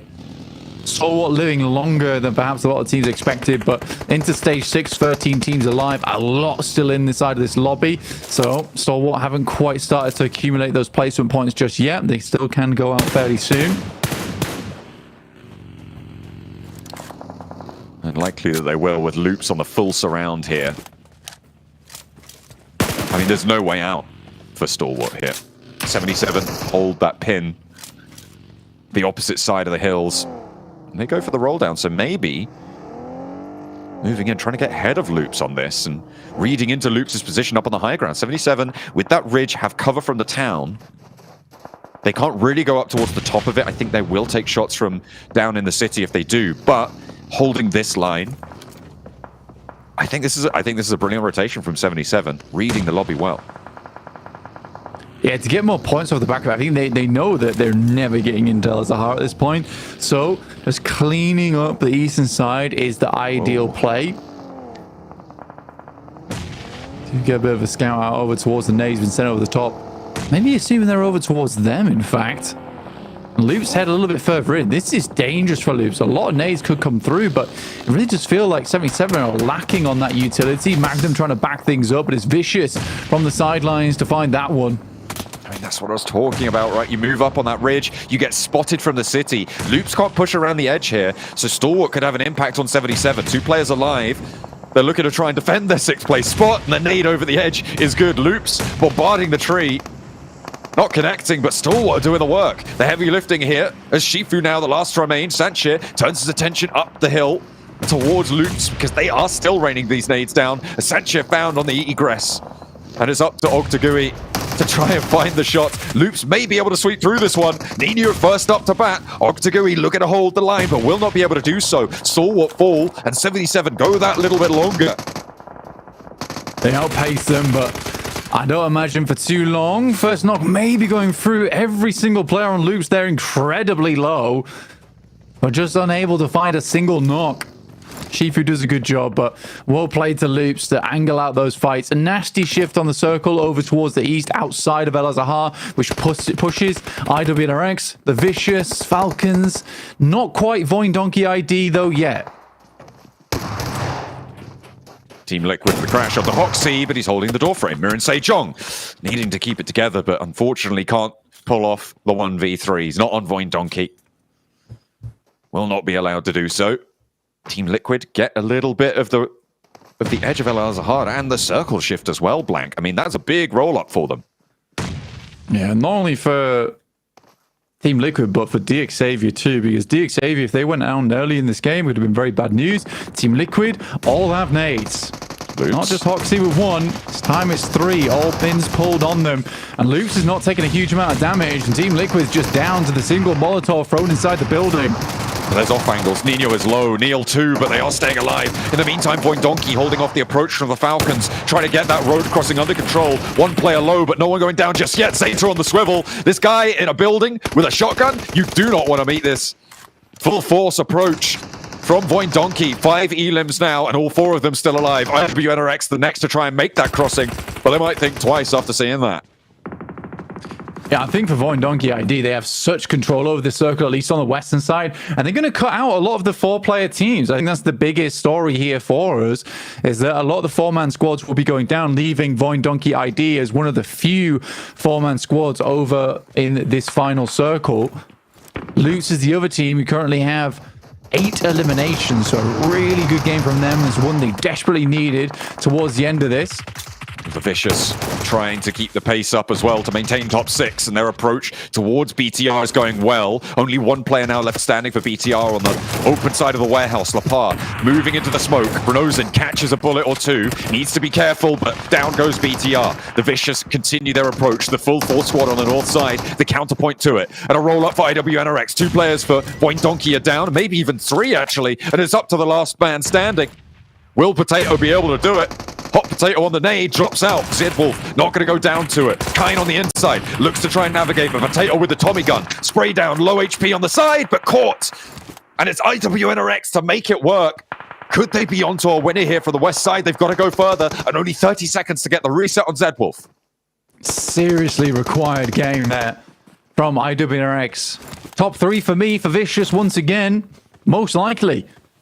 They have got very lucky on a lot of these shifts in terms of where it places them and the amount of control they've been able to have.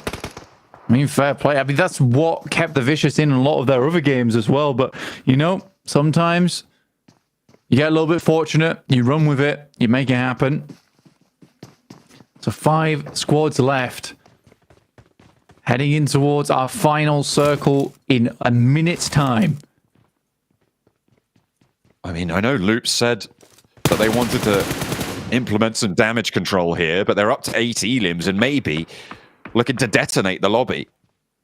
Far from damage control, more like inflicting that damage across the rest of the lobby, getting those points added to their tally. AZ, crossing, smoke in, darts through, tries to be the shadow, gets across, cover from Zedwolf now found, up into the building, finally cut on the cross, and 9 elims for Loops.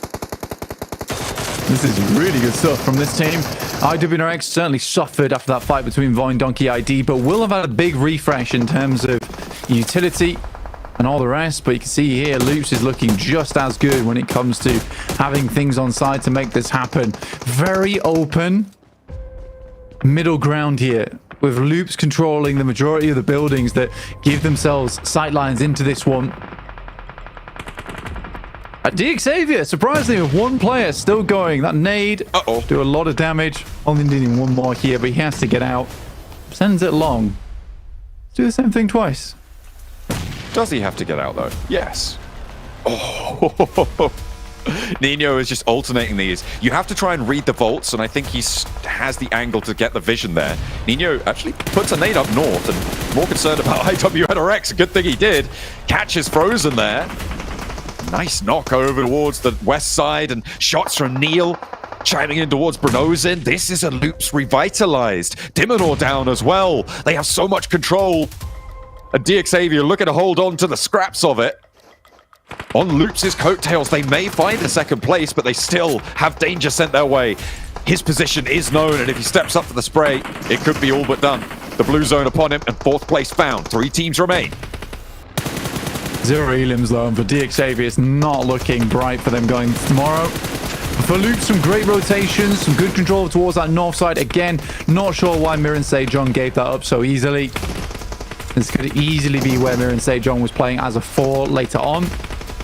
Instead, it's Loops to take up that scenario, and this is going to be a game that really does provide them a lot of benefit going into the future. Down goes Nino though. Traded off. Onto both teams as well. So 1 player down for everyone. 4 players for Loops, 4 players for the Vicious.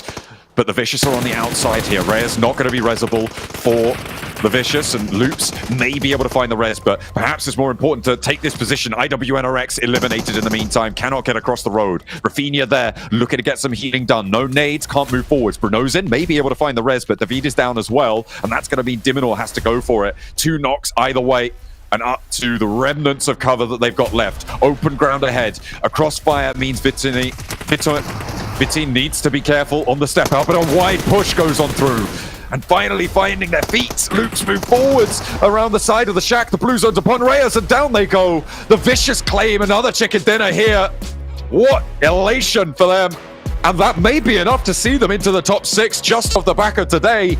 But Loops, what a damage control game for them too. Yeah, easily for Vicious. That's going to put them up towards that top side, and very, very easy, clean games going tomorrow. For Loops, though, there was a little bit of a mishandle in terms of the nades over towards the warehouse. I think that it comes to that point where they have to move out from the warehouse, and you just have to send a ton of nades towards that location. IWNRX was going out no matter what. It was an interesting one to expend so many over towards the Xavier. Man, what a game. What a game. The Vicious, a team who wasn't necessarily even supposed to be here, coming in last second since Twisted Mind Brazil couldn't play. And they come out with 2 chicken dinners on the first day of Last Chance, potentially solidifying themselves into the Grand Finals. All they need to do is hold on one more day here. But gentlemen, Hot Jukes and Max Ben joining me. What a way to end things off here for the Vicious. 6 more matches, dude. Oh, goodness. And the Vicious clutching it up at the end. 2 chicken dinners today. You can just see the look on these boys' faces. They are so pumped because they're already feeling it, man. These guys are feeling that London energy coming their way. They're not the most aggressive team in the lobby, but they take fights that made sense. We saw it previously on Orangle with their chicken dinner on the Stolber Mountain. They just, we don't have to take fights that are unnecessary. We'll let the other teams do the dirty work. And in this case here, they took a fight that was very important before this engagement versus Loops, which is clearing BTR. They knew if we want to get access to the late game, BTR is our main threat. They clear BTR, they get access to this warehouse, then go over to the hay bales, Hot Jukes, which that also ended up being a winning position for them to play. And then Loops, unfortunately, leaving their position in the open, there's almost nothing you can do against that 1-1 angle split across that little open area. It was just impossible to deal with.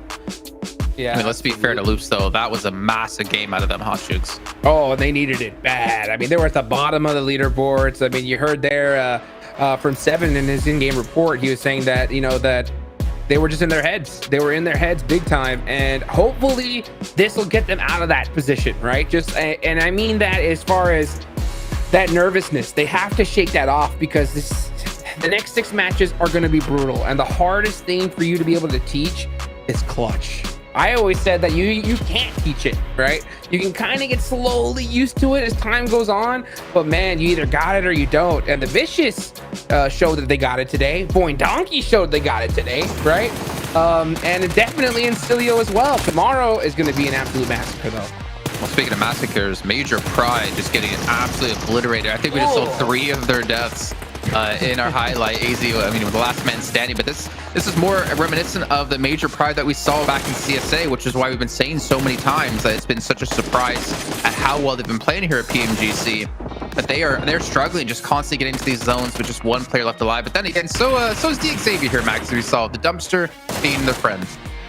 Yeah, they're just Xavier and Major Pride being homies right now, Jason. A solo in the last circle and just hoping to get a few placement points, but just placement points is not going to be enough if you're going for top 6. And I think they're going to learn that the hard way as they get ready for tomorrow. Like, damn it, we're too far behind. We need to do something else. And that something else is keeping more than 1 player alive in these last few circles. Though, as we go through the highlights, Voin were holding like such an important position, and Falcon sent it and they failed. Then IWNRX made it over and they were successful. But no matter what happened, the fact that the circle Hodrix was shifting the other side of the road, whoever won those fights was not going to get the win. All you had to really do at that point is just capitalize on as many limbs as possible before you get eliminated.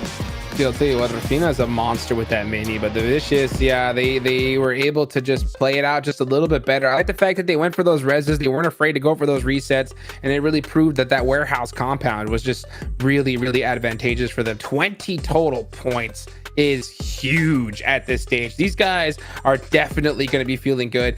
I wonder, I mean, honestly, Jason, I can't wait for the overalls, man. I just want to see where we're at right now, because the big names we see at the bottom is shocking. One of them and another one in particular, Maurice Sajon. Where were these guys at today? I mean, they were just completely absent. Oh, I mean, yeah, I think Max brought up some good points about them. That the ability for the reason they did so well in groups was the fact that they were able to get centers so quickly and so easily.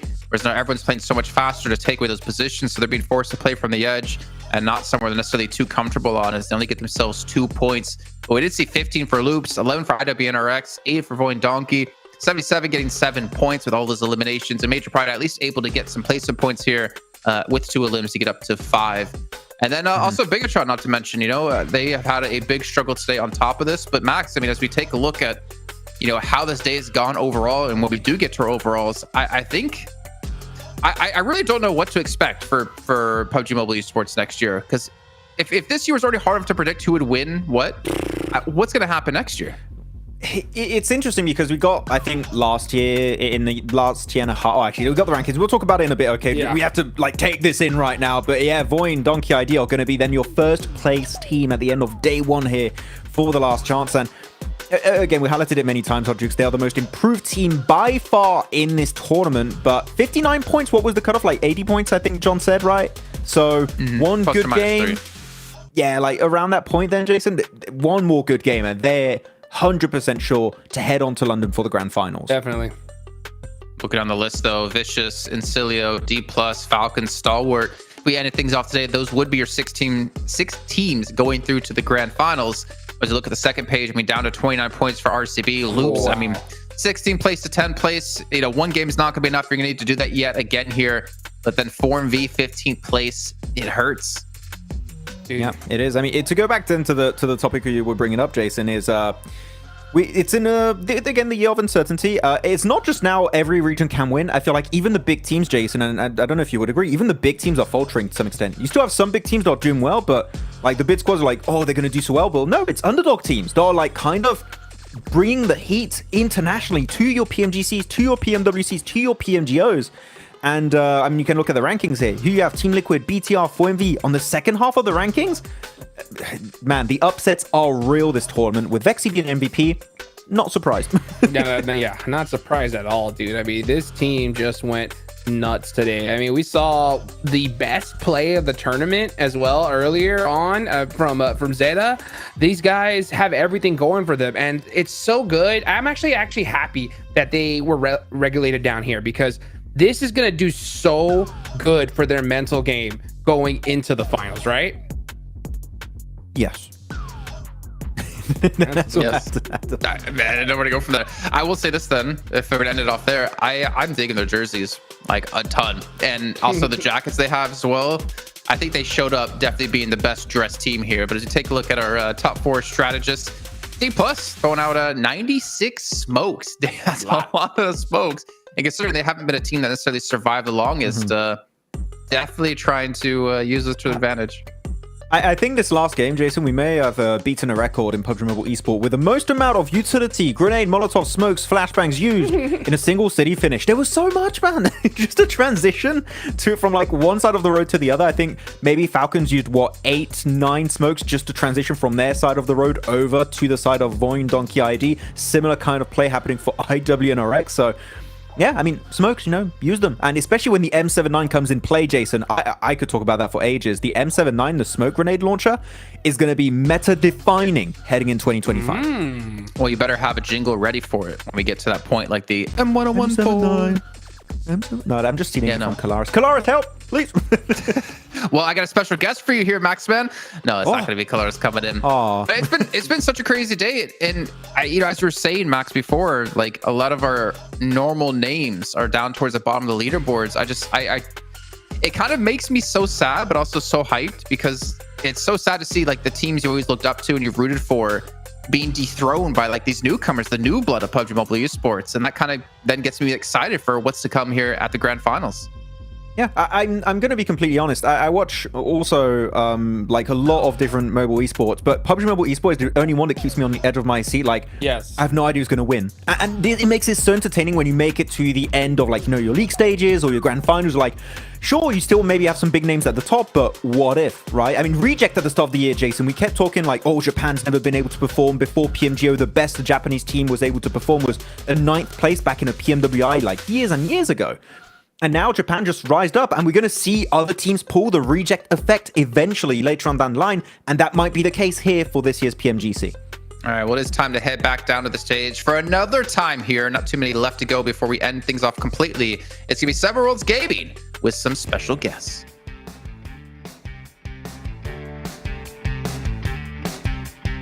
These matches go by way too quick. Just like that, 6 matches in the first day of Last Chance. I got the vicious Reyes, none other, with me. The team struggled. We kind of talked about this earlier. The team struggled in the first 2 matches. I know you were talking about you guys were feeling anxious, but I kind of want you to tell me a little bit more that was happening within the team. Então, ele perguntou que vocês tiveram problemas nos 2 primeiros jogos, em geral. O que aconteceu? Principalmente fue como un poco ansioso, estábamos un poco desesperados, fue de parte mía, y el resto de partida logré arreglar eso y nos terminó yendo bien. So he said, like, basically the team was like anxious, especially for him, but after they did like not have that much good match that he expected. Hey, well, you finish off with a great match. With the points that you guys got today, which is a total of 58 points, on top of that 2 chicken dinners, how is the team feeling going into tomorrow? Então, ele falou que vocês terminaram muito bem hoje, com 52 pontos e com 2 chicken dinner. Como que vocês estão se sentindo para o jogo da manhã? El trabajo del día de hoy ya está hecho. Mañana toca seguir igual, no bajarle.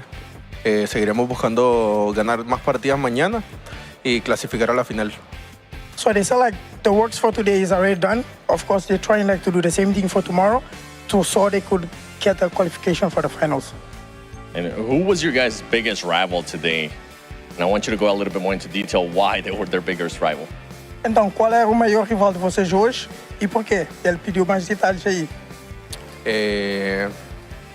Pues se notó en el Ángel, que fue de Plus Kia, y BTR, que nos cerraron las entradas a zona. Y sí, solo esos 2. Y el resto de partida nos pudo ir mejor, pero nos faltaron afinar un poco las cosas de nosotros. So I say like basically it's just like D plus key and BTR, because like it was like in front of like on the safe on them. Of course, like there are the other teams, but they just need like to make better like their own game. All right, well, thank you guys. I wish you the best of luck tomorrow. Gracias, Reyes. Now, can't just end it there with this team. I do want to get a chance to talk to DX a little bit because I feel like it was a bit of a big disappointment today with how they were able to perform. So we are going to have none other than the Xavier Levi's with me. At the start of the day, we got to go back to Sandhawk. At the start of the day, you guys ended up losing that hot drop. What happened? Were you guys expecting that hot drop at the start of the day? Vào trận đấu đầu tiên của ngày hôm nay thì các bạn đã để thua khi mà tranh khu đầu trận. Thì vấn đề xảy ra lúc đó là gì? Và các bạn có lường trước được điều đó xảy ra hay không? Tại bọn em hơi nóng vội và nên là để nốc người hơi xàm đó. Chắc lỗi cá nhân rồi ạ. Because we was not calm enough and was in a hurry, so we lost the squad, and probably it was personal mistakes. All right, I'm actually going to switch it up a bit. Are you guys going to be ready tomorrow if they do decide to hot drop again? Vậy thì các bạn có sẵn sàng cho ngày mai chưa khi mà tranh khu đầu trận trong những tình huống như thế? Bọn em sẵn sàng rồi. Thì bọn em đặt mục tiêu đây là không sợ ai hết. Yes, we think we are ready for tomorrow at hot drop fighting like that because our goal is not to be afraid of anyone. I like that. I like that a lot, actually, especially going into the last day. I mean, you guys currently have 22 points. Going into tomorrow, what is the team going to be doing different since today you guys did struggle with eliminations? Thì hôm nay các bạn đã gặp khó khăn trong việc hạ gục đối thủ và hiện tại mình đang có 22 điểm. Vậy thì ngày mai thì các bạn sẽ thay đổi điều gì? Bọn em sẽ không thay đổi điều gì cả. Ngày mai bọn em sẽ cố hết sức bắn và vào bên trong nữa. We will not make any changes tomorrow, but we will still try to do our best so that we can get to the Grand Finals. All right, that's interesting, actually. No changes. I can't wait to see what the desk is going to say about that. Levi's, thank you so much for your time. Come on, back to you guys.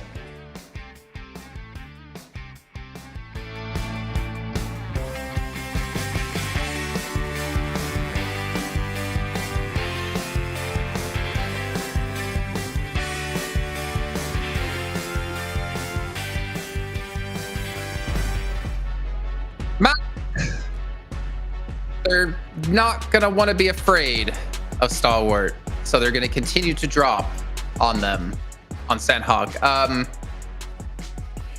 Your thoughts? You know what? Okay, my thoughts? Bad. Pretty bad. Bad, Xavier. Bad. No. You know what? I'm going to give a tip. I don't know if they're going to do it. What I would do if I were in their shoes, Mir and Sejong do a drop split northwest of Paradise. If you want to fight early and have a similar rotation path and maybe get free limbs, drop on some solo players of Mir and Sejong. It's very similar, and I think it's way easier than taking a 4v4 in Paradise. So I think that would be the best play they could ever pull off here. Yeah, I mean, Jukes, I was saying during that, you don't have to be afraid of someone to just decide it's not going to benefit us to keep hot dropping. I think that's kind of that stands out to me about that. If they hot drop, it's just dumb. Like, I don't even know what else to say at this point. Like, literally, it makes no sense. You work your entire year just to throw at the last second when you could just simply drop somewhere else or figure something else out. I'm hoping that was a fake out. That, oh, we're going to do the same thing, and then they're just going to do something different tomorrow. Because if they end up doing the same thing, they're going to go home. I mean, because this is ridiculous. These other teams are just playing too strong right now.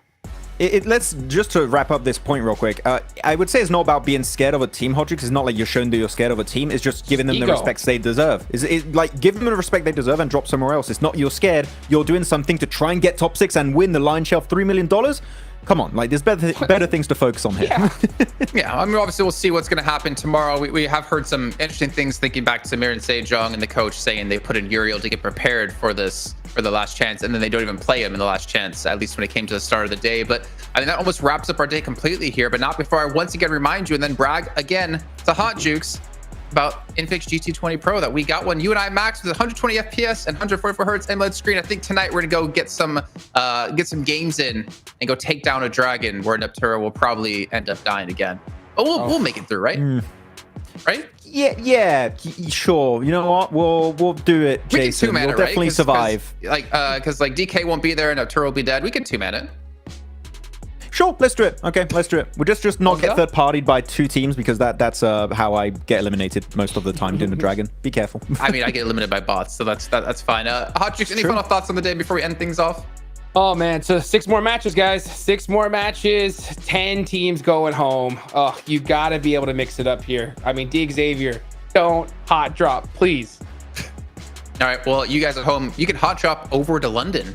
If you guys go pick up tickets available still between the 6th and 8th of December, go watch the action live and see who lifts that trophy. And of course, hopefully get some of those sweet jackets. You know what? I really want one of those golden jackets. I know we were all looking at them last year like, can we get one of those? Unfortunately, it's not possible for us, but maybe for you guys if you ask the winning team nicely enough. But that's going to do it here. Like you said, Hot Chicks, we got 6 matches left, stand in the way of 6 teams and their participation in the Grand Finals. We'll find out what's all going to happen tomorrow. So don't miss out. We'll see you then, and have a great night.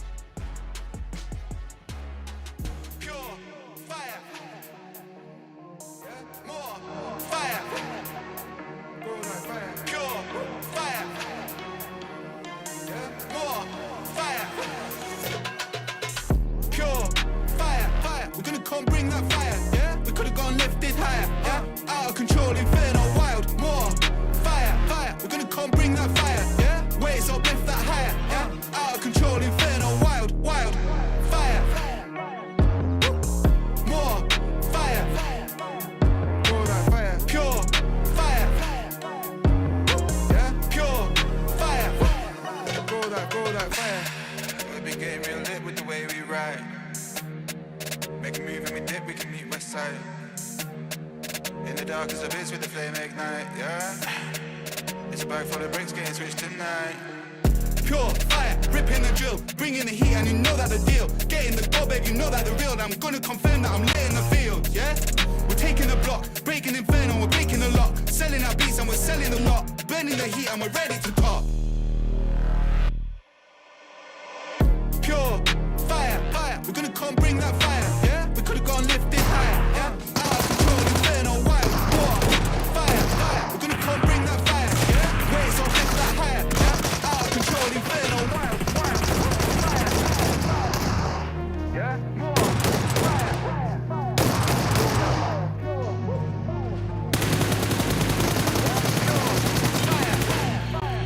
go that fire, pure fire, ripping the drill, bringing the heat. Baby, you know that the real. Gonna confirm that we're lit in the field, fam. Taking the block, bringing inferno, we're breaking the locks, bringing the heat like we're bringing the hot. Pure fire. More fire. Pure fire.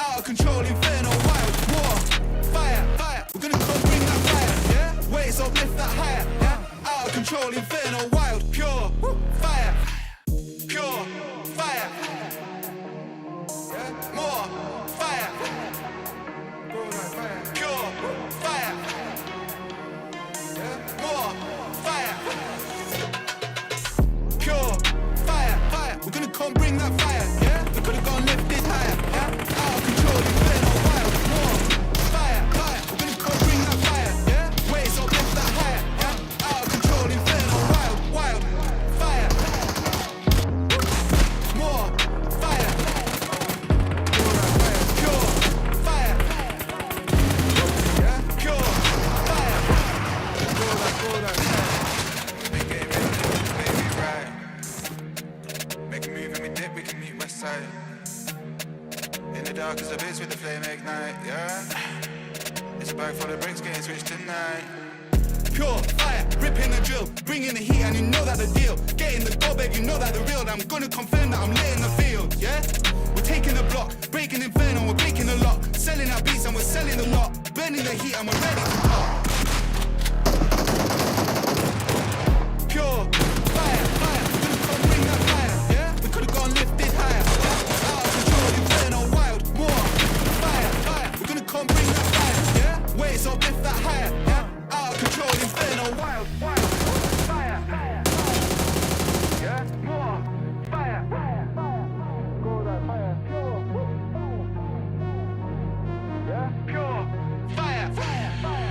go that fire, pure fire, ripping the drill, bringing the heat, and you know that the deal. Getting the goal, baby, you know that the real. Confirm that we're lit in the field, fam. Taking the block, bringing inferno, we're breaking the locks, bringing the heat, that we're bringing the hot. Pure fire, more fire, go that fire, pure fire, pure fire, go that fire, pure fire, fire. We're gonna come bring that fire, yeah. We could've gone lifted higher, yeah. Out of control, inferno, wild, more fire, fire. We're gonna come bring that fire, yeah. Waves up, lift that higher, yeah. Out of control, inferno, wild, pure fire, pure fire, yeah. More fire, pure fire, more fire, pure fire, fire. We could bring that fire, yeah. We could've gone lifted higher, yeah. Out of control, inferno, wild, more fire, fire. We're gonna come bring that fire, yeah. Waves up, lift that higher, yeah. Out of control, inferno, wild, wild, fire, more fire, go that fire, pure fire, yeah, pure fire, go that fire.